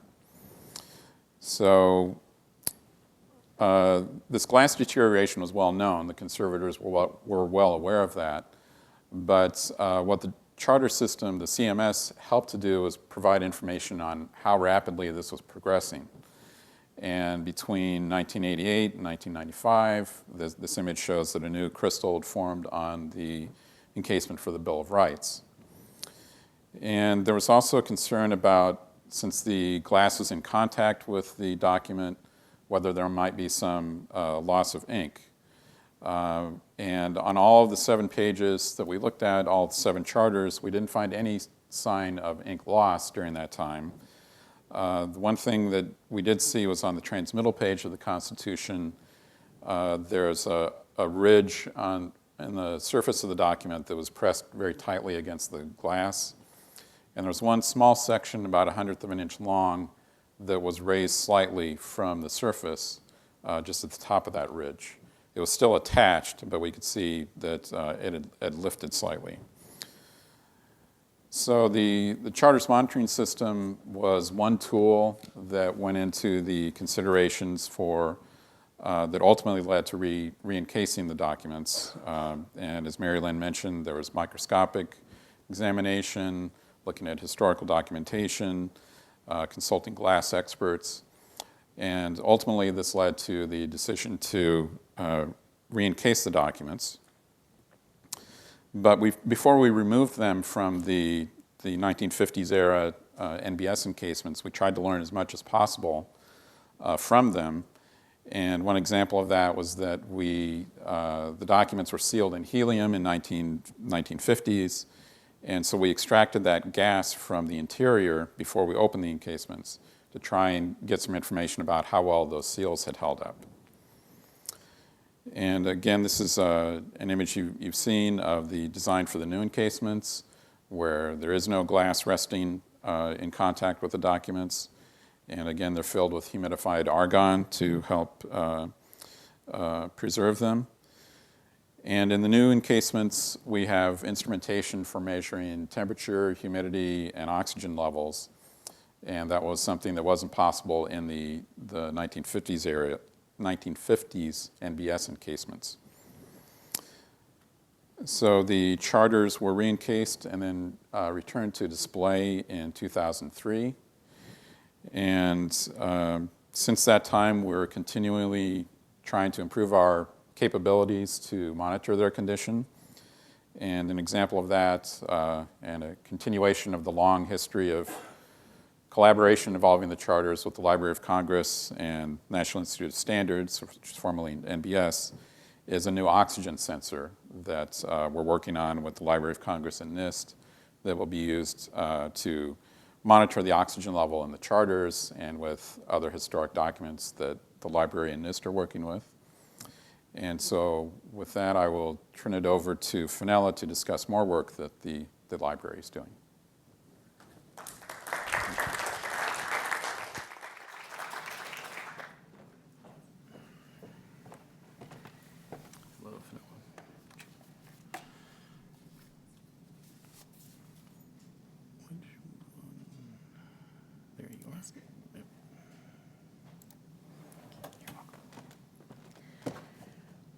Well, thank you to my colleagues and to Professor Allen. It's an honour to be here, and I very much appreciate the opportunity to share a little bit about spectral imaging. A number of you have referred to it in earlier presentations, and I just want to give you a bit of a background about how we work with this. So at the Library of Congress, as with other large institutions, we have quite significant collections. We have 160 million items. One item might be the James Madison debate papers, which is 300 to 600 pages. And part of the mission for the Preservation Directorate is to ensure that those collections are available either in their original or reformatted form. Part of you heard very much about the need for conservative assessment and treatment of documents. As we've all experienced, things that were the best idea at their time, we then experienced 30 to 50 years later having to deal with the ramifications. So we've really pushed the limits and tried to see what we can do with non-invasive technologies like the spectral imaging. Hyperspectral imaging means we're capturing information both in the visible and in the non-visible region, and that allows us to see whether there is text that has been erased or hidden.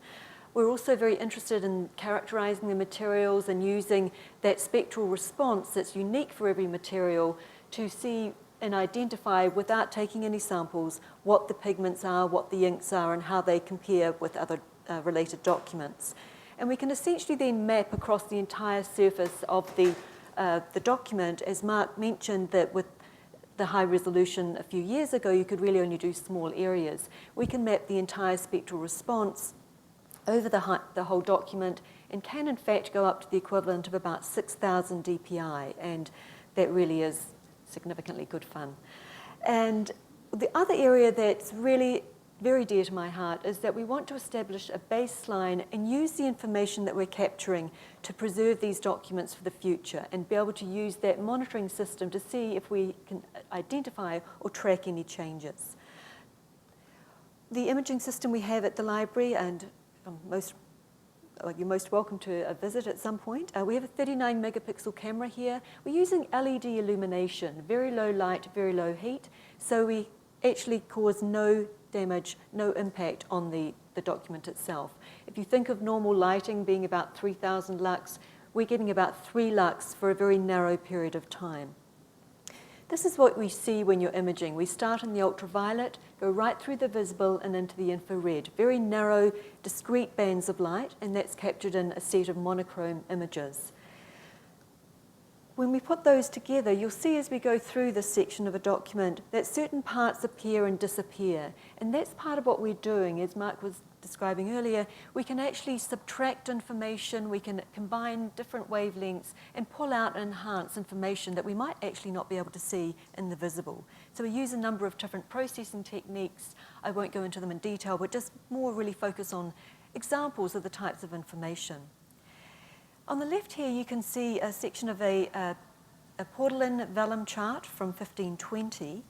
This is actually, we call it a full spectrum color image because we have about 8 or 9 wave bands in the visible, so we get a much higher resolution image, color image, than a normal RGB camera. On the right-hand side here is the same exact image, but processed to actually enhance and bring up differences within. What you're seeing, that faint green line on the left, on the right-hand side now is a thick purple line. That's actually a copper-containing pigment, verdigris, that's actually eating into the parchment. So this allows us to see what information is available on the actual object, but not visible to the naked eye. I'm going to now run through some, I know it's the end of the day, so I've got a number of images to try and keep you awake for this last bit that you're here for. And just to give you the range of types of questions that can be asked and answered with the imaging techniques we're doing. One of the things I feel particularly enthusiastic about with this type of technique is that it brings science closer to the researcher and the curator to be able to say, here's my question, can we answer it? So the Waldseemüller 1507 world map, it's the first reference to America, often known as the America's birth certificate. And the 2 central sections of this map originally had red grid lines that had faded. I'm not a cartographer by background, I'm a mere scientist, and that's why working with expertise as yourselves and other colleagues helps us understand these documents better. So with the imaging, these grid lines were essentially the way of looking at the world at this time period, of saying how do we show 3D in a 2D rendition. You can see here, once we start to process that, we can start to bring back those red grid lines, and then with further processing, we can really enhance where those start and stop. I processed this imaging and then was talking to the then head of the Geography and Map Division. He said, well, I'm not really sure. And he's like, no, look, the lines start here and stop there. And I said, so that's important. And that's why this iterative process between the scientist and the humanist is so important, to be able to bring these historic documents alive and pull out what is within them. Another thing that was very interesting about this is that when we do some low-angle side lighting or raking light that brings out the topography. When we combined raking from both the blue and the infrared regions, we could reconstruct what the original wood block that these maps were printed from looked like. So this is just your monochrome image, then the processed image. When we really zoom in there, we're starting to look at original printing techniques from incunabula. And this gets really exciting because we're looking at the tool marks. Are they the types of tools that people would have had at that time to make this wood block, which actually has a metal insert in it? Jefferson's handwritten draft. I did a quick slight revision earlier today because you've seen some of these images already, so I had to bring in some new ones that I think you might like as well. And it really, I have to say, I can't reiterate how much of an honor it is and how poignant it is to work with these original documents. It's just an absolute incredible delight. And so, of course, here we have the original track changes, where if it's not his change, he writes in the margin, Dr. Franklin or Mr. Adams. And in the one region here, as I started to go through the different wave bands, I could see there was something underneath this section where it says fellow citizens. 2 things here. The inks were very similar, and so that made it a little bit difficult to separate the components. Also, this document, as we talked about things that were a good idea at the time, was laminated and early on to actually try and preserve the document further, and this helped obscure some of the imaging. But you're starting to see there some of the background components, and of course, as we did that separation of the different layers, we could show that he originally wrote fellow subjects and changed it to fellow citizens. I was convinced there must have been some reference to this and did finally find a researcher from Princeton who'd been going through Jefferson's papers and noted that Jefferson had actually noted himself that he'd been copying from the Virginia Constitution that was written 2 months earlier, and he said, as I wrote this word, I realized it was wrong, so I expunged it, never to be seen again. So we have a new word in the sub-basement at the Library of Congress. We are de-expunging things, which is, really quite fascinating, bringing to light the original thoughts of the Founding Fathers. Some other examples here, the James Madison debate papers. I will at this point apologize for my accent. As you can probably tell, I've done the subjects to citizen thing myself. And I kept talking about the Madison papers, and finally someone said to me, what's this new collection at the library called the Madison papers? I'm like, no, I'm trying to say Madison. So there is not a new collection at the library called the Madison papers. But in later years, we imaged all of we've just finished imaging all of these individual sheets, and some of them are very fragile. But in later years, Madison went through with his nephew, and there were sections where he'd annotated in pencil what he was thinking at the time. Why this is important is because apparently he mumbled very badly, and the note takers from the Constitution debates had a lot of problems trying to actually capture what he was saying.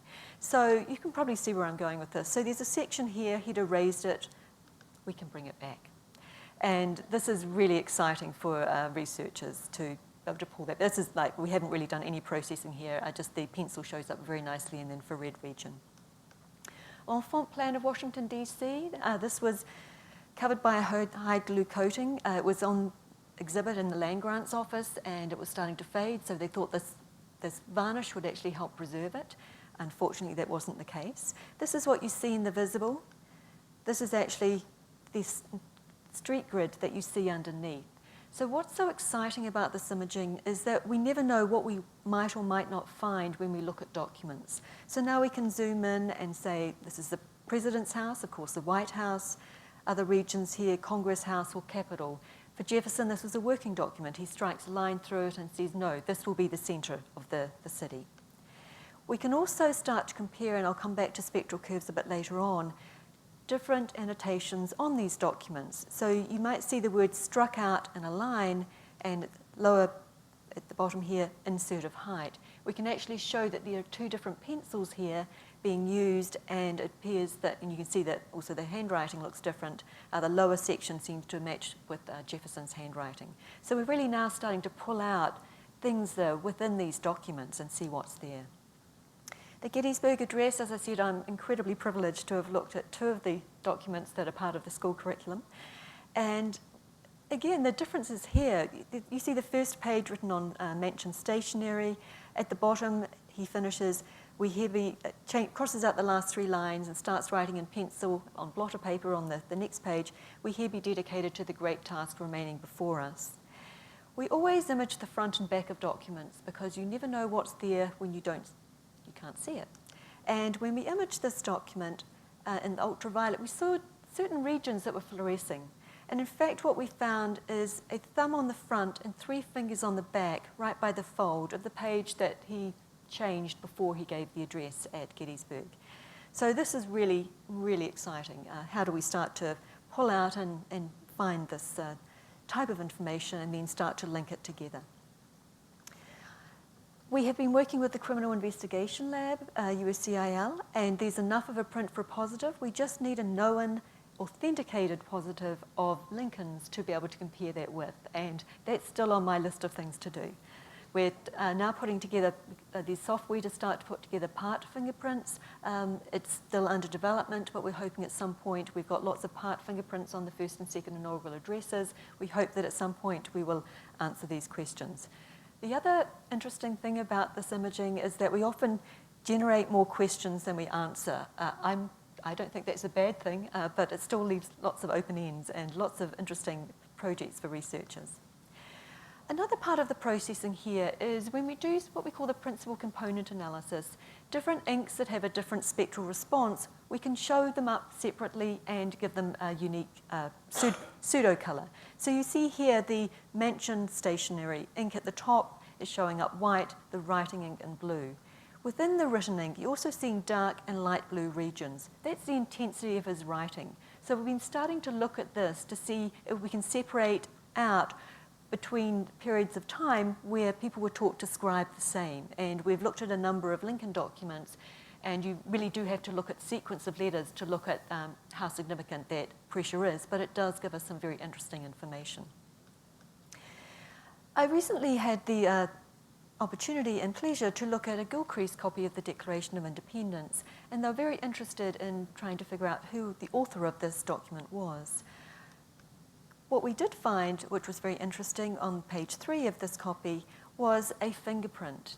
And this is where it became really interesting, because we now could start to look at the ink within that fingerprint and compare that to the original writing ink to see if we could prove that the fingerprint was actually from the author of the document. And so what we do with that is we take a pixel sample off the image, take those and then create unique curves from those different regions. So we did that both for the regions of the fingerprint and then from the written ink itself. And if you look at the two central curves there, the red and the blue, that's a very thin ink on the document and then the ink on the fingerprint. So we're really seeing a very close similarity between that to be able to suggest that that's indicative that this is the fingerprint of the author of the document. So that still leaves the question of who was the author of the document. We had lots of suggestions for this, and we quite painstakingly went through, and I'll click through this quite quickly, but it was interesting hearing earlier the questions about the analysis of handwriting. And we very carefully went through, I'm just showing 2 letters here for comparison, but took text from this copy and then started to compare it with different authors that have been suggested. So Charles Thompson, you can see the D looks similar, but he does a very different P consistently. William Temple Franklin, his writing is actually quite different in style to what we were seeing on this copy. John Franklin's Man was another suggestion. Again, we're seeing some similarity there in the D, but a very distinct difference in the P and other letters throughout. Edward Bancroft was another suggestion, and you see here again we find similarities but differences that help us separate out who this author might have been. The challenge was people kept coming up with new suggestions. So Benjamin Franklin, again, was a suggestion because they didn't know whether this had been written in Philadelphia and taken to France or whether it had been written and copied elsewhere. Again, we're seeing significant differences throughout in the writing styles between the author and Benjamin Franklin. John Hancock, while there is some similarity in style, we, again, throughout did not find a significant connection between that. John Adams became a little bit more interesting. You see here the G's look quite similar. The H, in fact, looks quite similar. So we really had to dig down and look a lot more closely. What was very interesting, in fact, was when we started to look at the words, his of very distinctively curves the opposite way to the of curve on the Declaration text. So that we went from there to Silas Deane. And you can see here we found a significant comparison between the text of the Declaration and known, and I just will note here that all of the comparisons were done with authenticated known documents from these various authors. And we then also were interested in looking at what was interesting is what really brings history alive, and this is why it was so interesting, the teacher section and all the historians and researchers this morning, how do we start to link documents in our collection and make that literal link? And we could actually compare and make links between Benjamin Franklin's signature and the ink he used on this copy of the Declaration, the Articles of Confederation, and another letter. So we're starting to actually link these 3 documents together. And the Franklin Deane letter was when they were writing to Baron von Schulenburg to actually ask him to take this to the King of Prussia to engage support for the new country. And so coming back to what's really interesting about this is we can, with the imaging, and I've done some test imaging through glass, we can actually, as Mark was showing, track changes before and after exhibit. And this was a map that went on exhibit at the Library of Congress for just 6 weeks. You visibly can't see any change, but we could show on the light-sensitive materials on this a very, very slight fading, a very slight difference in intensity. So in terms of protecting our documents, this also is very significant from that perspective as well. Just one final example here. We've talked a lot about how we have to deal with things that have happened to documents over time. This is another document that was laminated, and it's what's Bartók's final concerto for orchestra. He changed things and added new pieces of pages onto this, and the section in the bottom, there's actually 3 to 4 layers. With the imaging and some significant processing, we could actually separate out and find the original score. And what you're seeing there, the dark blue behind is actually the original score that he'd written. So this becomes very interesting for the library also, because the music division often uses some of our musical collections and actually plays a number of the materials. So just in summary, I wanted to say that the importance of the preservation of the original is absolutely critical, and you heard a lot about that from my colleagues. If we didn't have the original documents, we couldn't use these new technologies to actually bring out and find out the hidden information within them. I'm very focused on this, the concept of the digital cultural object, so we can start to link our scientific information and what we're finding back to the knowledge and the expertise of researchers and scholars. Essentially an archaeology of the book or the document that we're working with, and using these new technologies to actually collaborate more effectively and bring together diverse multidisciplinary fields. Thank you for listening.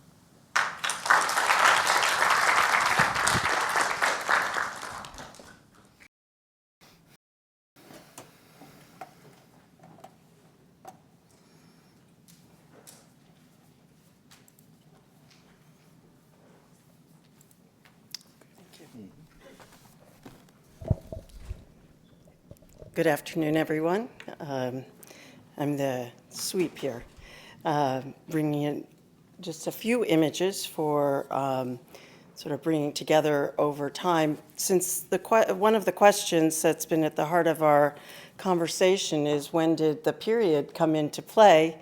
Thought we'd show just a few images of the Declaration over time, so you can see how the punctuation looks the same or doesn't. That's your judgment. So just wanted to give you the opportunity to take a look at that. We've talked about the stone. This is the actual stone plate, which of course is the copy that was made by William Stone. But just to show you what the actual plate looked like and how it was engraved. So you can see the period that he made at that point, or the mark. Let's just call it the mark, but I think we all call it the period. And it gives you a sense of the size. In 1883, there was an image made using a collotype process by someone named Gedney, and a print was made of that collotype, and you can see here this image from 1883 of the Declaration. That gives you an idea. So quite a long time ago, but less than 100 years after, of course, it was originally made. And then in 1903, L.C. Handy, who was the nephew of Matthew Brady, and took over, he worked with Matthew Brady from the time he was about 12 years old, and then afterwards took over that studio.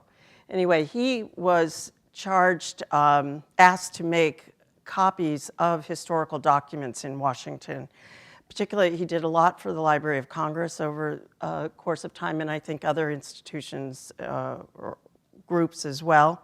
And so he was asked on multiple occasions, actually, to photograph the Declaration of Independence.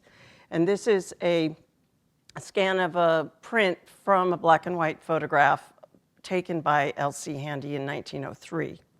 So that gives you an idea of what the Declaration looked like in 1903. And as Mark mentioned, we are dealing with a number of layers here in terms of sort of distance from the originals. And this example of the Declaration is of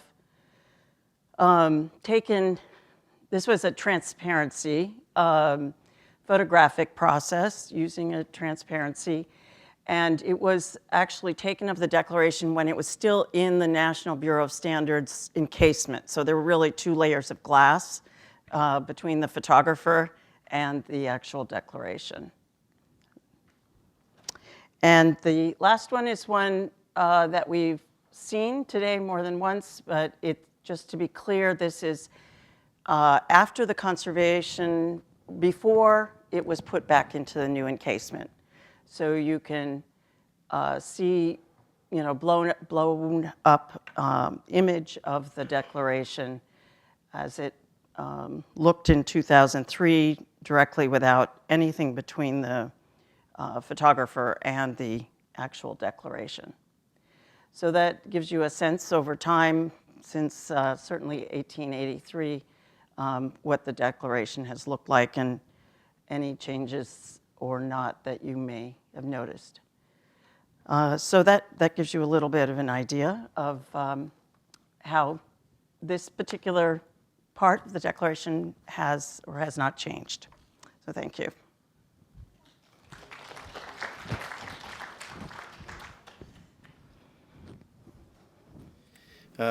Thank you to our panel. I somehow feel where we are quite confident in our unsurety of what is there or not there. Before we get into the questions, I just wanted to take a moment to also thank our sign language interpreters who've been gamely with us all day and providing that service. And this last panel with some of the more scientific elements was even more rigorous. So thank you for our sign language interpreters. The spirit of the day has been about discovery and exploration and trying to find balance in what's known, what's knowable, and even what's intelligible. So I think with that, if there's questions for our panelists, we are not answering the question today, has the archives done hyperspectral imaging on the encasement? We have not yet. I think that one question that I will lead us off with is, given the conditions by which we have in the encasement and what's there, what are the concerns or challenges about hyperspectral imaging that we might be engaged with? Fenella, you have a large experience with documents that are freestanding or under single panes of glass, but I don't know how much hyperspectral has happened in a humidified argon environment, which is my new favorite word. But is there, just to kick us off, is how do we find a way forward here? I think we can safely say that there is no risk from this technique. We've looked at a number of documents in various stages of condition. Some I'm not at liberty to describe today. And the technique has consistently provided useful information if it's there. And I think the other thing to be clear about, and I think it was discussed, many people brought it up, we don't know when we image the document what we're going to find. Mm-hmm. We can't definitively say we'll find anything, but we are often wonderfully surprised about things that we didn't know before we started. So that's a great thing. In terms of the use of light and the encasement, we have done, yes, some test imaging, not in the exact same environment. I don't see that would cause any significant risk because we don't have high heat. We're not going to change any environmental parameters within the enclosed encasement. It is It is doable. If the archives decided to move forward with this, the technique could be employed in a very safe, consistent, and conservatively effective manner. All right, thank you. Other comments or experiences?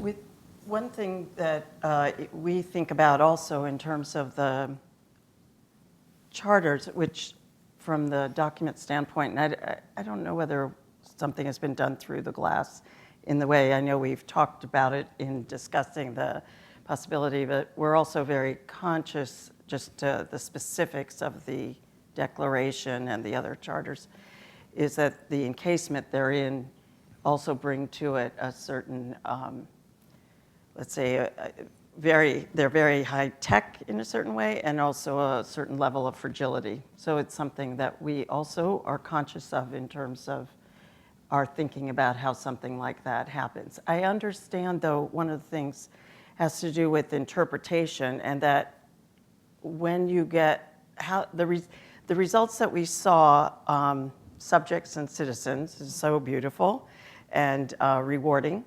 but how does, perhaps you could say a little bit about how, how does it doesn't always come out like that, is my sense, and just sort of how do you see in terms of the range of results and what might end up? What are the possibilities? Right.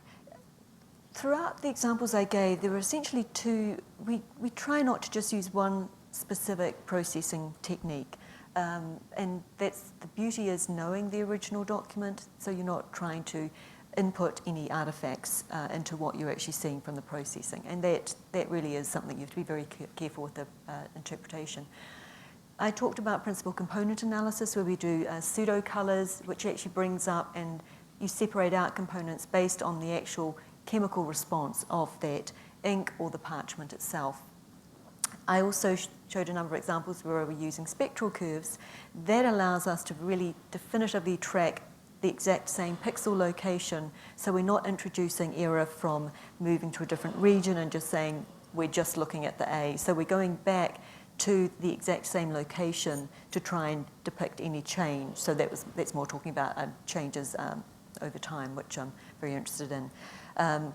So I think there's a, as I said, we can't promise what we would find. We never know until we go in and look. I know there had been some concerns about whether the condition of the parchment would impact that in any way.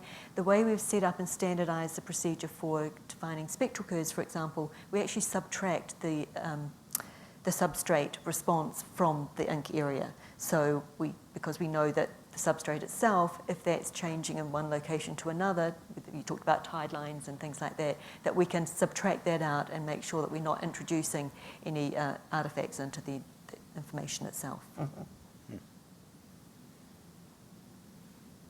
Thank you. I don't want to hog the podium, but other questions for our panelists?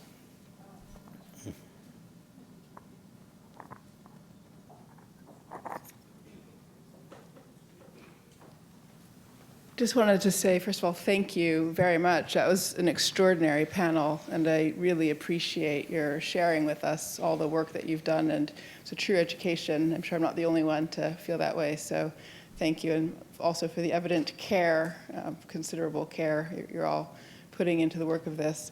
I have one very specific question that just relates to those two images, 1883 and 1906, was it? Elsie Handy photograph, Right. which are new to me, so it's exciting to see those. So thank you for sharing those. The Handy image looks better than it would if the water damage predated 1906, unless that 1906 image has been touched up. So I wondered if you could say something about that 1906 image. Yep. I think Doris can. I appreciate your point about that, how clear it looks. But that's the record that there is from that time. It's been interesting to read different comments about what the Declaration looked like at different times. Read everything from people saying it looks great. Now, in the end of the 19th century, I read that fairly recently. It's hard to know what to believe. I mean, I'm just saying what I've read, to, of course, the fact that it was brought to be, the copy was made by Stone, so we have the full range. But I understand your point. I can't give, it's an interesting observation. One of, I'm not sure if I said it or not, but in the publication, I think you cited it in 1904, from there was an exhibition of at the State Department related to the Declaration, and there was a publication. They talked about there being 12 photographs having been taken already of the Declaration. I don't know that we don't have 12 different photographs or haven't seen 12 different ones. So it sounds like a wonderful treasure hunt that we can all go on, that I'd like to go on. So that may, over time, give us some, and Handy's image, if my colleagues will corroborate this, but it's marked that he took them at several different times. I think the image we have says they're different. There were 3 different occasions. 3 different occasions. Different dates, though. Different dates. Yeah. And the one that we have, it was from 1903, per the caption, Right. from the original. But it's fair to say that the 8x10 glossy print that we have is not a great copy. It's very contrasty. So it's like you have to take it on its own terms. So whether he processed it to make it more contrasty, to bring up the image, certainly there's manipulation that can be done, unlike we do today with digital. And that's actually been at the heart of the challenge for us as we think about things, because when looking at various images, and honest to goodness, this is something that I say certainly more regularly than I used to, is that that's too good to be accurate. and the challenge that, as we've discussed today as well, is that it makes us all vaguely nervous that it's so good, and that still leaves the ambiguity very much in the open table of like, what is the intent, what is the answer. Even from our discussions about style and textual tradition and punctuation, it's not definitive to me that this is even that we're able to answer the question. I think that we're able to clearly say, including the range of traditions and the range of interpretations, particularly from the teaching experience all the way to the historiographic experience to the textual tradition, is in fact the work at hand right now. And I think that's the one thing that I can walk out of here with saying, okay, I have some clarity, that's good. Yes, sir. We've heard about how the parchment declaration is in a very, very poor condition compared to other parchments of even older vintage. Could the spectroscopic techniques provide us some information as to the character of the degradation that has occurred? For example, if it was really washed in 1823, could one see that, given that the damage seems to be very inhomogeneous across the page? We have seen, I'll just say from the imaging perspective, on some quite historic parchment documents, we have been able to pull up a lot of sort of what we call treatment-related information that's been particularly useful. So it can, in fact, provide some of that information. And if we knew more about treatment, would it help to improve the imaging? You can only, if we knew more about the if we knew more about the treatment, it would help with the imaging. Yeah, would that help? Would that allow us to narrow? One of the reason I use the term document or object archaeology is that we really are essentially doing a forensic type examination. From what here, there's good documentation, but these periods of time where when they actually captured from the plate, it's not known. At this stage, we would not be doing anything to change the document itself in terms of that treatment. So I think the short answer is that would be interesting and useful in terms of what we can see through the imaging, but we couldn't actually use a knowledge of that or definitively say this damage was from this. We can start to look at different spectral responses between regions and compare them, but we're not going to do, of course, anything to enhance the spectral. Does that answer your question? Yeah.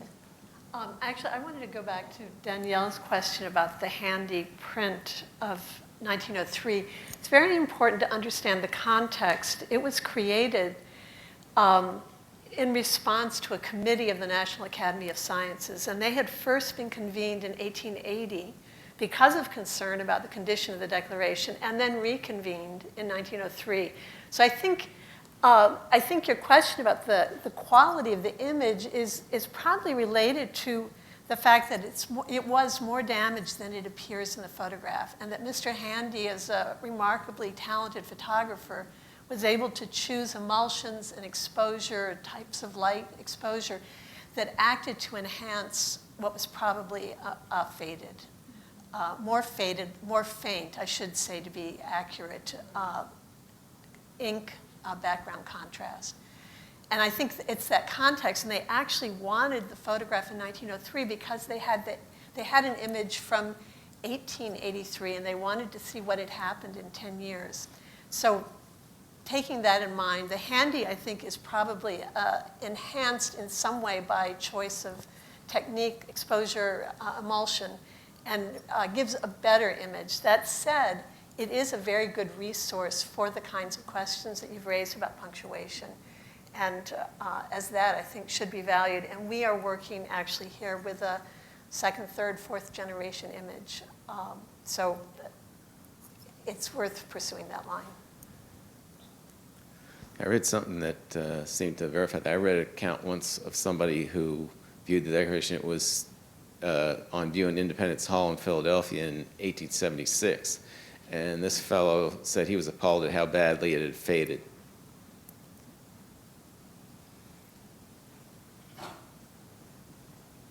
Well, I think it's clear that that's only continued over time.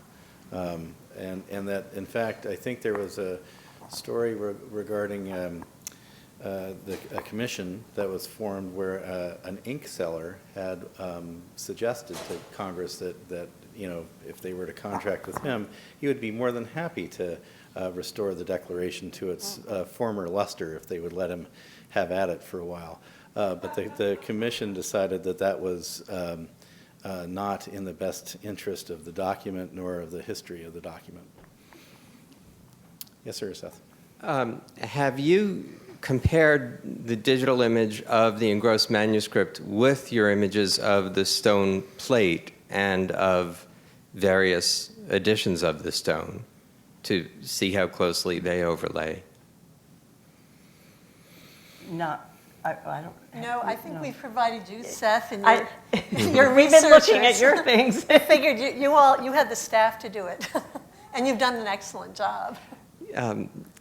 We have some staff, but not necessarily the technology that would allow those images to be as closely compared as I think the technology that you use in your imaging. So, worth talking about. Maybe there's something else to look at.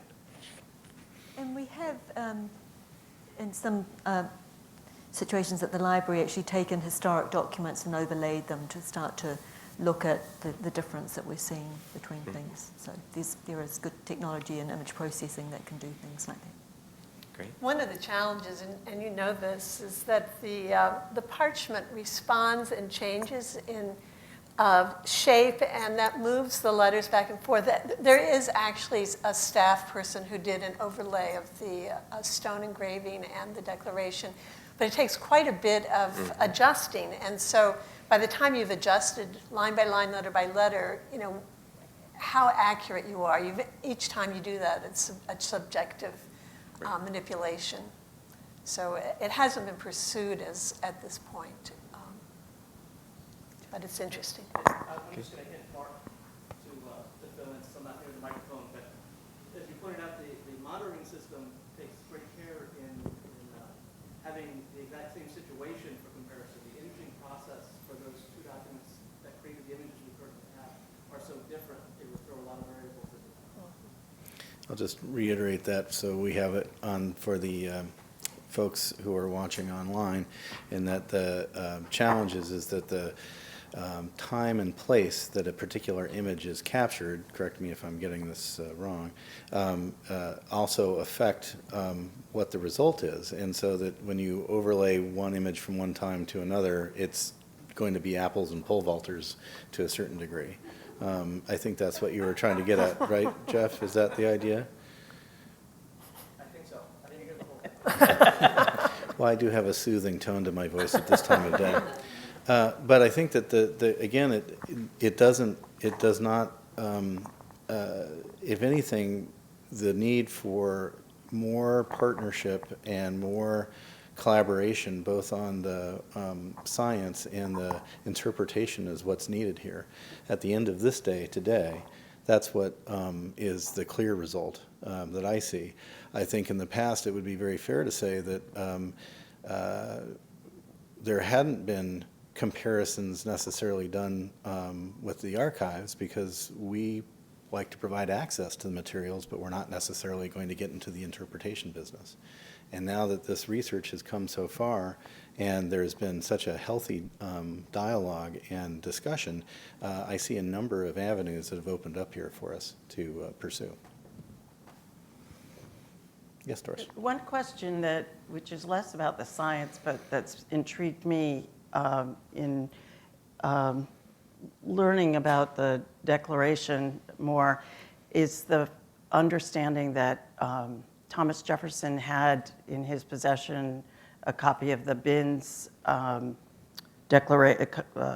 of the Declaration, and also the Tyler one, and as well as the stone plate. And all of those had the period. And so, well, they were done 1818, 1819, and 1823. And I guess he was to some extent involved in those printings of the Tyler and the Binns in any case. I don't know to what extent, but to some extent. And I guess I'm intrigued by how much ownership Jefferson felt over time or didn't feel about the Declaration. And since they all had periods, would he have said to Tyler or Binns, listen, you got it wrong here, this shouldn't be a period? Or would he have said, or somehow corroborated, or in some way said, it doesn't matter anymore, or the meaning just didn't have that much? So anyway, this was another question that's come to my mind in the course of learning more about all this. Maybe I can speak to that a little bit, just because it's a question I've had as well. I've certainly spotted those periods in those engravings. And it's tricky because we do see Jefferson reiterating the single sentence punctuation at a later point. So the draft for Madison comes later than 1776, for instance, and he repeats that in his notes. I can't remember the exact date for that. And then, pardon? 1783, sorry, thank you. And then there's this unusual printing from Virginia in 1800 that looks like it was part of Jefferson's campaign, which is, or right coming up to that campaign, which is also punctuated as a single sentence and is unusual in also having the kind of long Matlack dashes in it too. It's a very unusual printing. So I don't have enough evidence to say Jefferson was involved in that printing at the moment, but it looks to me like he possibly was. And so yes, and then you have the Binns and Tyler ones later. So it's a real question mark. There's also, this is going to sound probably completely crazy, but his eyesight was not great at the end of his life, and by that last decade, we're getting to that point where he was having eye trouble. I don't know. Another something to throw in there. I think in answer to that also, to the question of what ownership did Jefferson feel to those later iterations, we don't really know, but I'm not sure that he really felt that those were his texts and that it made that much difference on those kinds of details. I think he had, in a way, yielded up ownership of the Declaration by that time. We know in other instances in which he was part of a collaborative process that created a text, once he had finished his part and moved it on, even though it might have been something very special and taken a lot of creative work on his part, he would just say, all right, that's it, it's moved on. So I don't know, I can't say for sure if he would have paid much attention to the period at that point on those engravings. Yeah. Don't know. That's a fair point as well. Danielle, would you like to join me down here for any concluding remarks? We're at the end of our day. As Danielle makes her way down, so for our final farewell to the YouTube audience, I do want to thank the Institute for Advanced Studies for their support of today and their partnership. It's been a true pleasure. Partnership is certainly at the heart of all the work going on at the National Archives. But also, I think that giving a round of applause to all our panelists would be appropriate too, because it's just been a spectacular day. I can't believe how quickly it's gone.